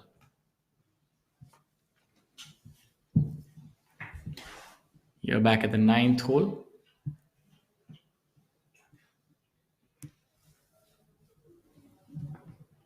So look at Tapi Ghai looking at his line previously, and then Sunit Chaurasia. This is pretty similar to where Adil made his putt from a little while back.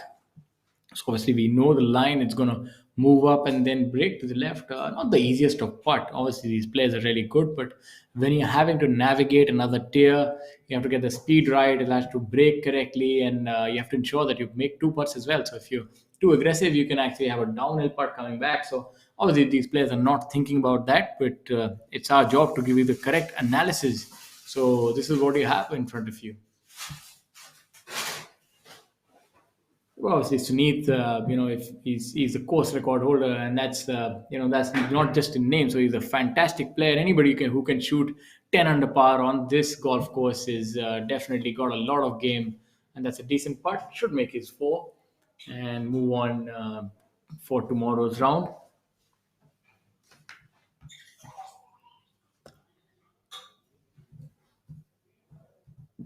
Sunit Chaurasia, 1 under for the day, 2 under for the tournament. So I think realistically will not be challenging for the tournament unless shoots another 10 under or maybe even more on this occasion. So we'll just be looking to improve his position today. Taking a look now at Tappy Ghai putting there for birdie on hole number 9.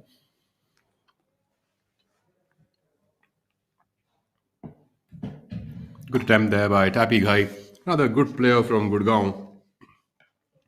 Some really top class golfers coming out. In fact, Sunil Chaurasia is being caddied by one of my old time caddies there, Mishra. Lovely caddy, and of course, loved by a lot of people on the tour.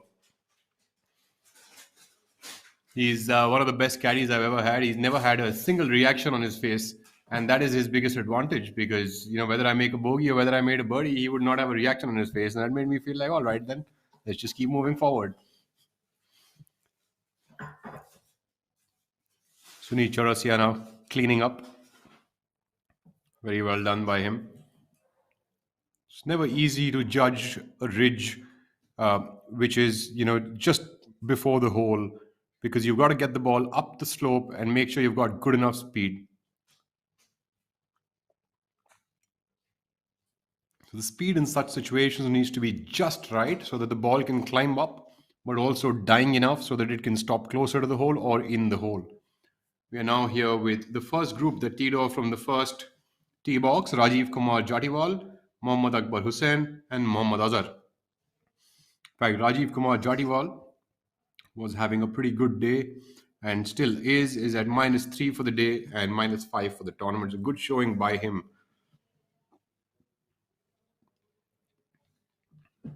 It's interesting how the game, which was thought of to be an old man's sport, has now turned into an athlete sport.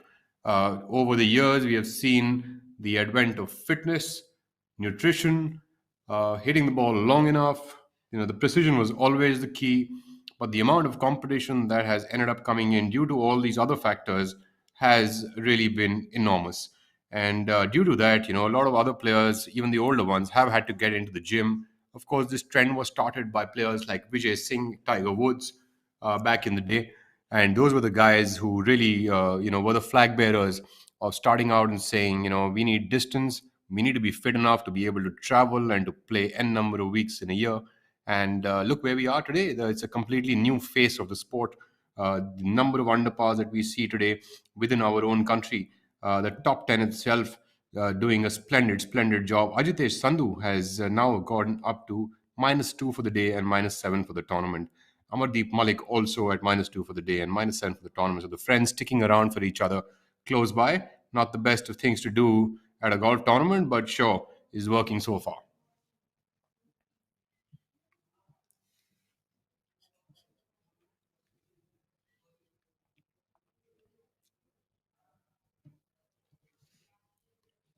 We have Mohammad Akbar Hussain chipping from the side of the hole.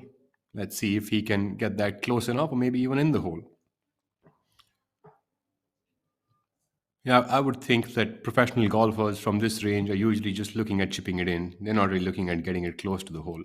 They're always looking at getting it in the hole, and just like that, leaves it on the left edge of the hole. With superb shot and superb effort by him.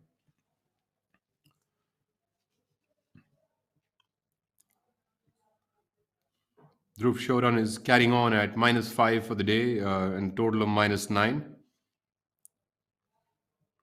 Abhijit Singh Chadda seems to have dropped a shot and gone to -10 alongside Yuvraj Singh Sandhu, and Udayan Mane is charging up. He is at -3 for the day and -10 for the tournament.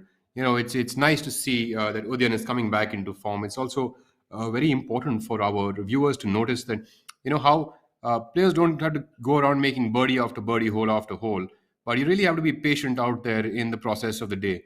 and keep giving yourself opportunities through and through.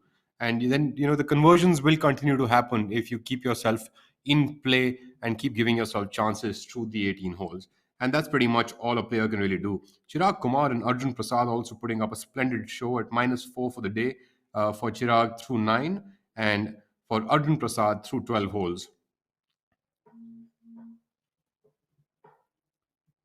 There we have Mohammad Azhar made that putt on the last hole. Rajiv Kumar Jatiwal now getting ready to clean up his round.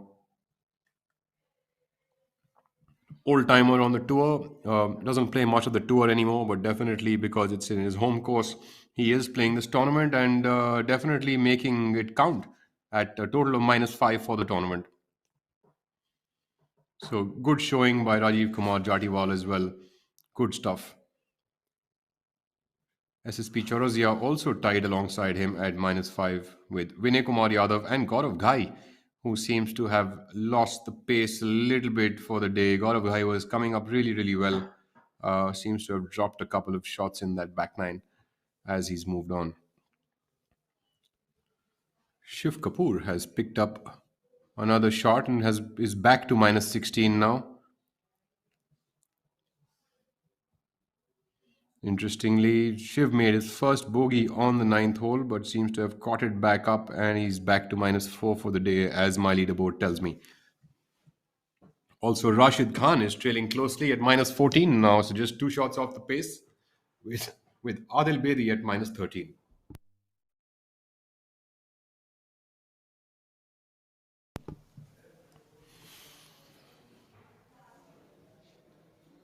On the fairway now, we have walking up Ranjit Singh playing alongside the two amateurs Varun Chopra and Aryan Rupan, and another good you know three ball to look at, because you've got fresh blood coming in, guys who are looking at turning professionals soon. And we have Ranjit Singh, who's a veteran on that course and also a veteran on the tour. So it's good to see for them also as to what is different between them and players who've got so much of experience on their side. So much to learn for these amateurs to play alongside a great player like Ranjit Singh. I think also add to the fact that young players are now getting to be on TV, and I think that's a big thing for them to be able to have this kind of coverage and early on in their careers have this kind of exposure. That's something that we obviously didn't have. Not that we are lamenting, but obviously it's great for the game and for our players to actually become household names if they really do well. And I think that is going to be the added motivation for them, and that's where this great partnership between PGTI and ABP News comes in. Absolutely. In fact, I would say that all of these players that you see on your screens today, and if you appreciate their games and if you appreciate the way they go there around about their business, do follow them on their social media channels. Most of them are all on Instagram as well as on Twitter. So you should go around and follow them and see what they do in the rest of their lives. Maybe how they prepare for their tournaments. You can follow players like Chikka and all. They constantly put up stuff as to how they are preparing, how their bodies, whether they're golf swings or whether they're practicing. So stuff like that, and also what all goes on in their personal lives. It's always nice to see and connect with these players. At the end of the day, golfers are very, very approachable people, and they would love if you watch them playing and you appreciate their play, and you would actually like to have a chat with them. They'd be more than happy to do so. Absolutely. And to get more information on the PGTI tournament schedule, you can always head over to pgtofindia.com. Head over to the tournament section, and there you can get the information on all the tournaments and which all cities will be visited by the tour. Quick mention to where we are right now. We are, ladies and gentlemen, at the Chandigarh Golf Club. We are watching the Jeev Milkha Singh Invitational presented by Take Sports. We are also this tournament is a part of the PGTI tour, the Tata Steel PGTI tour. We are at the penultimate round today. We have multiple sponsors of the tournament. We've got associate partners in Incredible India, event partners in Gyan Sagar Educational Charitable Trust, Justice Kuldeep Singh Prakash Bhandari Foundation from Chandigarh, and Bhandari and Associates, a law firm. So good to see all of this coming up. And of course, we're in the beautiful city of Chandigarh, the most well-planned city of this golf course. There you go, Ranjit Singh showing how his experience takes over. That's a brilliant putt by him. If I'm not wrong, that appears to be the sixth hole at the club. Yes. Our memory serves us right. Obviously, we've played here many a times. A very interesting hole, the sixth hole. Sort Maybe of I've just, flirted with that road behind these players a little bit too often to remember that. yes, these roads are always there, which are the out of boundaries, and obviously in our mind when we stand up on the tee, not at all times, but sometimes. But One of anyways, a the great putt by Ranjit, nevertheless. Absolutely. There's one of the few courses where roads actually run from the middle of the course. So actually, the few of the holes are on one side of the road, and the other few are on the other side of the road. So sometimes the players are crossing over, and it's sort of nice because you're suddenly out of the golf course for like 10 seconds, and then you move on to the golf course back again. So it's almost like a refreshing change for you. Well, look at Jyoti Randhawa also taking the aggressive route in 17th. He definitely has the firepower.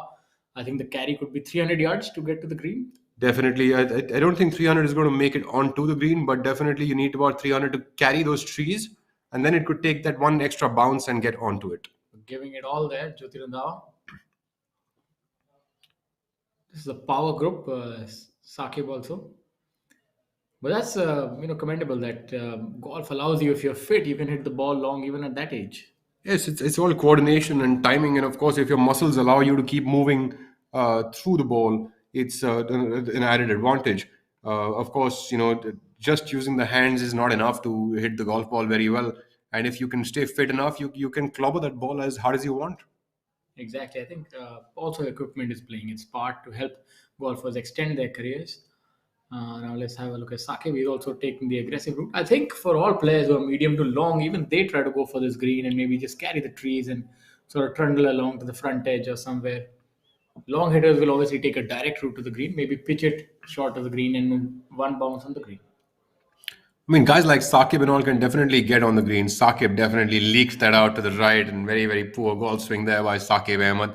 He is laughing it out because he knows that he's made a poor attempt at that. That was almost like a cricket shot. It looked a The little bit like swing, Liang Wenchong. yeah, like a like a pull shot. Liang Wenchong, the gentleman who made a 10 under par on the first day at the Delhi Golf Club a couple of years ago. Gaurav Pratap Singh now.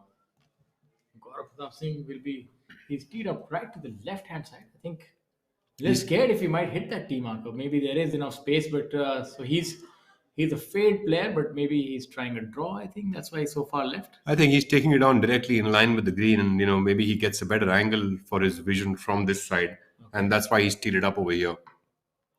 Okay. Gaurav actually does hit the driver with a very, very good draw on it. So maybe that is the reason he's taking it on. He's quite happy with it.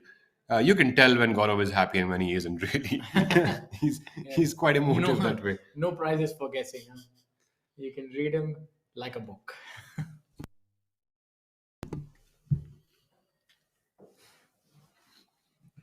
But all of these players know that it's not always about winning the battle. They just have to rise up and battle the next day, as Napoleon Bonaparte used to say.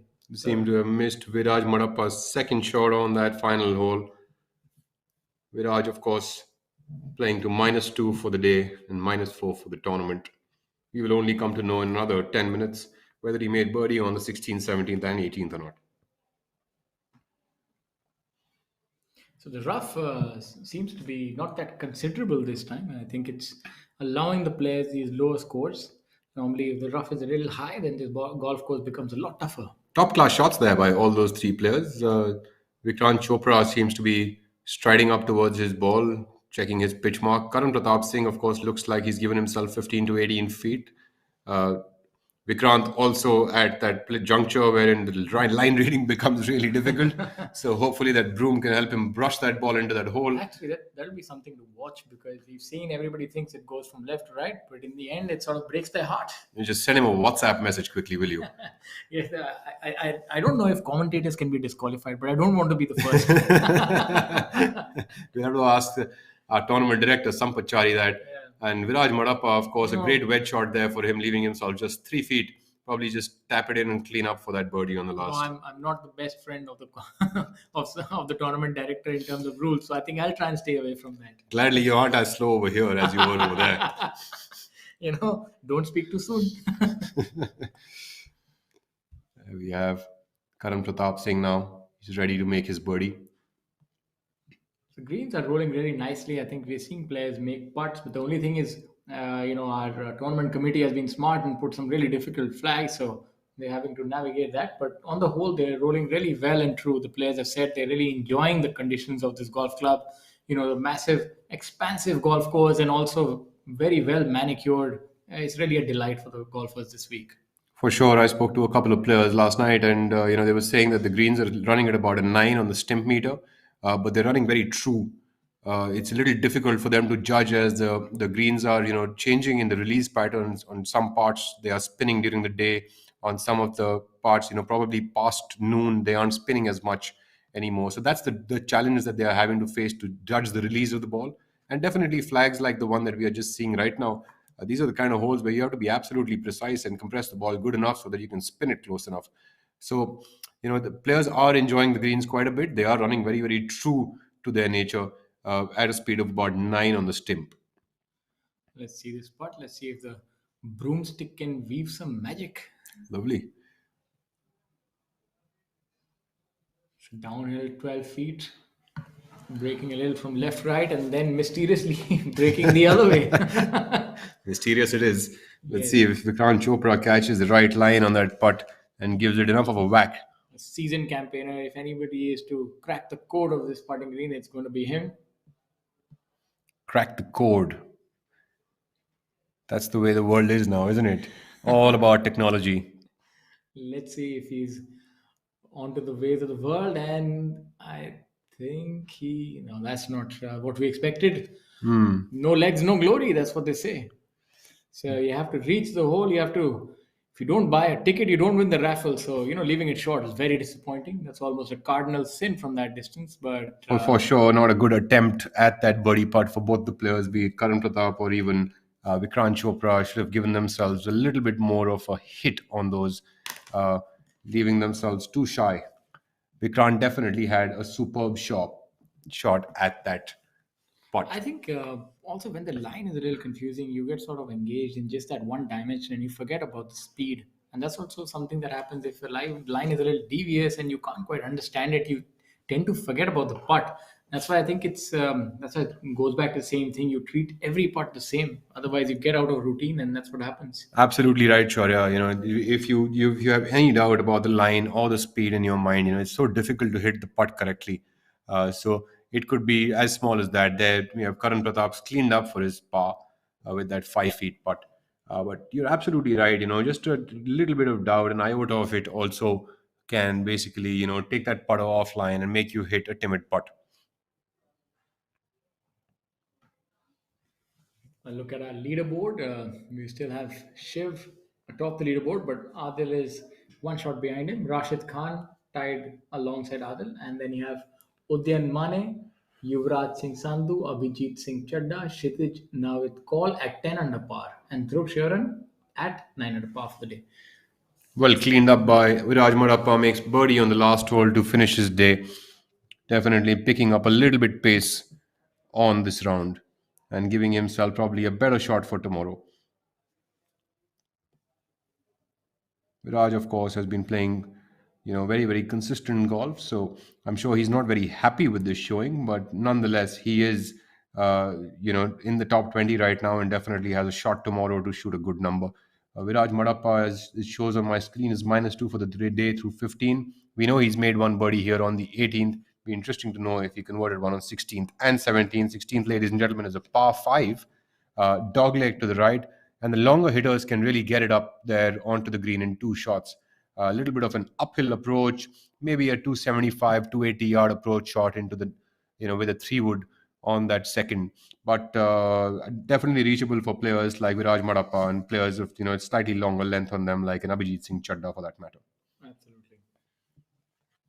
As we have a look at the gazebo, I think there's a new addition, or maybe we're seeing the golf course after a while. That there's a little bit of a stand behind the gazebo as well on the first floor. I was only used to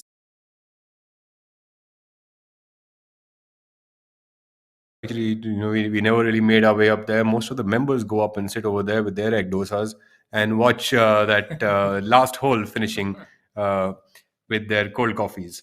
So definitely, the gazebo has always had that first hole, the first floor edition on on the top level over there. So, looking at the golf course as such, what do you think? What is going on with the players? Of course, Shiv has now made the first bogey of the day on the ninth hole. How do you think this is going to pan out? Of course, Adil Bedi has moved up. So has Rashid Khan. They're both at minus 14 now. So things are becoming really up close and personal between these three gentlemen. Yeah, absolutely. I mean, I'm seeing this is going to be a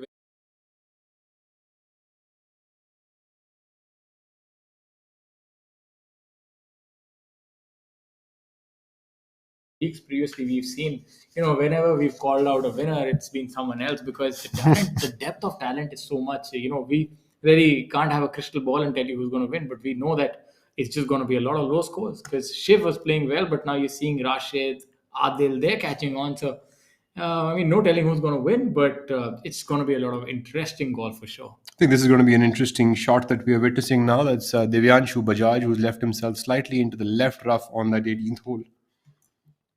On the ninth hole, my apologies. Divyanshu Bajaj, of course, playing alongside Karthik Digvijay Singh and Mithun Pereira. They all started off the 10th tee box at 8:20 a.m., coming in now onto their 18th hole, which is the ninth hole off the course.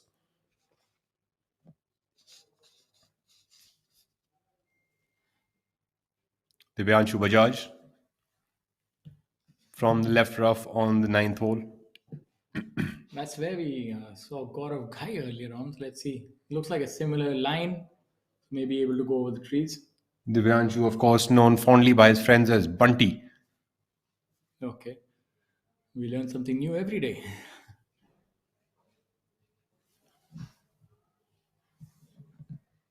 He's also a very, very solid iron striker, in fact, even a very straight driver of the golf ball. Uh, Unlike him to have missed that fairway, it looks like some couple of good shots out there. Not sure if that's Divyanshu's ball, but could be. I'm seeing that the golf course is so well manicured that even between the rough line and the trees, it's actually you can see through to the other fairway, which was probably not the case in years past. So they've done a lot of maintenance work even between the trees to clean that area up. And I think in some aspects that might have made it a little more accessible and easier for the players. Yeah, the Because course is playing in good condition, as told to me by the players last night.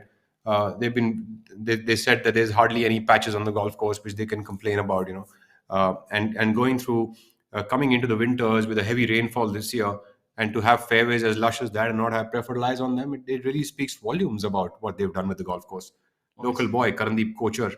I think obviously that's a testament to the maintenance and the staff and the team at Chandigarh Golf Club, and everybody else involved in this tournament, and the work that they've done to present the golf course in such an immaculate condition to the players. So obviously, a big thank you to them for the good work that they're doing. Absolutely. I mean, it's always nice to have a good golf course to complement the great event that this tournament is. Being a flagship event of the PGTI, complemented by a great golf course and a great field. I mean, what more can one really ask for, right? Now let's say this bombs away on 17th. Karandeep also going with the aggressive approach. I'm not too sure if he has the firepower to get there all the way to the green. But he's definitely a left-right player, so he could actually drop it 275, 280 into the fairway with a little bit of left-right spin and get pretty close to the green. I think that's what he's done, leaning a little bit to the left. You can tell with that little twirl, he's quite happy about it. There you go. He's hit it up onto the green, and he's quite happy about it. Yes, and that for our viewers, they must be confused that he had stretched his arms out wide. In golf, when you do that, that means the ball is in the fairway oblique the green, and if it's and there'll be a marker in the fairway. Somebody who's watching your ball, he'll just motion that way. So if he's there with his arms stretched out wide, that means the ball is fine. If he's sort of giving you the signal of a six in cricket, that means it's in the bunker. And if you just sort of no dead ball, the kind of signal they give, that means the ball is in the trees. So, I'm trying to make a cross between different games so you can understand the game better. Karandeep Kochar actually has picked up on 5 positions today. He's 3 under par for the day. And with that position, should be able to capitalize another birdie considering his prowess with the game. M. Dharma not having the best of his showing. He's even par for the day and -2 in total. Has dropped 9 positions. And this goes to show really, what's the quality of golf that we see on the PGTI as of now. Even a person who's on the third day shooting even par for the day has dropped 9 positions on the leaderboard. So, ladies and gentlemen, you can well imagine the depth of the field over here as we make our way to look at Kapil Kumar. Very weak left hand grip, a very, very weak right hand grip as well. Leaving that club face wide open and turning across it so that he can keep that ball starting a little bit left and cutting back into the fairway. That's just the way he likes to do it. Very different sort of a grip, very neutral altogether, very weak sort of a grip. Weakish, actually, not really neutral as well. It's weakish, so that definitely eliminates the left side for him. So he cannot hit that ball left at all. And if he keeps turning and swirling his body like he does, he would actually pull that a tad bit and fade it up back into the fairway. So different folks, different strokes. Back on the ninth. This is MD Zamal Hussain. Sorry, Badal. This is Badal Hussain playing alongside Sujan Singh and Ravi Kumar. Started at 8:30 a.m. from tee number 10. Sujan Singh, of course, local gentleman. Badal Hussain from Bangladesh.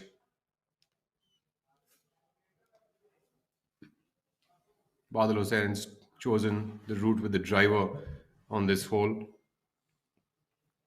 Some of these Bangladeshis are really, really solid golfers. They've got really a good, solid game all round. In fact, some of the golf courses over there also, are very, very challenging. I think that really helps in, making the games very, very solid. absolutely. I think, and also, a testament to Siddiqur Rahman, and what he's been a stalwart and a flag bearer. Actually, he's the one who's actually ushered in this sort of golfing generation. His success has, made a lot of difference for players from his country actually picking up the game.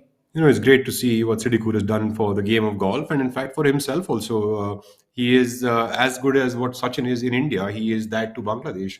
And if you were to go, to Dhaka or to even to Chittagong, you are definitely going to come across one or two billboards where you will have Siddiqur's photograph on it.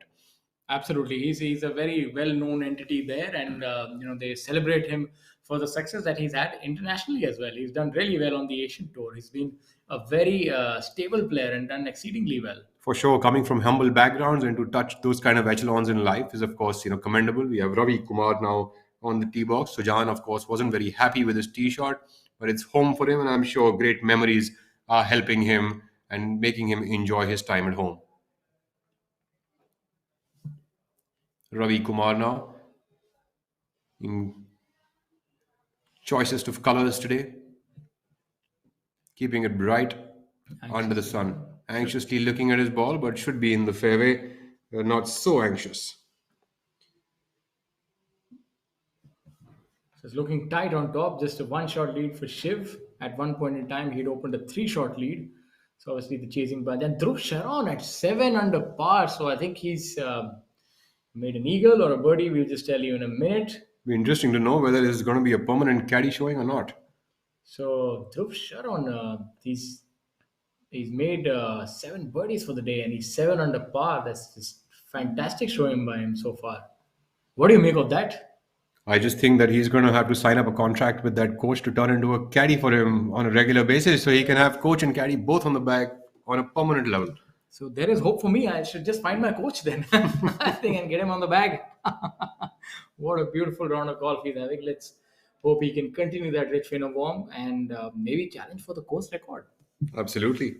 Most importantly, it's always nice to have these kind of rounds coming up because they add up to all the hard work that the players put behind the scenes. And if they can capitalize on it, it just takes one or two rounds like this, which can help them propel their careers forward and maybe even create them into victories.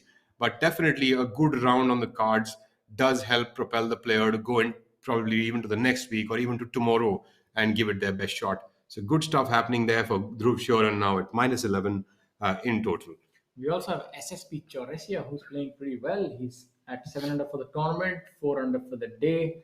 Viraj had a spectacular 5 under par today, 7 under for the tournament. So I think all these players are realistically in with a chance.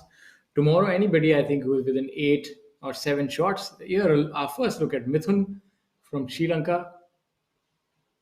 Exceptionally good with the putter, short game, iron game. Mithun has taken the tiger route, but only for his clothing. Chirag Kumar is also at 5 under par for the day and a total of 5 under par. Chirag is actually coming off a nice victory himself, being a mentor of one of the teams for a league amateur event that was happening here in Delhi. And I think that confidence is, of course, helping him rise up to the top now. We Absolutely. have Syed Saqib getting ready for his second shot on the 18. This hole pretty much, uh, helps his shot shape is carved out for this hole, but clearly is a little bit in the thick stuff along with his playing partner Jyoti Randhawa. What a great day for these guys also, to be playing alongside the stalwarts of the game. It's always nice to have that. They're both -1 for the day and total of -3 for the tournament. And having said that, if they stay like that or make birdies together or pars together, they might be playing again tomorrow. Absolutely. And you look at Jyoti, he's out driving the young guys. Well, I don't think that should be a problem for him at all. And considering the amount of work he still puts into his game, I think there's no doubt that Jyoti is still one of the better ball strikers out there. Indeed. Look for this to be close. Just a sandwich in his hand, maybe about 100 yards to the flag. It's a little difficult approach from this angle. Just the amount of green you have before the hole to stop the ball.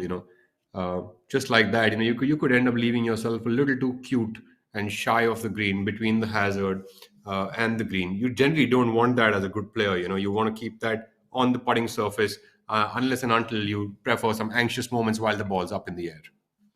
Golf is all about anxious moments. So we see them walking up the 18th.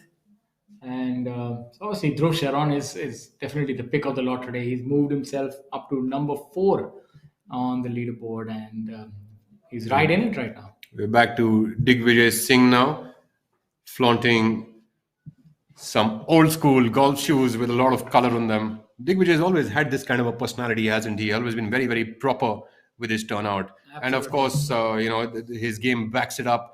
He's also a winner of an Asian Tour event, the Panasonic Open, the Delhi Golf Club. So, the end of the day, if you've got the style and you can back it up, there's nothing like that great combination. Absolutely. I don't think I'm wearing these shoes today, but yeah. So Digvijay also the son of an army officer, just like Jyoti Randhawa as well, and obviously they've have a lot of adventure sports activities between the two of them. And let's see if he has an adventurous shot in there, and that's looking on anxiously. Seems like a bit of an adventure. All right, seems all right. So SSP Chaurasia now on that tee box playing taking it alongside on. Digvijay Singh. SSP Chaurasia going with the driver. I think he's obviously added some yards. It seems. Definitely, SSP has worked on his game thoroughly over the past couple of years. He has, changed his golf swing. He's worked a lot on his timing to be able to compete in Europe. And you can tell from his game now that the amount of difference that he has made to his game from the time he started, it's amazing. And also a great gentleman. He is one of the sweetest guys that you can ever meet. Absolutely. A very affable personality and goes along with his affable game, if I may. And, it's no frills, very good golf game. What a swing. Doesn't hold back. Always smiling. And not too happy now. Leaked it out a little bit to the right, but that should be fine. Maybe a little grumpy after that tee shot, but should be okay. You will still see him with a smile very soon. And here, the most unassuming player, Shamim. I mean, he's just so relaxed. I think even the driver swing speed, he just lets it go. He hits it like a chip shot. He's happy with the distance he hits. He doesn't try to hit it harder, just plays within himself. And that has paid him dividends throughout his career. Yeah, I mean, it's one of the stories that I was, trying to tell earlier. Uh, Back in the day, I was about 3 years ago, I think, I was playing at a tournament in Tata Nagar. It was third round. Myself, Veer Lawat, and Shamim, all three of us started the round at me and Veer at 10 under par, and Shamim was at 9 under par after 2 days. And while we started the day, each of the holes, Shamim would be the first, guy in the fairway at about 230, 240 yards. I'd be about at 270, 280 yards, and Veer would be another 25, 30 by me at about 300, 310 yards. And it was almost like, if Veer was to, call out for Shamim for anything, it'd probably be a phone call would be a lot easier. It's that far back. But I'll tell you the amazing thing about that round was that Veer and I only shot like a even par or a 1 under par, and Shamim actually shot 4 under par. So that goes really to show that you could hit it as long as you want, but you really have to get along your business after those tee shots also to be able to capitalize on it. Let's see if Jyoti there, he's stalking that putt, sort of moving in for the kill with that downhill putt. Again, that is the, I mean, a little longer, but the same confusing line. It's going to break from right to left, then left to right, then that invisible break to the left. Have you seen that he gives like this little, uh, you know, If anyone's gonna get the line, it's gonna be him with his technique of line reading. And I see we called it. We called there it. you Ah, go, there you there go. you go. Have you ever noticed that Jyoti actually gives that little slow motion one step just before he gets onto the ball on the putts? Absolutely. And have you ever noticed when we call it, they make the putt? So definitely, either he's mishit that putt or that experience has made him hit an absolutely splendid Well, that's line. a great putt by him. I think that's the first one we've seen from that line. So obviously, he's a champion of champion, and he would know how to hold that. No doubt about that. Yeah, Jyoti Randhawa's score for the day is -1 and a total of -3, and that definitely will get him to -4 in total. Shiv Kapoor is down to -14 now, tied alongside Adil Bedi and Rashid Khan, making his second bogey of this tournament. Ladies and gentlemen, I swear I didn't want to jinx that, but it's great anyhow to actually have 36 holes without a single bogey, especially on a golf course like Chandigarh. It is long, it requires shaping of shots, and it requires a lot of judgment. Absolutely. In fact, maybe 45 or 46 holes without the bogey. But I mean, bogeys are natural. Let's see how he bounces back from that. And Sakib should make his par and move on. Very unlike Sakib. If you had asked me before the shot, what would Sakib do from there? Would he putt it or would he chip it? I would have chosen to chip any day for Sakib. Surprised that he picked up the putter. Like I said earlier, it's very difficult to judge it sitting over here, how the lie of the ball really is. The players are always trying to make the best decision possible, depending on the situation that they have been presented on the golf course. It's very difficult for us to be commenting on it, although the player is always making the best decision according to the situation at hand. Now, Gaurav Pratap Singh, very good putter, very aggressive putter. Taking a little bit of a chin rest with the putter grip. So it's multi-purpose putter for him. So Gaurav Pratap Singh, level par for the day, 2 under for the tournament. Should look to make this, and maybe this should be breaking a little bit right, left, and then left to right. I think this one's only going to stay right to left because that little surprise that happens from the other side of the hole. There we have it. Didn't have enough speed though. That's Very very unlike unlike. Gaurav. Yeah, Very unlike Gaurav. He always gives it a nice whack. I think because the green is playing slow in that direction because the water being on the other side. So the Sure. grass, as the day wears on, grows longer and the direction would be against the player. So Sure. You could give Gaurav 30-yard chip and he'd still be aggressive with it. So it's surprising that he leaves that putt short. I think he'll save the aggression for tomorrow now.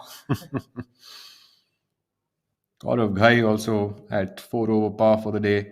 Gaurav Pratap Singh at even par for the day. So that should be able to close in at -2 for the tournament for now. And we, of course, have another day coming up. So looking at the leaderboard now, things are getting all bunched up and tightened up on top with three players tied up at -14, namely Shiv Kapoor, Adil Bedi, Rashid Khan, followed closely by Dhruv Shoran at -11, Udyan Mane still hanging on at -10 alongside Yuvraj Singh Sandhu. Good to see Udyan actually coming back into form. Viraj Madappa has finished -5 for the day after those last few holes which weren't updated earlier. So there we have it. Viraj actually finished up with an albatross, with an eagle on the 17th hole and made a birdie on the 18th hole to finish at -5 for the day. So good showing for him and making his way up onto closer to the top 10, jumped up 10 positions for the day. Shiv Kapoor still leads the way, while SSP Chaurasia is -4 for the day and -7 for the tournament. Interesting stuff happening over here. Now we're looking at local lad Sujan Singh back at home to compete in one of his mentors tournaments. Absolutely. No better moment than to be at home, playing in a friend's tournament and Absolutely. playing the weekend rounds. Not everybody can win, but I think it's a great feeling just to play the weekend rounds and improve your game, be amongst everyone. I think that's quite important, especially when you have a tournament in your home course. You want to make cut and you want to play all 4 rounds. Absolutely. I mean, I couldn't agree more. And it's one of the most difficult things to do because, you've got so much expectation on yourself. And somehow, of course, players do think that they have more expectation than they actually have. And that sort of can add a little bit too much pressure to you while you're trying to swing it around the course. Absolutely. I think we don't give enough credit to the fact that there are hundreds of muscles that are used to move this club through, and all these muscles are being controlled by the mind, and the nerves are playing a huge part in this.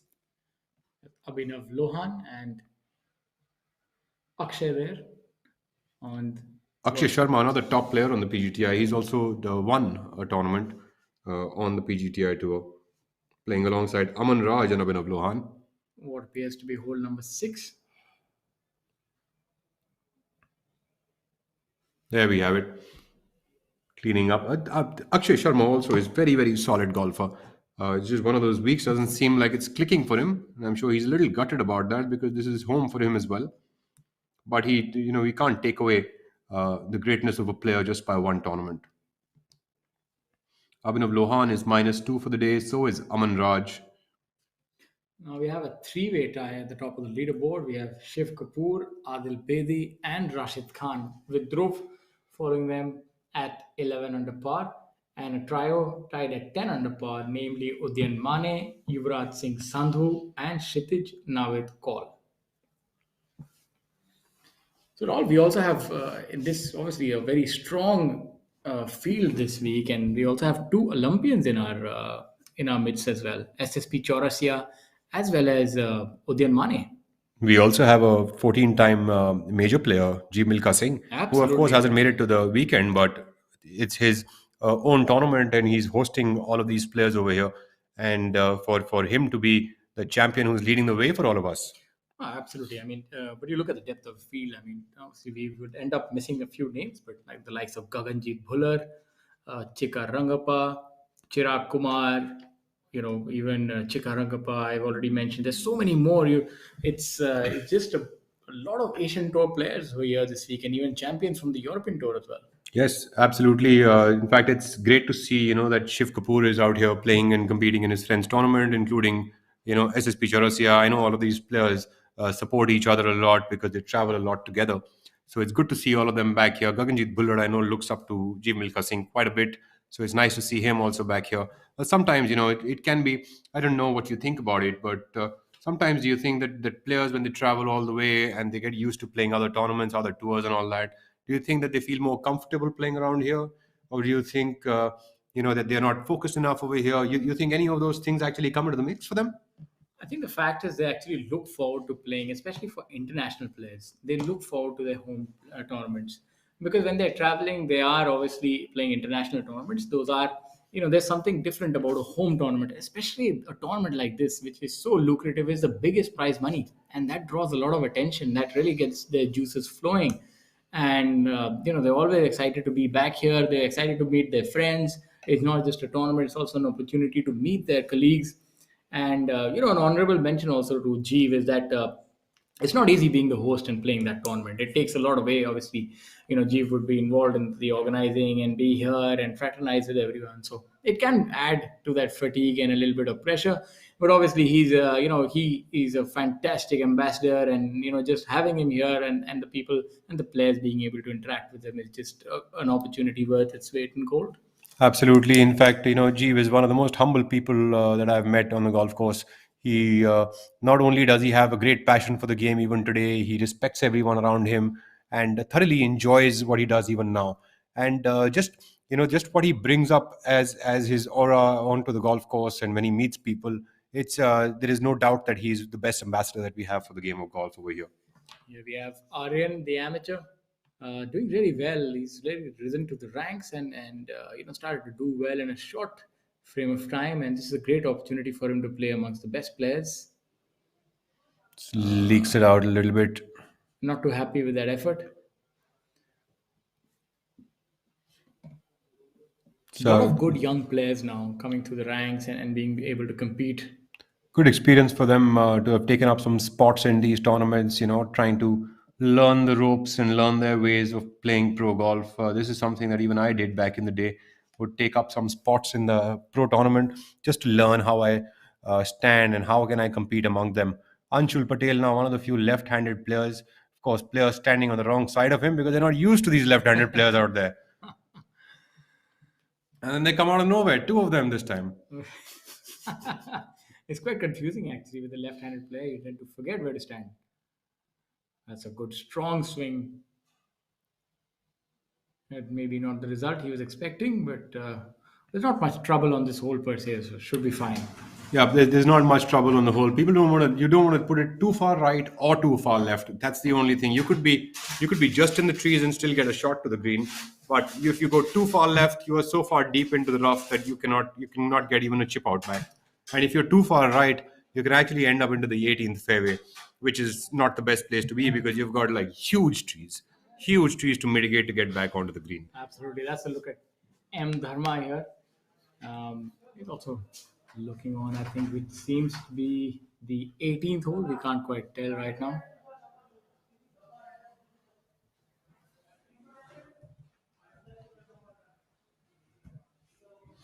Sam Dharma coming into the 18th hole now. He's at even par for the day, not very happy with his showing so far. So hopefully he can convert another one over here and get through. But knowing his prowess with the game, I'm sure he can come around tomorrow and have another good round and finish right atop. Looks happy with that. Seems to like it. Oh, what a good shot. See, that's what we were saying earlier, that the release on the green is something that the players have to judge properly. Otherwise, they cannot really get the ball very close to the hole. So if you notice, the ball actually dropped just short of the hole and had two bounces before it actually tried to stop and bite the green. So that is definitely something that one has to be more careful about. As the day goes on, the greens will tend to get harder and harder, and the tougher the pin position, especially on the front edges, are very difficult, and on the edges of the green are very difficult to get to in that case.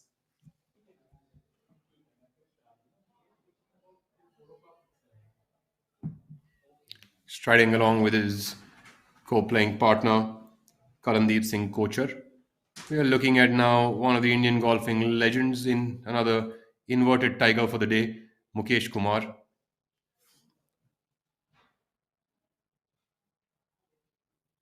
Mukesh Kumar, of course, has been a stalwart on the Indian tour, winner of multiple tournaments within India, and also has won an Asian tour event, playing alongside Manu Gandas and Shivendra Singh Sisodia. Shivendra Singh Sisodia, of course, checking his putting stroke. Mukesh Kumar, another player who's got a lot of experience behind him and still has that passion and that zeal to be able to practice the game and hone his skills even now. I know for a fact that Mukesh spends hours on the putting green on a daily basis and hits close to 500 to 600 golf balls a day to keep in shape. He's definitely the Iron Man of Indian golf. And look at Wow. that. We saw him on the 9th, he made a putt. We saw him on the 18th, he made the putt. And And that's how it really happens if you practice for those many hours. maybe it could also be that whoever you watch, whatever you touch turns to gold, huh? It must be us. But Mukesh, a prolific practice, regime he has, and even during the lockdown, he was practicing in his house, practicing chipping, and just fantastic. He's what a putt. Mukesh also, starting from humble times, has now gone up to being one of the greatest golfers that has lived in this country, and has completely changed his life around because of golf and the way he has been with his art form. So it's superb stuff by this gentleman. And of course, now we are back to the 18th green, looking at Karandeep Kochar and M Dharma with Kapil Kumar.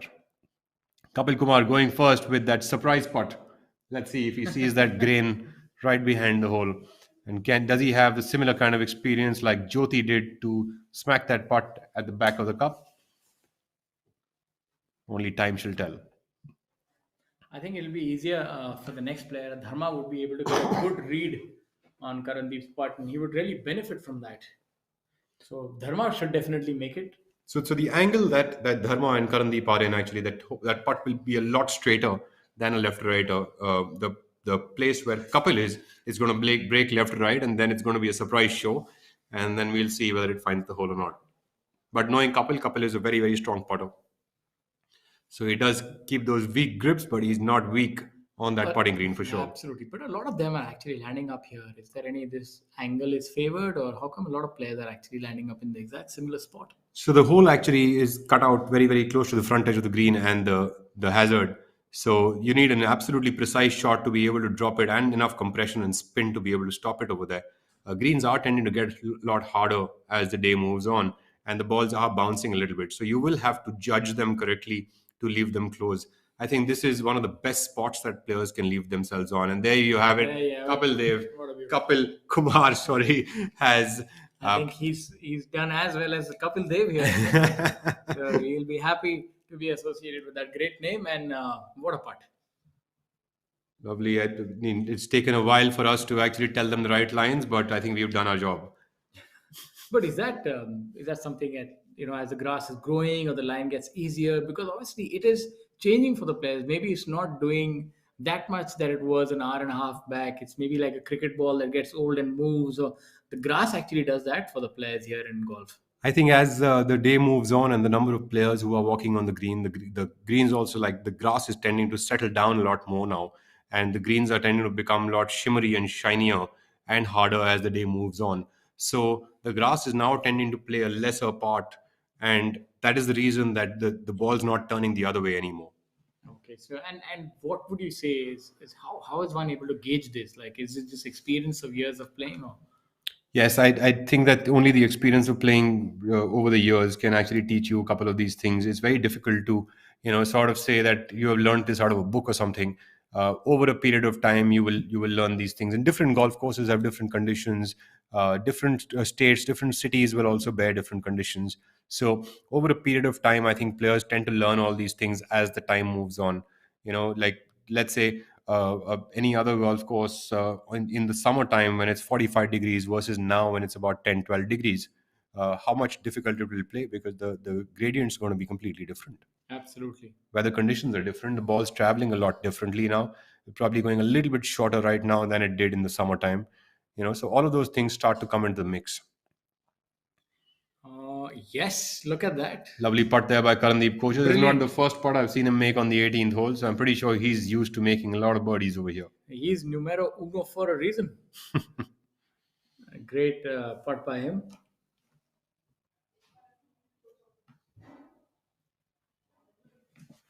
So Karandeep would move to 6 under for the tournament and 4 under for the day, keeping him right in the midst. The top of the leaderboard, Shiv Kapoor, Adil Bedi, Rashid Khan still in a three-way tie for the lead after 12 holes.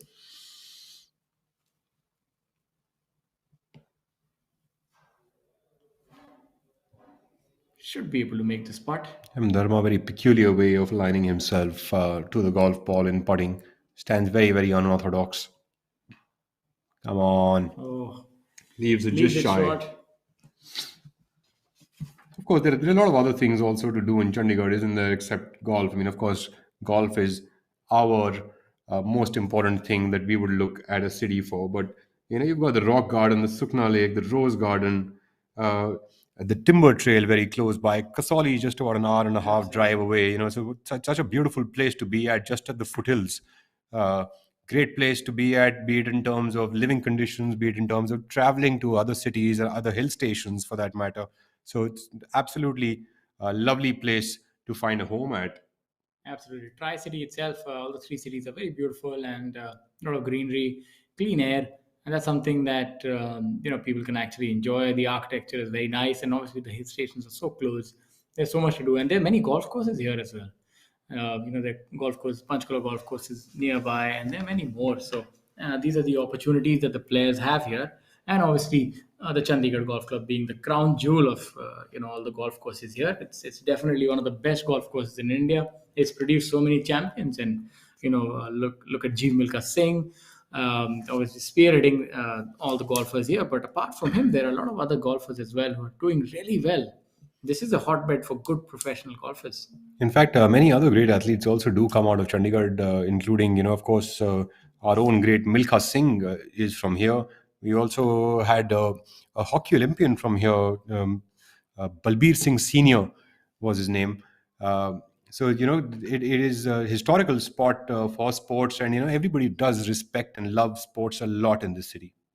Absolutely, they have a sporting culture, and obviously that's something that's traversed down, and yeah, that's one of the reasons that we're having this tournament, and paying homage to our great champion with Jeev Milkha Singh.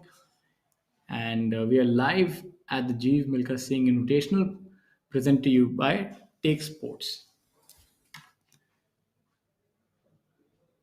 Group coming in now is of Shamim Khan, Digvijay Singh, and SSP Chaurasia onto this final hole.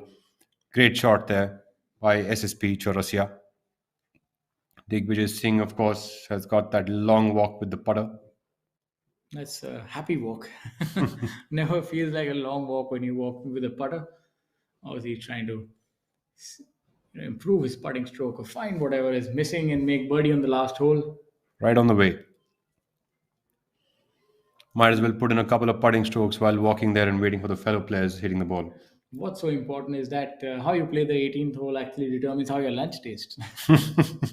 Absolutely, I couldn't agree more.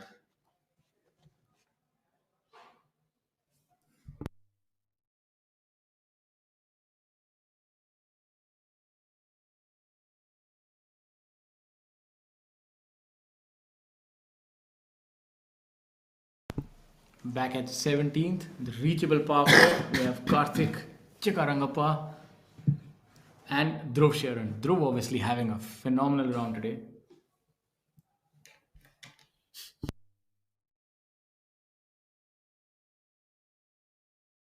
My apologies, that's Vinay Kumar Yadav.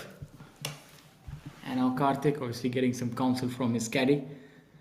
So being a left-handed player, this should play a little easier for him because he can hit a strong draw and actually get more roll on this. So look for this to be close to the green. Yes, I was just thinking about that only that, would it be an easier shaped shot for him because he can draw it all the way towards the green and, actually have the release going that way. Actually, Yeah. It's almost like a 90-degree dog leg, if I may say so.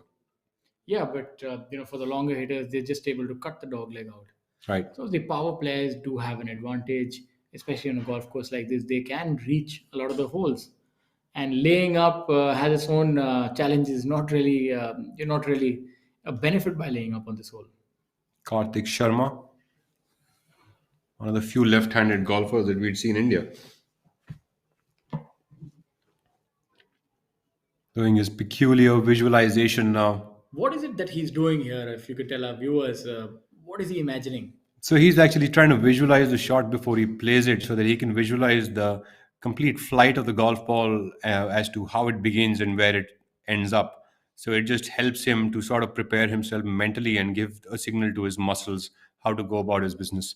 So that's exactly what he's trying to do. And usually players do this before the shot, but most of them, if not all of them, do it very mentally and with their eyes. But clearly, Karthik is more emotive about it and does more hand gestures to sort of point towards what he's trying to do with it. He also he had a good showing at Delhi Golf Club, if I'm not wrong.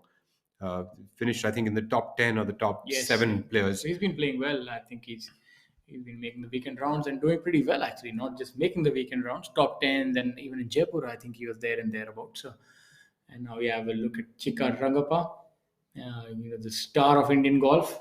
Chika is going to go at this really hard. He's going to try to get this all the way up to the green for sure.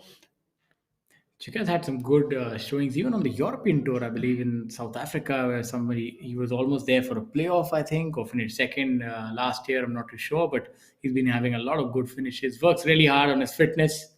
Look at that aggressive through, and that's something that youngsters can actually see that he swung hard, but he didn't leave his footing. So he was there, he was able to hold his finish, and you can only do that if you're really fit and work on your flexibility and muscle strength. So that's something that he has in abundance. Absolutely. Another aggressive player is Chika. Chika actually, if you noticed, he went hard at it but didn't lose his balance. So he tried to give it all the firepower that he could by the timing of his golf swing instead of, jumping all over it. We have Vinay Kumar Yadav now on that tee box.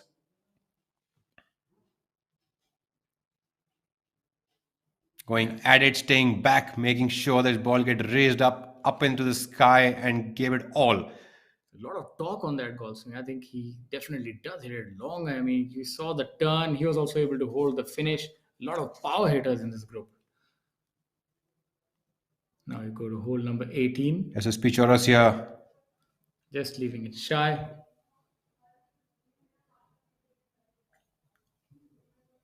Talking about torque, Vinay Kumar Yadav is still at -5 in total and even par for the day.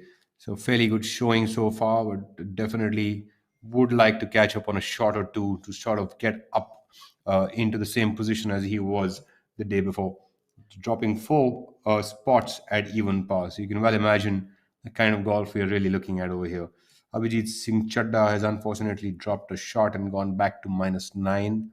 And Sachin Besoya and Kshitij Navid call also at even par for the day. Kshitij, of course, at -10 and Sachin Besoya at -8. Rashid Khan has actually made an eagle on the par 5 and catapulted himself into the lead by one shot. And Shiv Kapoor and Adil Bedi now share second spot at 15 under par. So what you're looking at is a really competitive leaderboard. And Rahul, we spoke about it. Will the course record be broken? Right now, it looks like it'll definitely be broken because there are players who are just scoring is unheard of in Chandigarh golf course, winning tournaments at such deep under par rounds. Look at that. There you go. Digvijay Singh makes that putt The for birdie. confidence of a champion. Yeah, the experience. You just hit the putt and started walking off. I don't know if he was certain it was going in or he was not happy with the putt. He wasn't very happy with that putt by the appearance But of I it. think the invisible line did it again. This time coming to his aid. This 18th hole seems to be full of surprises. So we've got very interesting stuff happening over here. Rashid's taken up the lead. Shiv Kapoor trails him now at 15 under alongside Adil Bedi.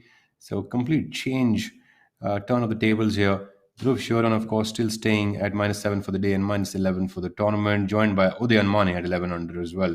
So I think we're going to be seeing a very very interesting day tomorrow as we move into the final day, as our final groups are rolling in towards the 18th. So after you finish your round, you tip your hat, and that's a sign of respect for your co-players, and that's something that golfers do. You might be fighting it out on the golf course, but at the end of the day, you're colleagues, and you play the same game. Everybody's trying to improve his own game, and golf in that way is pretty individualistic because you compete against your own self and the golf course. You try to beat par, and whoever does that the best wins. So there you have it. Rashid Khan atop the leaderboard at 16 under par. Shiv Kapoor, Adil Bedi following him at 15 under par. Udayan Mane, the Olympian, at 11 under par, tied alongside Dhruv Sharan, who's having the day of his life on the golf course, 7 under par. For the day, Kshitij Navid Kaul at 10 under par. And Abhijit Chadda, Karandeep Kochar, Sachin Besoya, Yuvraj Singh Sandhu at 9 under par at tied 7th position.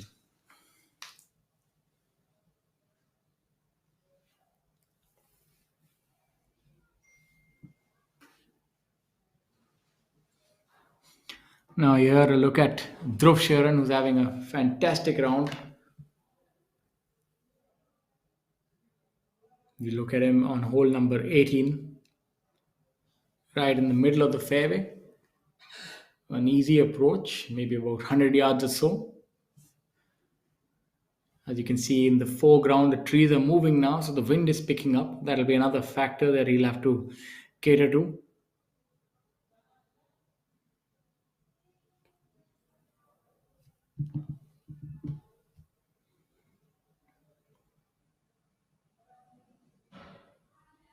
Look for this to be close.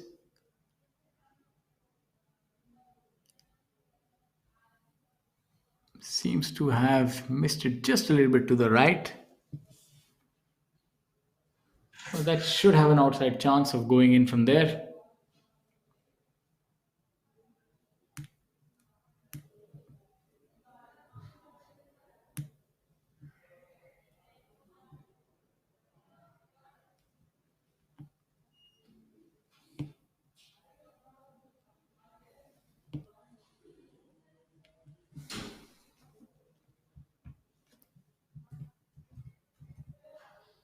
So Dhruv is playing alongside Veer Alawat and Anshul Patel, who's visible on your screen, the left-handed player. So obviously, Dhruv having his coach on his bag is paying him handsome dividends today. And he's been doing well this year. Has been having good finishes, and look for him to do well. Yeah, a very exciting crop of younger players are doing exceedingly well on the PGTI and even internationally now. As they walk up to the 18th hole, this watery grave which you see, the hazard. Luckily, it's not been visited by any of the players, and we hope that it remains that way. But this flag, is kind of safe because it's on the left hand side. But tomorrow, you look for it to be at least 15 yards on the right, and that can be a treacherous shot for the players.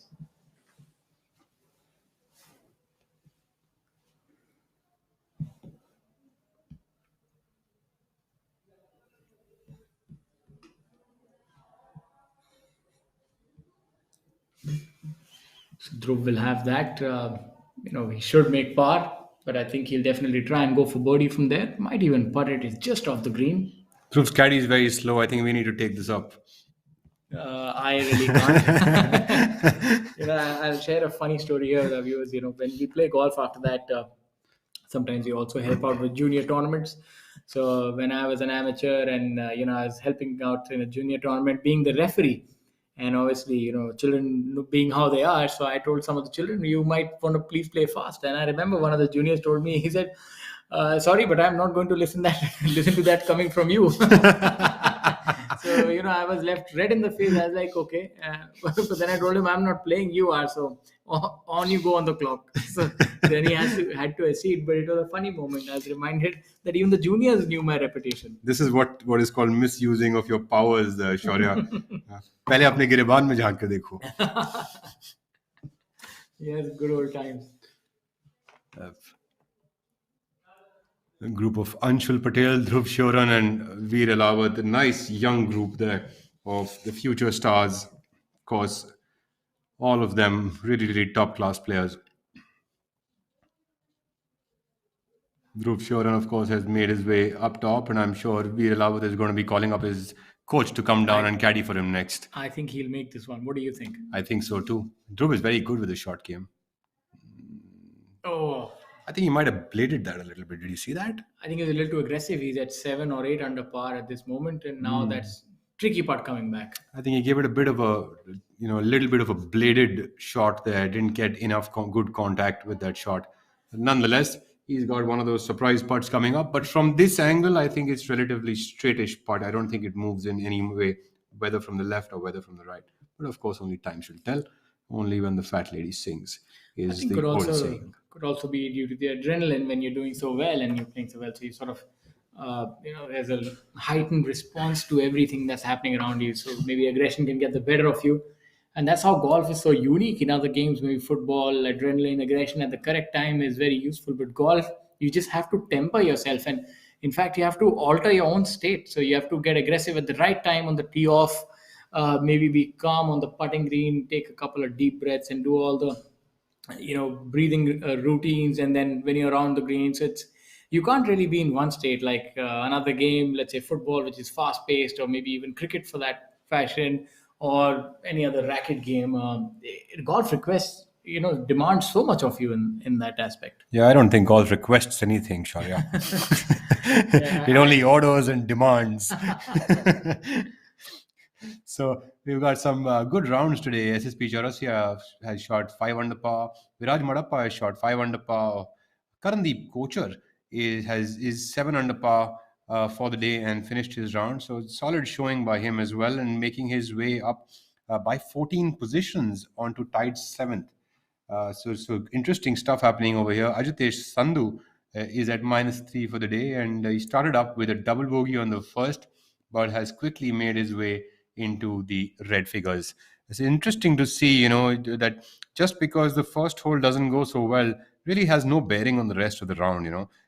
So the players really have to gather themselves and start working back into how they can mitigate the loss that has happened, and then move on from there and make it into a good round. Adil Bedi and Rashid Khan now leading at -16, with Shiv Kapoor just trailing them by one shot. I mean, what a game this is, right? It can do anything. It can throw you surprises all along the day. So it's never requesting. I wish it did.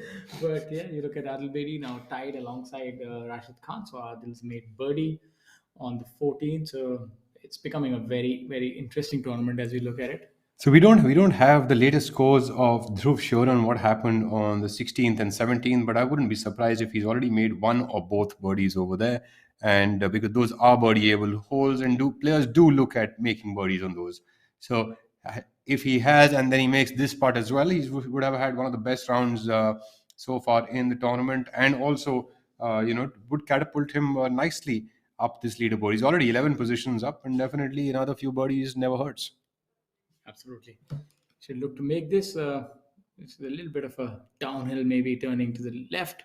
At this Look, point, I've got my fingers crossed. we've seen players make this one, and hopefully he should Well do. done there Yes, by Dhruv Shoran. Super solid four there for him. brilliant round.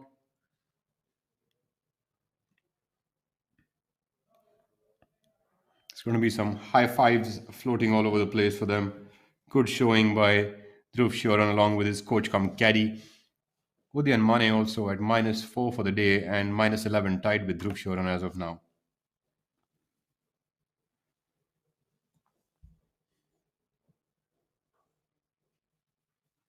I mean, really speaking, if you aren't shooting -7s and -8s today in the field of pro golf, you're really not doing any damage on the leaderboard.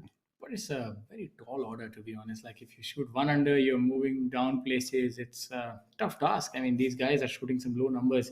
It'll be interesting when the Asian Tour opens up and see our players actually going abroad. I look for them to do a lot of damage. I mean, they're really in prime, perfect condition now, the Indian golfers, and shooting such low numbers. I think look for them to dominate when they play abroad. It's interesting that even left-handed players do make putts. Now, Anshul Patel cleaning up there for his par. Of course, I think the quality of golf has definitely gone up, and there should be no other way for it. At the end of the day, this is plain Jane competition. It is solely based on merit, and whoever can play the best golf should be able to win. And what is there's nothing wrong with shooting 7 unders and 8 unders, and the deeper they are, I mean, even if they're 11 and 12, it only showcases that's how tough the scoring really is. First, look at somebody in the trees. These guys are so good, we've never seen them in the trees. Oh, These no. guys are so good is the way to look at it. That's Angad Chima. I can tell by the way you're standing on the ball. That's Angad Chima trying to play it out of the rough. Anga Chima at 2 under for the day and 2 under for the tournament. Is having a decent day, but probably not the best ninth hole, it seems.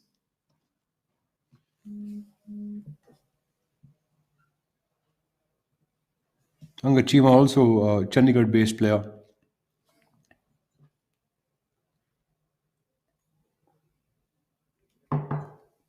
Playing more alongside Manav Jaini.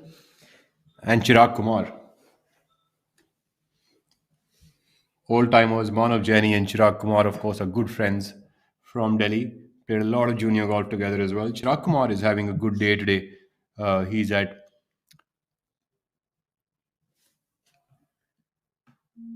-3 for the day.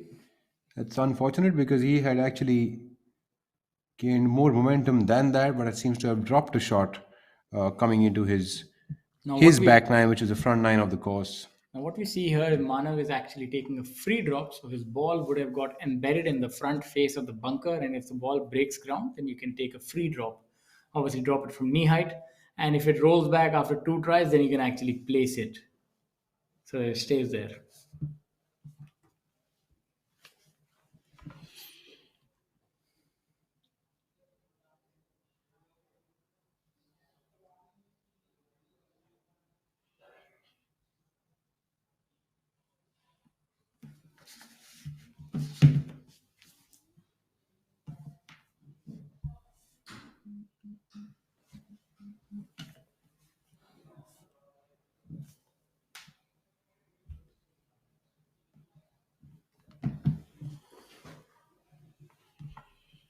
That's a tricky shot for him.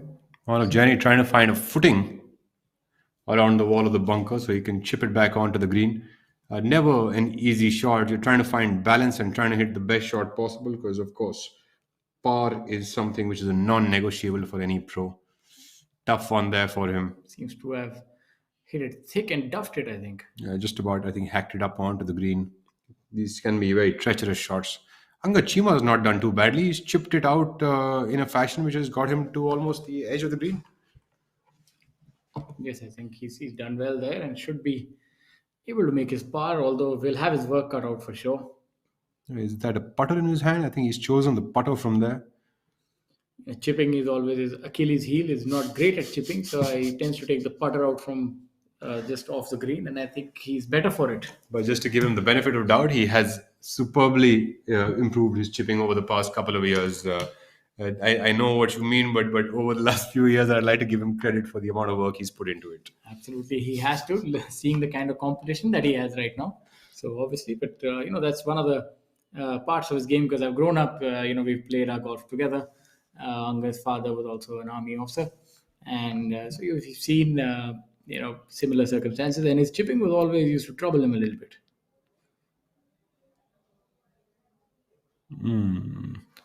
Well, it's not too bad, but not too great for the standards of these players. Almost an 8 footer there for him to save his par. He's not going to be kicked about that, but definitely the ball had too much of bounce to be able to take the break uh, from the grass at the bottom. So he'll have some work there for himself to save par. Manav Jaini there, affectionately called MJ by his friends. Manav's got new hairstyle and also new fitness levels this year. And he's really been working hard on his fitness and has actually, lost tons of weight and actually been playing pretty well as well. That's very commendable and a requirement for the day, and is definitely paying him dividends, making the weekend rounds and doing well.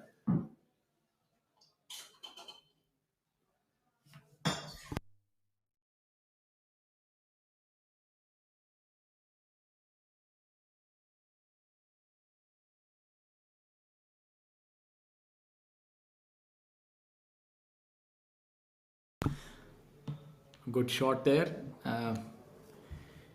Maybe have about 2.5, 3 feet for his bogey. So should look to minimize the damage there and just make 5.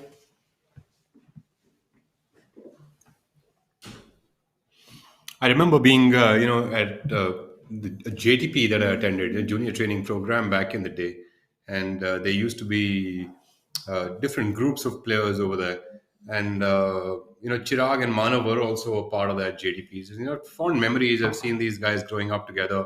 They've been really good friends till date.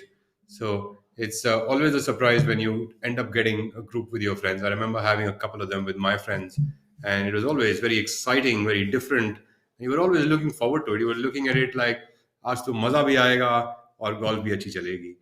So it was always a refreshing change to get paired up with people that you enjoyed being around. Tell me one thing, in your long golf career, when was the time that you played the best rounds? What kind of players, if you were, paired with, or did it have any impact, or was it inconsequential for you to play well? What kind of player, if any, that you were paired with would help you perform better?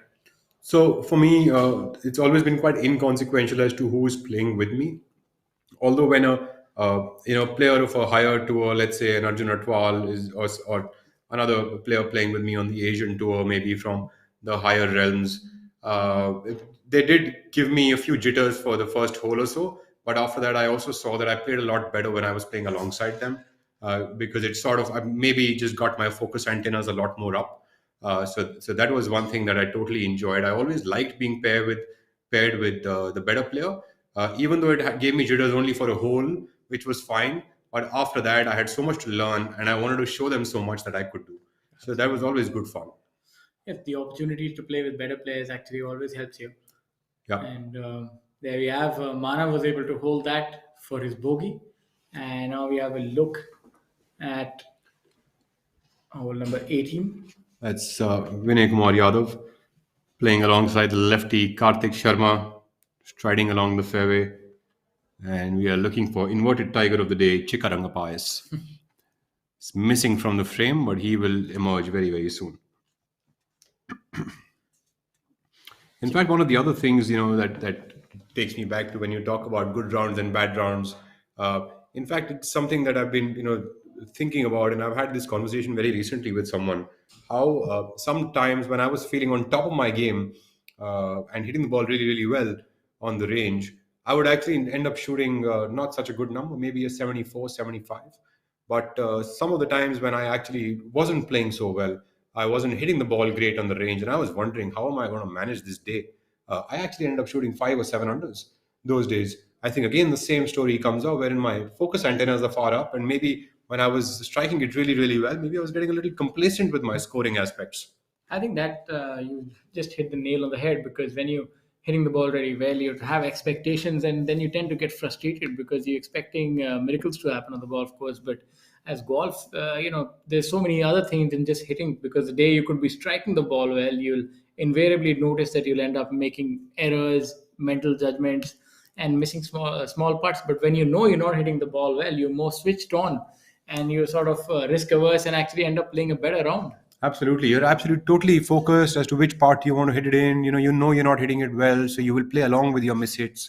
And you know that you're not going to be hitting it to 6 feet. While on a good day, you're actually thinking everything is going to go dead to the flag. And when you start doing that and play to the fatter side, giving yourself opportunities, at some point of time, because of the focus levels, you start converting them as well. Good putt there for Chirag Kumar. Chirag Kumar and his caddy with a dapper T-shirt, looking very smart there, trying to give the players a run for their money. So see the camaraderie between the players and the caddies as well. There's a lot of respect for the opponent, and everybody celebrates other person's good round. And you're on hole number 17. Yuvraj Singh Sandhu playing alongside Hani Besoya and Sachin Besoya. Yuvraj, of course, is one of the local favorites. He's a Chandigarh boy himself. Sachin Besoya will be taking on this green now next, right after him.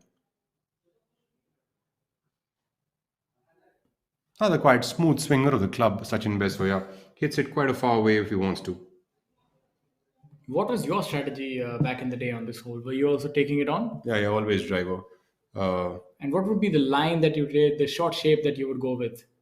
I would go with my standard short shape of a fade, but I would always try to keep it about 20 yards left of the green so that my fade could actually, end up dropping close enough, if and not too far left of it. So about 20 yards left of the green is where I'd aim and then try to sock the crap out of it. But honestly, it happens sometimes and sometimes not. So, do you remember back in the day that when we were playing junior golf and all, the other fairway actually used to be out of bounds? Yes. They used to have this rule of internal out of bounds, and that would make it a lot more tricky. And I think that would actually take the driver out of a lot of our hands, and you just take an iron and lay up left. Yeah, funny how I was quite what they say there was a deet. So even if they put an OB line over there, I still took it on with the driver. So You were I headstrong. so I never really tried to listen to the referee when he said there was an OB line over there. I was like, fine, must be an OB line over there. I don't see it. If I don't see it, it's not there. It's very interesting. As we are juniors, those are different times. But as I go back, the good things about golf, you learn how to sort of self-temper yourself, report on your own score, things like that actually build character. And every sport builds character. And I think golf mixed with other sports gives you a lot of good motor skills when you're young. And obviously, just to talk about the good things, is also very enjoyable, to be honest. And that's why it's such an addictive game. If you look at it, the world over, it's probably the most played game, and people just keep playing it into the twilight of their lives. Chikkarangappa there has got a little bit of work to do from the back of the green. Looks like almost about 100 footer from the back of the green here, but a very similar line. Does break in left, right, and then will throw in its own surprises, coming in 2 feet close to the hole. Chick also a very, very solid putter, so I'm sure he's gunning at this one for sure. This is going to be a very interesting putt for our viewers to watch, and even for us, it's going to break. There's going to be 2 or 3 levels of break, and then speed management. This is will showcase the short game of Chikarangappa. This putt. Chika still at -3 for the tournament, not having the day that he would like to, but we will only know shortly after he submits his scorecard. Leaves himself fairly short of the hole.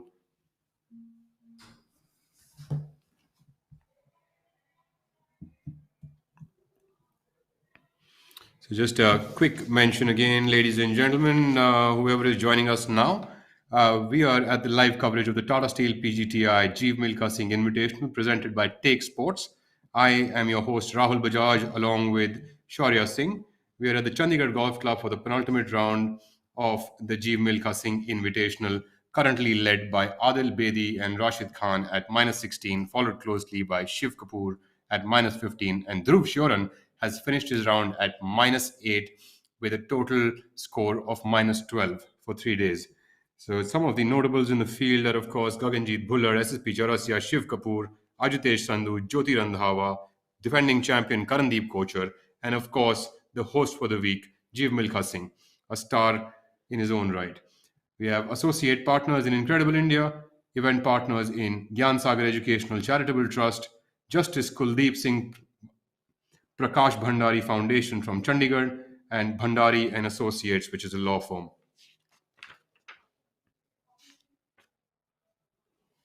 The Jeev, of course, has the distinction of being the only Indian to have won the Asian Tour Order of Merit twice over in 2006 and 2008.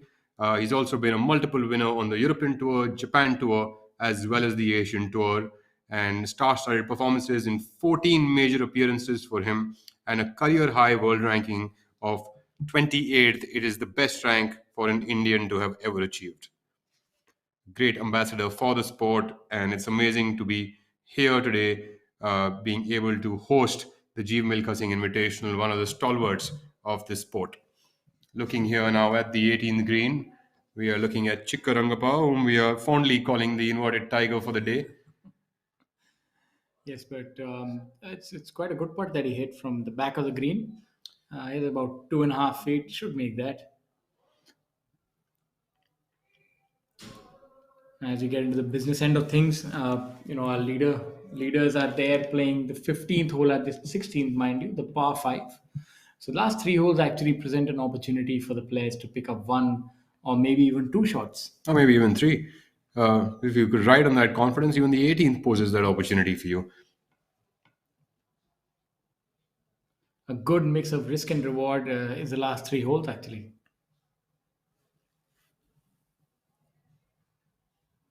Oh, a solid putter. There we have Yeah. him, Chikka, finishing, cleaning it up with that two putt from the long range distance. Cleans up for a par. That's Vinay Kumar Yadav.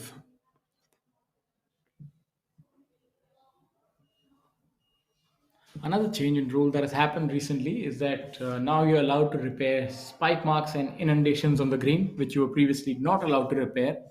This is done to provide more of a level playing field to the players, so that everyone can get a similar sort of a lie and equal playing conditions. Would you think of that, Shaurya, to be as a fair rule, or you think that that is slightly unfair to a lot of players and a lot of conditions?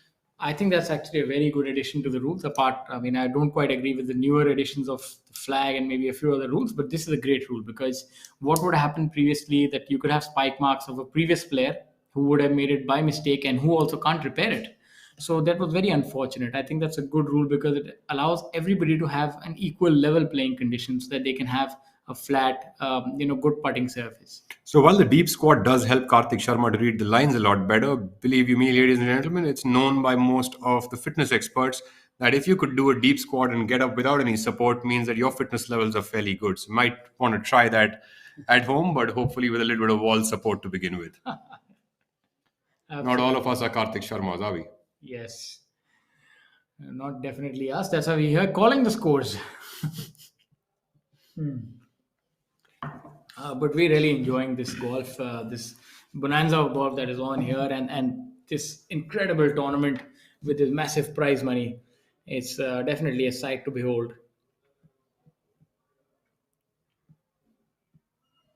Aman Raj here coming up on the ninth hole. Not too happy with that effort. Aman Raj is -3 for the day and total of -3 for the tournament. So not bad. He's jumped up 25 positions on that leaderboard. Varun Chopra, the amateur, also has jumped up 25 positions with a -3 on the card and has finished his day.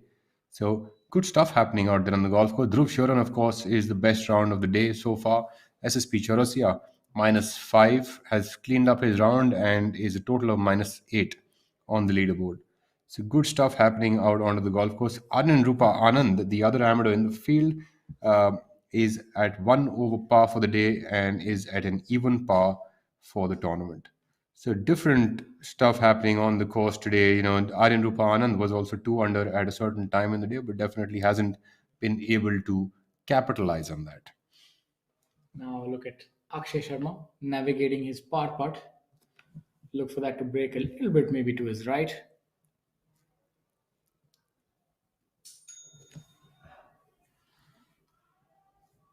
One more thing that comes to mind is that a golf round goes on for so long. The players really have to maintain their focus, especially when they're not contending and they're playing for the latter middle positions. It's so important that each shot counts there and that they're able to hold themselves together for the duration of the tournament. Having said that, Shaurya, I mean, you've played enough golf rounds yourself, and 4.5 hours or 5 hours is what you usually maintain your focus level for. And now you're here in the commentary box, having to maintain your focus for 7 hours straight. How are you managing to do that? What is the secret I of think your the success? secret, to be honest, is because my golf rounds used to go on for 7 hours. So I've been preparing for this day all my life. To be honest with you, it's so I thought that one day I'll be commenting alongside the decorated golfer Rahul Bajaj, and this slow play will help me. But yes, in all fairness, I think.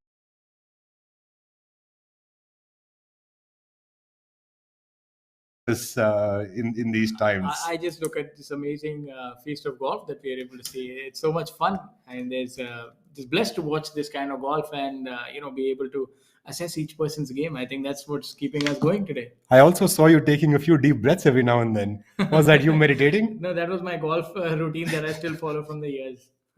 I think if you see the referee here anytime soon, don't be confused. Good stuff. Good stuff. So good fun here at the commentary box as well, not only on the golf course for all of us. And We of have course, to. it's great to be tour and watching all the players and being associated with the tour. So, that's always a great feeling, especially for me, and I'm sure for Shaurya as well. Ajitesh Sandhu, the sweet swinger of the club. Look Uh, for this to be close. I mean, this is the embodiment of a perfect golf swing. Very good golf swing. Look uh, at the angles, everything is perfect. such good stuff to notice over here. I would say that again. He started with a double bogey on the first, and is -3 for the day now. And it, That too through 15 holes, and that's not a that's a shot that's come up just shy of the flag, but definitely gives him a really good look at birdie. And looking at all that, I think one of the greatest takeaways here for most of the people looking at it is that one hole really has no bearing on what kind of a round you can shoot in golf. Even Gaurav Ghai was making a bit of a comeback, but clearly it didn't go in his favor for the day. But Ajitesh has been able to do that very successfully, and I think there's a lot to learn from that. absolutely. Now we have a look at Udyan, obviously a very powerful player, good 20, 25, 30 yards by Ajitesh Sandhu. So Udyan, it's at a mile of the tee. And look for a big divot here because a powerful player will be looking to impart a lot of spin on this shot. Look at that.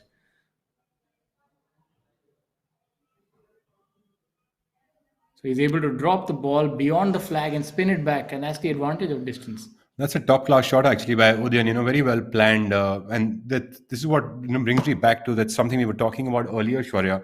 Actually, just past this flag, about 10 to 15 feet past it, is the best place for you to place yourself.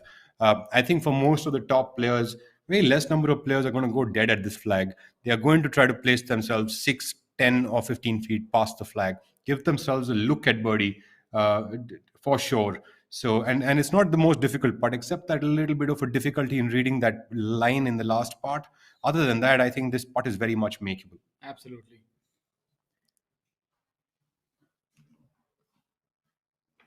And look at the 17th hole. I think Abhijit Chadha might be someone for whom a driver might be too much club. He might be able to get there with a 3 wood only.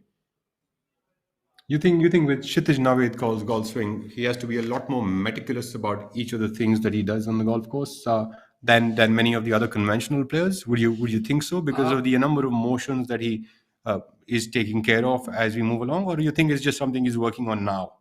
I think unless this comes naturally to him, which is highly unlikely, because a movement like that, I mean, you see the setup and all that, it requires a lot of repetitive motion. So I would think he has to have he would be drained by the end of a round because he'd have to think about all these positions and the swing. Whereas if you don't really think about technique, if you're blessed and you just stand and hit, I think it kind of frees you up.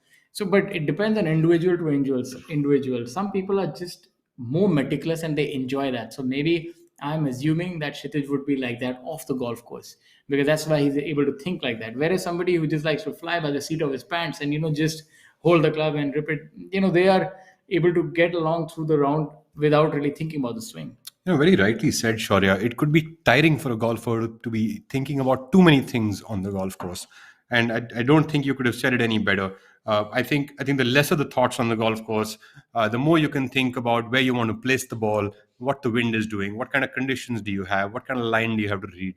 I think you'd rather put your energy over there. Uh, Exactly.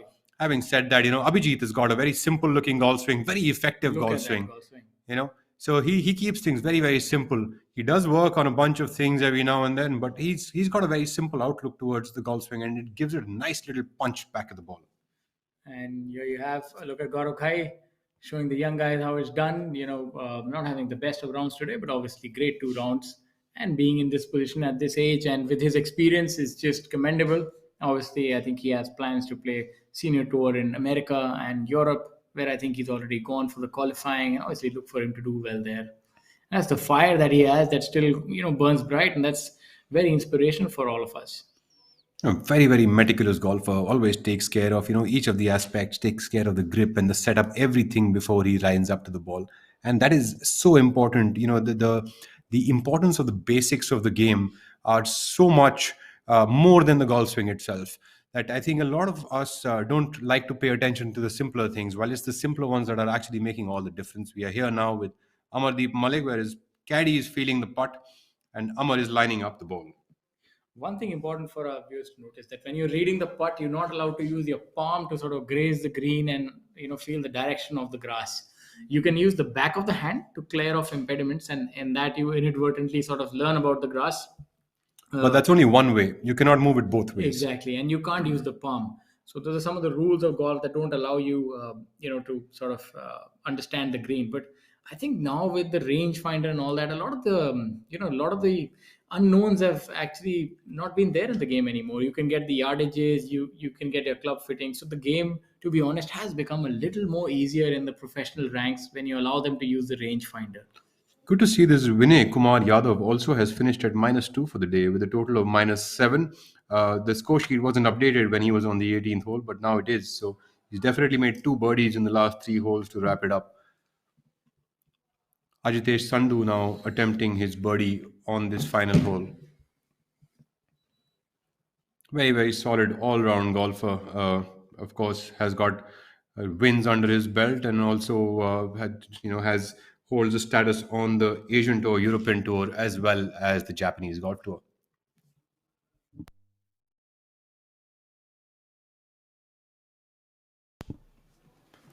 A good putt there by Ajitesh, just leaving himself shy off the hole. Definitely lack of speed and maybe a tad bit of an extra line there for him.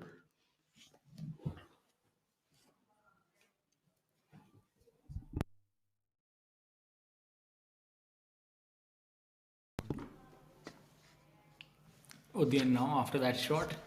I think another thing that happens on these lines. I would like to tell the viewers is if two, three, four, five players have hit a putt from a similar line, there's sort of an invisible line that forms the green, like a drain almost, Right. because the grass, it gets a little pressed from the ball that keeps going over the same line. So it actually helps because the odds of being on the same line as someone else are very low. But in this case, if you're there or thereabouts, the chance if you started on that line, it might just go in a lot easier than it would normally. What if that line is the one where players have been missing the putt towards the left of the hole, which was happening earlier? Then you can just blame them. So don't pay attention to the line. Use the line that you see on the green only as what it might do to the ball. Might do to the ball. Always have a plan B ready. It wasn't me, it was the previous players. All right then. So now, if you can't blame the caddy, it was the player before you. Lovely. There we have it, ladies and gentlemen. That's why we are here in the commentators box. And that's why he's there, the Olympian. But unfortunately, it broke the other way for him. No matter, he would hold his par, and then he would be at 11 under par for the tournament. We'll get his updated score in a minute, but should be there and thereabouts. And the leaders are still at 16 under par. Adil Bedi, Rashid Khan, and Shiv Kapoor at 15 under par. Now, as we have a look at this top 10, again, it's a case like the similar weeks, Rahul. It's just the young brigade, apart from Shiv Kapoor, unfortunately. Beg your pardon, he's not really on the other side, but he's in the late 30s. Everybody else, you're looking at Adil, Rashid, Udian, Yuvraj, Shitij, Karandeep, Honey SSP is outside the top 10, but in the top 10 you only have one player who's probably in his late 30s. So it's definitely a young man's game now. Shiv might not be very happy with that comment of yours, Shaurya, and let's Well, time and tide wait for no one. Unfortunately, I have to call it as I see it. So, but the fact is, he is hanging in there with the young guns, and he's showing them how it's done.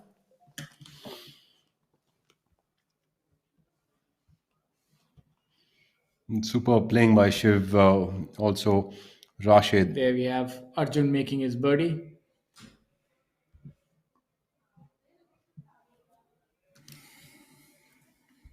Shiv actually ended up making a bogey on the ninth, a birdie on the 10th to come back from that, and then two bogeys on the 11th and 12th, which is quite unlike him, considering he didn't really make any bogeys on the first 36 holes, actually the first 44 holes of this tournament. So quite an incredible, showing by him. But I'm looking forward to see what's going to happen on the 16th, 17th, and 18th, and who's really going to turn the tide around going into the final 2 days, final day. Digraj Singh Gill on the ninth hole.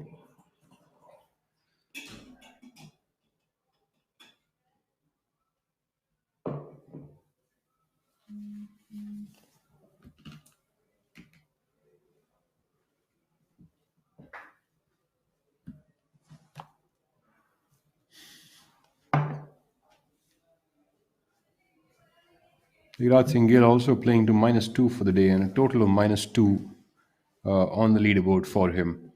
Kaula Pratap Singh has finished at 1 over for the day with -1 on the leaderboard. Sunit Chaurasia has finished his round at -2, with Tapi Ghai also at -2 for the day, and these guys are all at -3, tied alongside Syed Saqib Ahmed, Divyanshu Bajaj, Varun Chopra, Chirag Kumar. We saw Digraj making his birdie. K. Prabhakaran, one of the top players from Sri Lanka, actually lives up the hills in Nuwara, which used to be the English capital of Sri Lanka. And what a stunning place that is, with the old colonial structures of the bungalows as well as the club culture over there. And the golf course over there is an old parkland design in the middle of the hills, and a very very difficult course. So that's where he has honed his skills, and that's where he hails from. So lovely gentleman and a super solid golf swing and golf game overall for him. Yeah, good player and definitely holding the flag of his country high by playing well this week. Here we have a look at Honey Besoya on the 18th hole.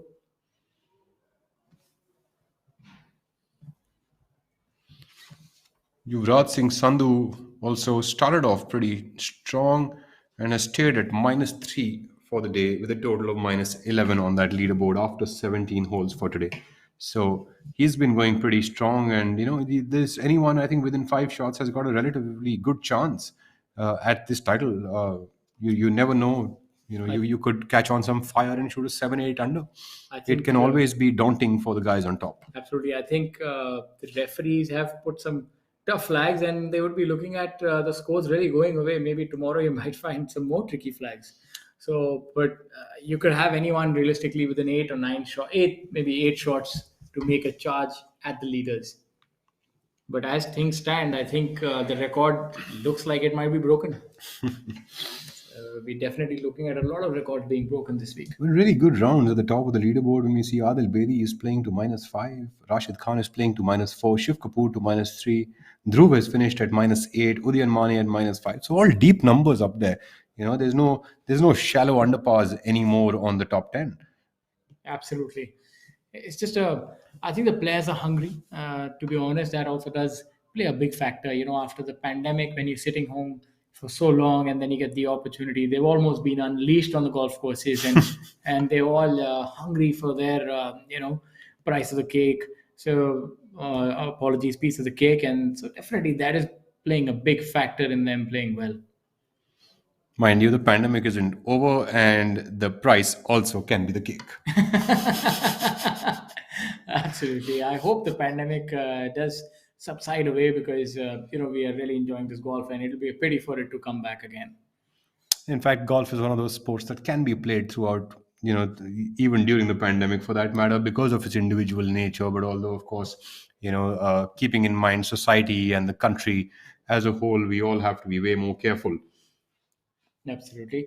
But yes, it does afford you the luxury of being, away from each other. And PGTI has done so much in terms of testing the players, having these protocols in place that all the players and the caddies and the support staff is tested every week. So it's a Herculean effort to get these tournaments together. Commendable job. Commendable Absolutely. job by the organizing people from the PGTI, their entire team to put together Tata Steel PGTI Jeev Milkha Singh Invitational, presented to you by Take Sports. We are coming in live from Chandigarh Golf Club, presented to you on VAR Cricket by the ABP News Network. We have associate partners in Incredible India, event partners in Gyan Sagar Educational Charitable Trust, Justice Kuldeep Singh Prakash Bhandari Foundation, Chandigarh, and Bhandari and Associates, who are advocates and mediators. So, a good combination of even local brands coming in and supporting the event, and that's always a welcome change. Of course, Mr. Srinivasan, who is from Take Sports, is one of the prime men who are behind this tournament, and of course, Jeev Milkha Singh, without whom this tournament, of course, does not have that star-studded feeling that it does today. One of the best tournaments and one of the most awaited tournaments in the country. Absolutely. I think Jeev's association with this tournament, and of course Take's association as well, obviously has made this tournament very aspirational for a lot of the players, and that's why they have made the effort to be here for this week. So we have news now coming in from the 16th hole. Shiv Kapoor has joined Adil Bedi at 16 under par, while Rashid Khan has dropped a shot and dropped off to minus 15 for the tournament. So interesting stuff happening over here at this tournament, the Jeev Milkha Singh Invitational at the Chandigarh Golf Club. Ani Besoya leaves himself short of the hole on the 18th. Downhills can be a little treacherous, right? You don't expect them to be slow, but sometimes they could just be like they could just screech close to the hole. Yeah, so golfers are a little wary of they tend to give the downhill putts a little more respect. You don't want to run them by, hence you sort of leave it just hanging there at the edge of the cup. Honey's shot 2 under for the day with a total of -9 on that leaderboard. And with that putt, he has finished at that score. You have to look at hole number 17. We're not quite sure who that is. Lassie leg, should we call him? There we have it. Adil Bedi, our leader. Can't call him Lassie legs. He is Adil Bedi at -16 for the tournament. And of course, Shiv Kapoor has joined him now up there at -16 as well.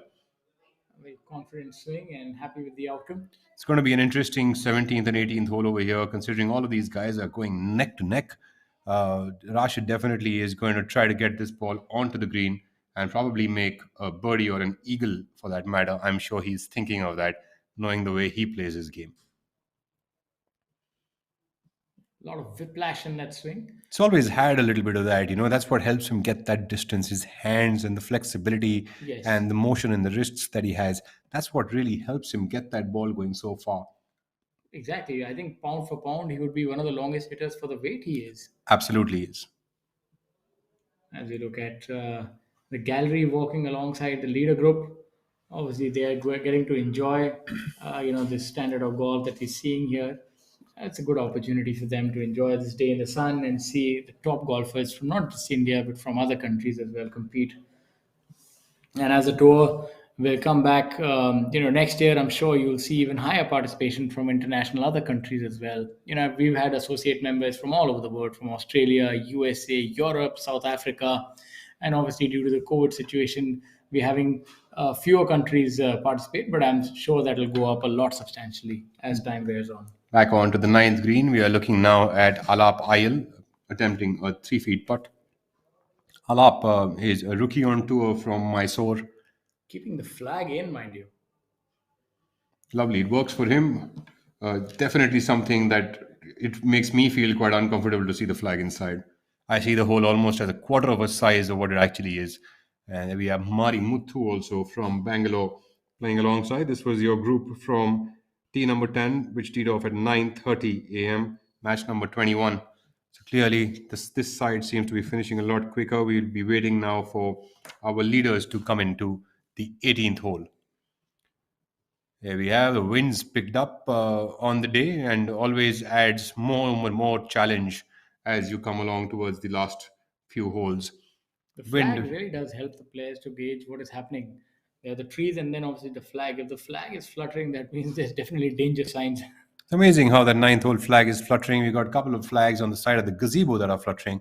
There's hardly any movement that we see on the 18th hole flag. So, these are the kind of things that could be a little confusing for players when they are trying to play their shots to the best of their abilities. It's looking like a beautiful postcard. I mean, you could actually just gaze at this view. What a lovely view it is. And now look at the leaderboard. Adil Bedi leading alongside Rashid Khan at minus 16. Mind you, ladies and gentlemen, there's been a little bit of change over there, and I will refresh that for you. We're actually being led now by Shiv Kapoor and Adil Bedi at minus 16, and Rashid follows at minus 15, with Dhruv Shoran at minus 12, and Udayan Mane as well, tied at minus 12. We've got Yuvraj Singh Sandhu and Kshitij Naved Kaul at minus 11, following the rest of them. Got tied at ninth position is Karandeep Kochar and Hani Besoya, while Abhijit Singh Chadda is lying alone at 10 under par on eighth position. Another interesting fact that at the start of the day, between the leader and the last player was just 12 shots, and now the difference is 21 shots. So obviously, you've seen that the leaders are able to separate themselves from the chasing pack. Also, I think that there are a lot more overpower rounds today than we have seen the other 2 days. So, I mean, maybe some of the people just lose steam, or maybe they are not, in form, or any of those things could be catching up with them. That's why we've seen so many overpower rounds today. And usually, for the first 2 days, we didn't see a single one of that. I think the fact is that obviously players do run out of steam, but the other thing is that the kind of player who makes the cut. Some players might have to play the round of their lives to make the cut, and then they just don't have the firepower to carry on the next 2 days as the pins get tougher. The conditions are a little tougher. The golf course plays a little longer on the last 2 days. The tees are pushed back, and whereas the better players, who as I spoke previously, just make the cut with their B game, sort of a chess strategy for them, and then they really push on. So that's something that I've seen, that for a lot of the players, when they just make the cut, maybe some players make the cut 1 in 10 tournaments. Not everybody is able to make the cut, and for them, there's an absolute euphoria over making the cut, and they kind of lose sight over anything else, and then just enjoy the week. Even if they want to play well, their game is not quite there.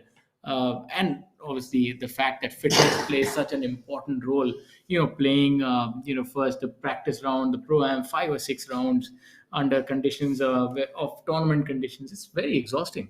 Yes, absolutely. In fact, if you're not on top of your game and you haven't been working hard enough on your fitness aspects and all of that, it's very difficult to carry on for 18 holes each day. And in this tournament, you're carrying on for 6 rounds, mind you. You're not carrying on for four.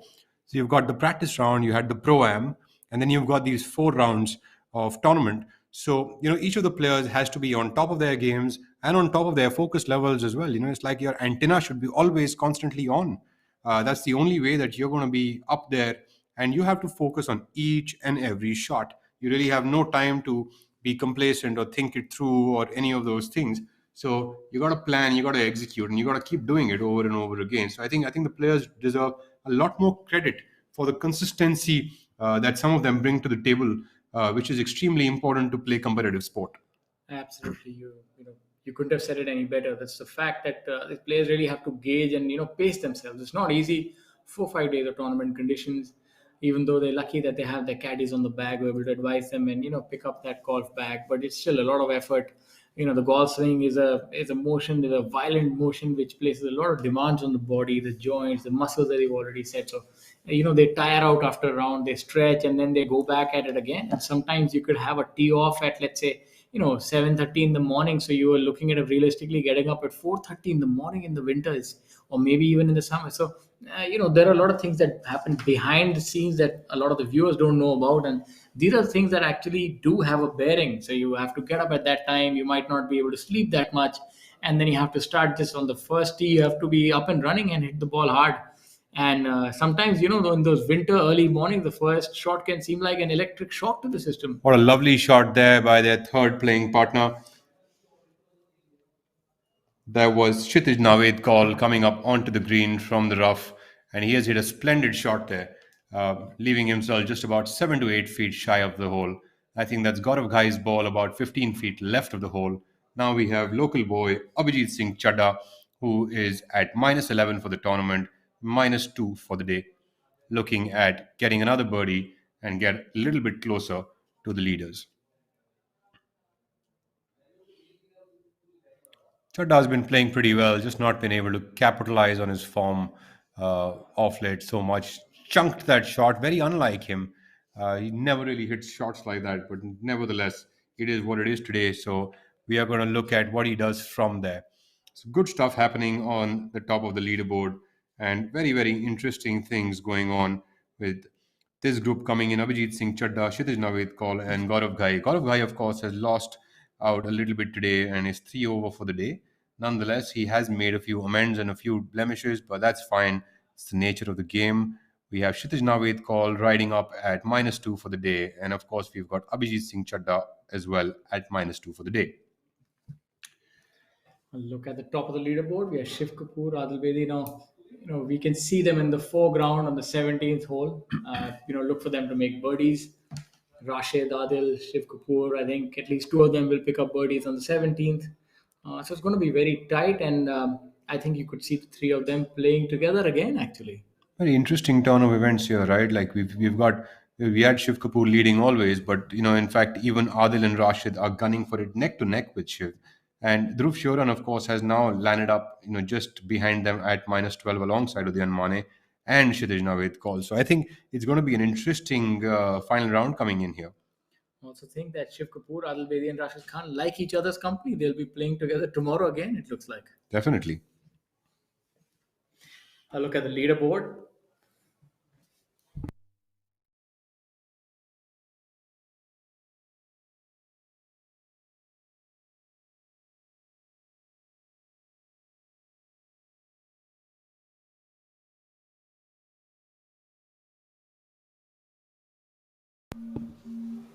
We're back onto the 18th green where we're going to be looking at our penultimate group getting ready to line up their putts. Abhijit Singh Chadda is the first to go. Chadda seems to have gone around and caught a flyer, maybe. He's gone way over the green. It's very difficult for us to tell because we weren't able to really see the ball coming in onto the green. It's going to be an interesting hole for him to try and make par now.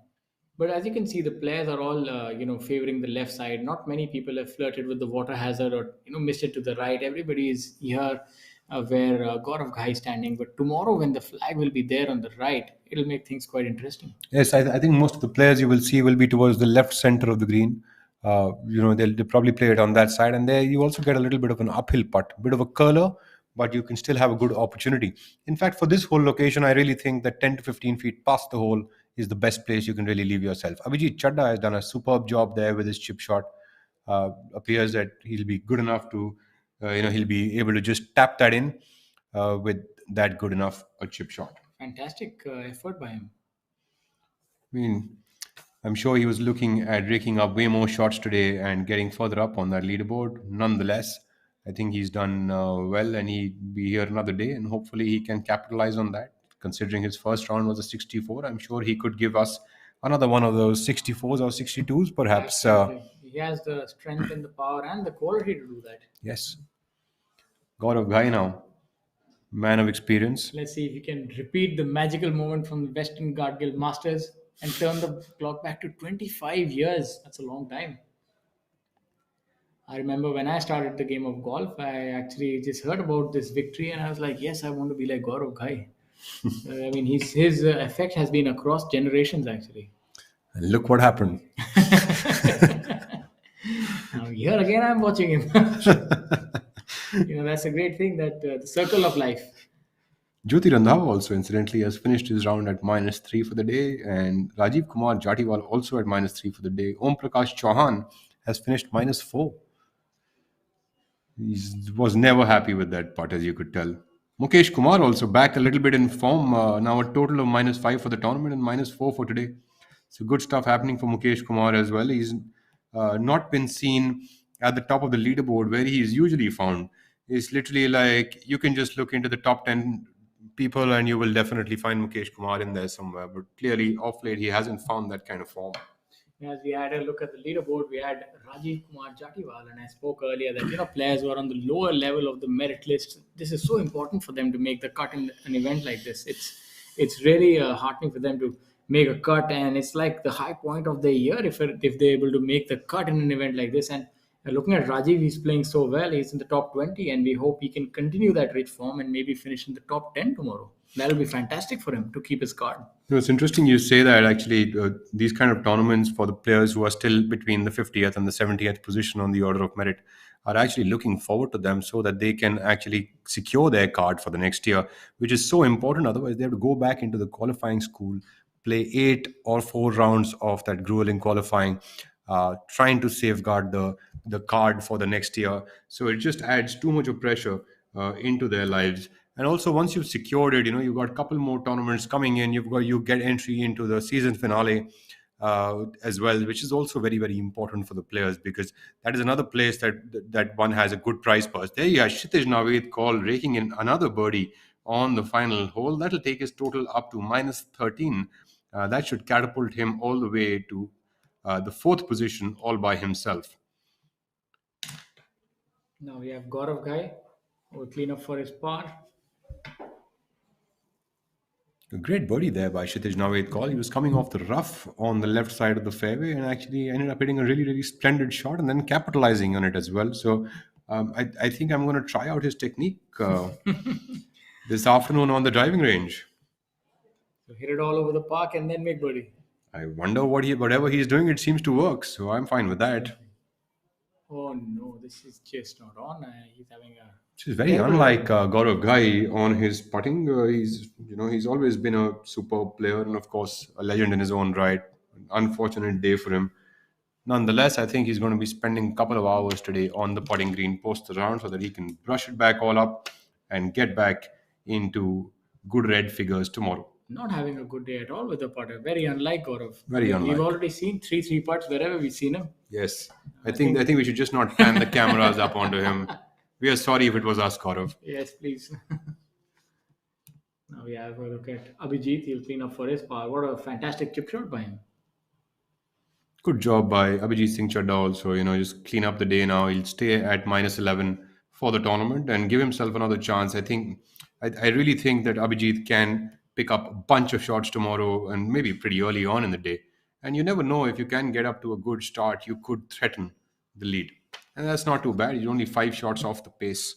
That's almost nothing considering the kind of scoring that we are seeing. Every player here is capable of shooting a 7, 8, or maybe even a 10 under par for that matter.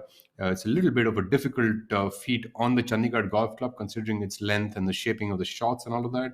But there's nothing I think that can stop a person like Abhijit Singh Chadda, and he can definitely try to get that score level. And Karandeep Kochar also is at -9. A little bit of an outside chance, but with a -7 today, maybe he's riding on some confidence and can shoot another good number tomorrow. Absolutely. I think anybody up till the 13th position who are 9 shots back can actually win this tournament. And this tournament, whoever wins this tournament will have a big impact towards winning the order of merit if one of the top players can do it. Talking about postcards, you guys have another postcard right there. Maybe you should just click a screenshot of that and keep it with you. Makes for a nice screensaver with Tata Steel on one side and VAR Cricket on the other. Absolutely splendid day here at the Chandigarh Golf Club. Sunny day.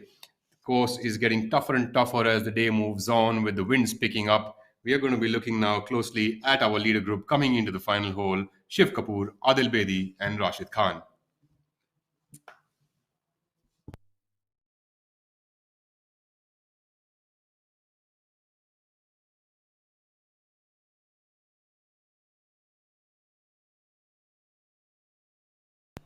Spanning that beautiful view.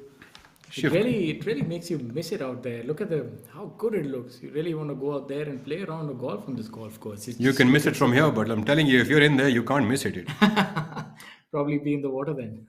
Shiv Kapoor now leads the way at 17 under par, followed closely by Adil Bedi at 16 under and Rashid Khan at 15 under. So clearly, experience seems to be taking the better of the young guns. But nonetheless, we've got a lot of golf left to be played as we are only in the penultimate day of this exciting Jeev Milkha Singh Invitational 2021 presented to you by Take Sports. We've also got associate partners in Incredible India, event partners in Gyan Sagar Educational Charitable Trust, Justice Kuldeep Singh Prakash Bhandari Foundation from Chandigarh, and the Bhandari and Associates, which is a law firm again from Chandigarh. So we've got some of the international Indian names out in the field. Are Shiv Kapoor, of course, who is leading the way at minus 17. We have Ajitesh Sandhu, Jyoti Randhawa. We've got Gaganjeet Bhullar, SSP Chaurasia, defending champion Karandeep Kochar. Other local names like Abhijit Singh Chadda are in the field alongside Yuvraj Singh Sandhu. So we have a star-studded field this week with all these players, and of course, led and hosted by none other than Jeev Milkha Singh. We have Shiv Kapoor now, who's gained another shot on the chasing pack. Now Adil at second position at 16 under par, and Rashid Khan 2 shots behind at 15 under par. So birdie by Shiv Kapoor on the 17th, obviously saving the best for last.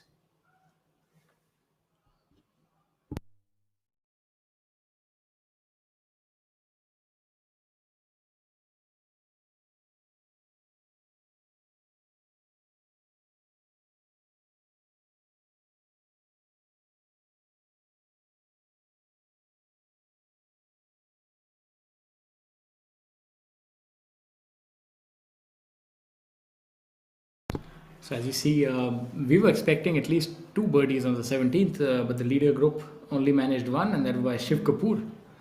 So Adil and Rashid managed pars on that hole. Have a look at the 18th hole. The always interesting tee shots that we will see on the 18th. We're going to see a little bit of a fade coming in. Leader group's just about making its way back there, with Shiv, of course, has got the first to hit the tee shot. Shouldn't be a problem for him or Adil or Rashid to put themselves in the fairway. So I'm really looking forward to what kind of second shots they bring in, because, of course, each of these players is trying to stay close to the lead so that tomorrow is not so hard on them, so that they can actually come around and capitalize. And Kshitij Navedkar, of course, has finished himself at 13 under par, giving himself another opportunity at this tournament. So superb showing here by most of the players. If all the way up to seventh position, all the way up to eighth position, actually tied up within 6 shots. And I think each of these players has got a great shot at being able to win the Jeev Milkha Singh Invitational for the year 2021. So Shiv, of course, is going to be putting that back into the fairway, and all of these players who is the one that we are going to be seeing coming really, really close to the hole and converting that birdie. So tough stuff coming up, but interesting stuff. And I'm sure the viewers are enjoying it. And it's great stuff for people to learn and enjoy. And of course, the setting can't be more picturesque than this. Couldn't have said it better myself. So I try. look at the 18th hole now. We can see the caddies in the center of the fairway. So we can see them. I think the longest hitter in this group would be Rashid, maybe. Rashid maybe or Rashid Adil. and Adil. I think all three of them are actually pretty I think similar they're fairly length. similar lengths. Yeah, fairly They're similar all, lengths. I think, safe to say maybe medium to medium hitters. Maybe Adil might be a medium long hitter, I think. I think it's down to how how good you are with shaping, and also how good you're going to be with your wedge play in terms of distance control. Because these kind of greens where the ball releases a little bit, it's very important to get those wedges close. Otherwise, you really don't have an opportunity to maybe convert birdies. Also, the other thing is a couple of guys who could hit a long three wood, maybe a 270 or a 280-yard three wood, get an advantage on a hole like the 16th, get an advantage on a hole like the 7th, get an advantage on maybe even a second hole, because these are the par fives which they are looking at capitalizing. Also, a good long hitter on a hole like the 13th hole ends up getting a short iron into the green, while a shorter hitter would probably be hitting a hybrid into the green on that hole. And that's a little bit of a difficult green to get a hybrid onto. But the longer hitters actually are getting short irons in, maybe even a mid iron in. So I think that makes it a lot more convenient for them. So you would always usually see a little bit of this kind of a mix on the leaderboard in this golf course.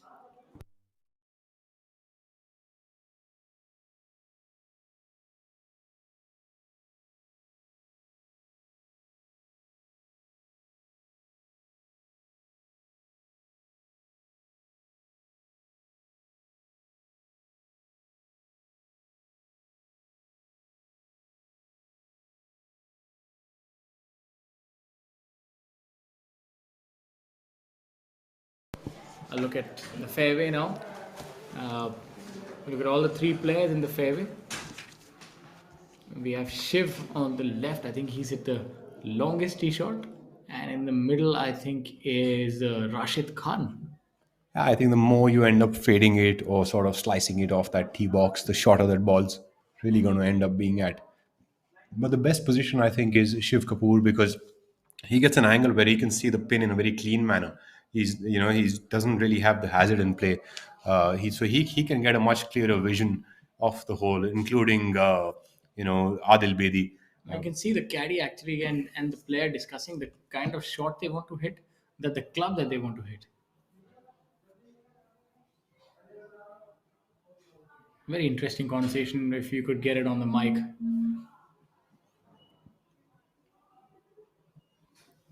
The player would want to attack the flag. You think the caddy would be saying maybe take about 5 yards extra, maybe just take about 2 or 3 yards behind the flag, try to make a 15 foot of a birdie because he does have almost maybe 140 yards to the flag. Yeah, I don't think for this kind of a flag location, being very cute with the yardage is a good thing.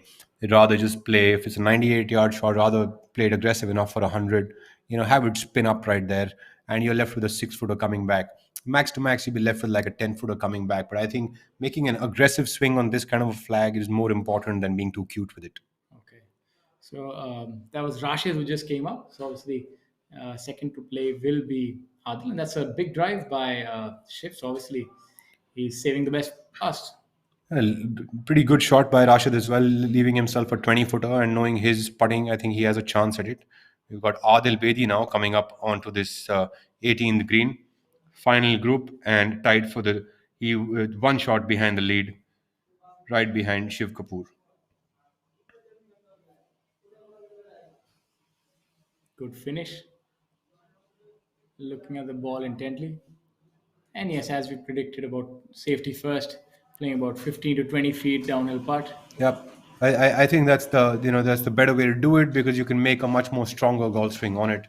Uh, Shiv Kapoor now, I think Shiv is also going to give himself like a 10 footer coming back into the hole. Yeah, she was in the rough apparently.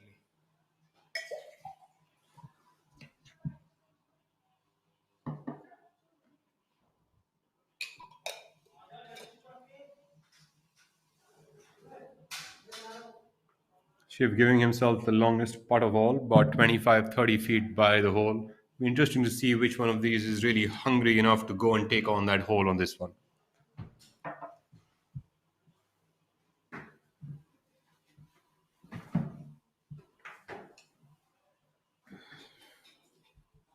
So as we look at the leaderboard, we have Shiv Kapoor at 17 under par, Adil Bedi at 16 under par, Rashid Khan at 15 under par, Kshitij Navid Kaur at 13 under par, and Dhruv Sharon and Udyan Mane tied at 12 under par. And here on our screen, we can have a look at Adil Bedi walking up to the 18th hole and Rashid Khan as Shiv Kapoor follows them.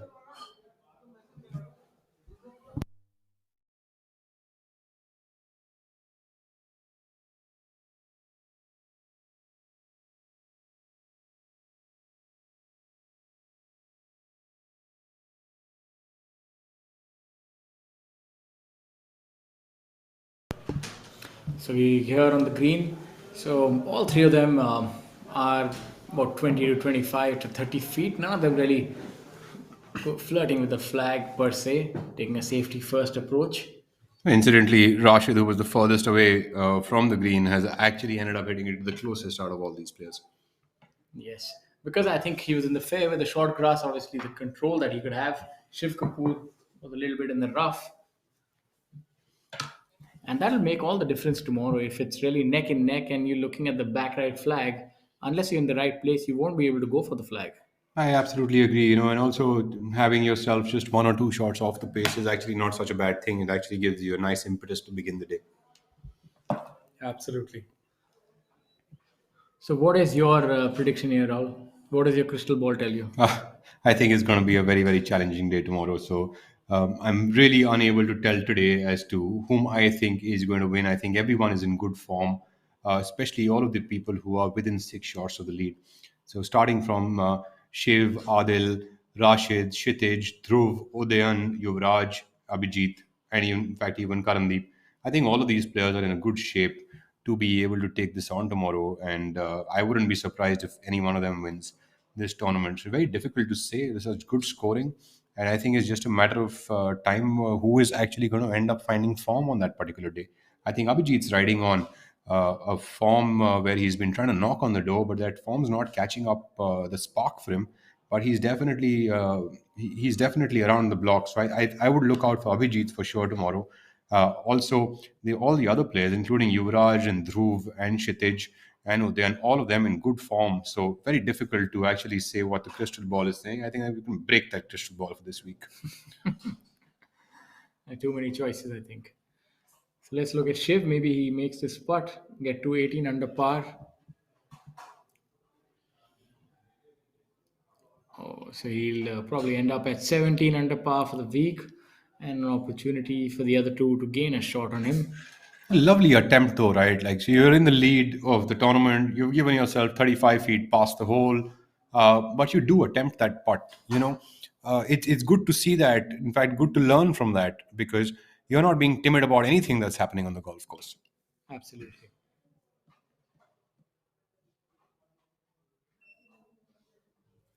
I think next is going to be Adil Bedi to putt that. He is one shot off the pace. Adil surveying the line. I think he's understood that it The maybe little breaks a surprise line. package. Yeah, I think he has. I could see him with his hand sort of motioning towards the left side. So maybe he's understood. He's a local of this golf course, so they would know how the greens behave at certain points in time. Did he get the memo? He created the memo. Oh, Sure. Look for this to go in the hole. That's my call. great galleries here at the Chandigarh Golf Club. Of course, all our sponsor boards, including the Tata Steel, Gyan Sagar, Educational Charitable Trust, Justice Kuldeep Singh Prakash Bhandari Foundation from Chandigarh, and Bhandari and Associates, who are our event partners. Of course, the associate partner as well, Incredible India, and Take Sports, without whom this tournament would just not be possible. Yeah, let's see what the little bee does, who's right there in his line, and Give it enough. oh, Oh, probably was the bee. or maybe he just didn't get that thing right at the beginning of the hole. Yeah, it's a tricky putt, but nevertheless he does well, and so he will be tied for he will be second. My apologies. Unless Rashid makes this putt, then he'll be tied for second. Interestingly, I'm pretty sure Rashid's going to give this a go. So let's have a look at what he's going to be doing over here. Rashid, of course, one of the more aggressive players on the tour and is also going to be hitting this putt fairly aggressively. Let's have a look at what we have in store for him.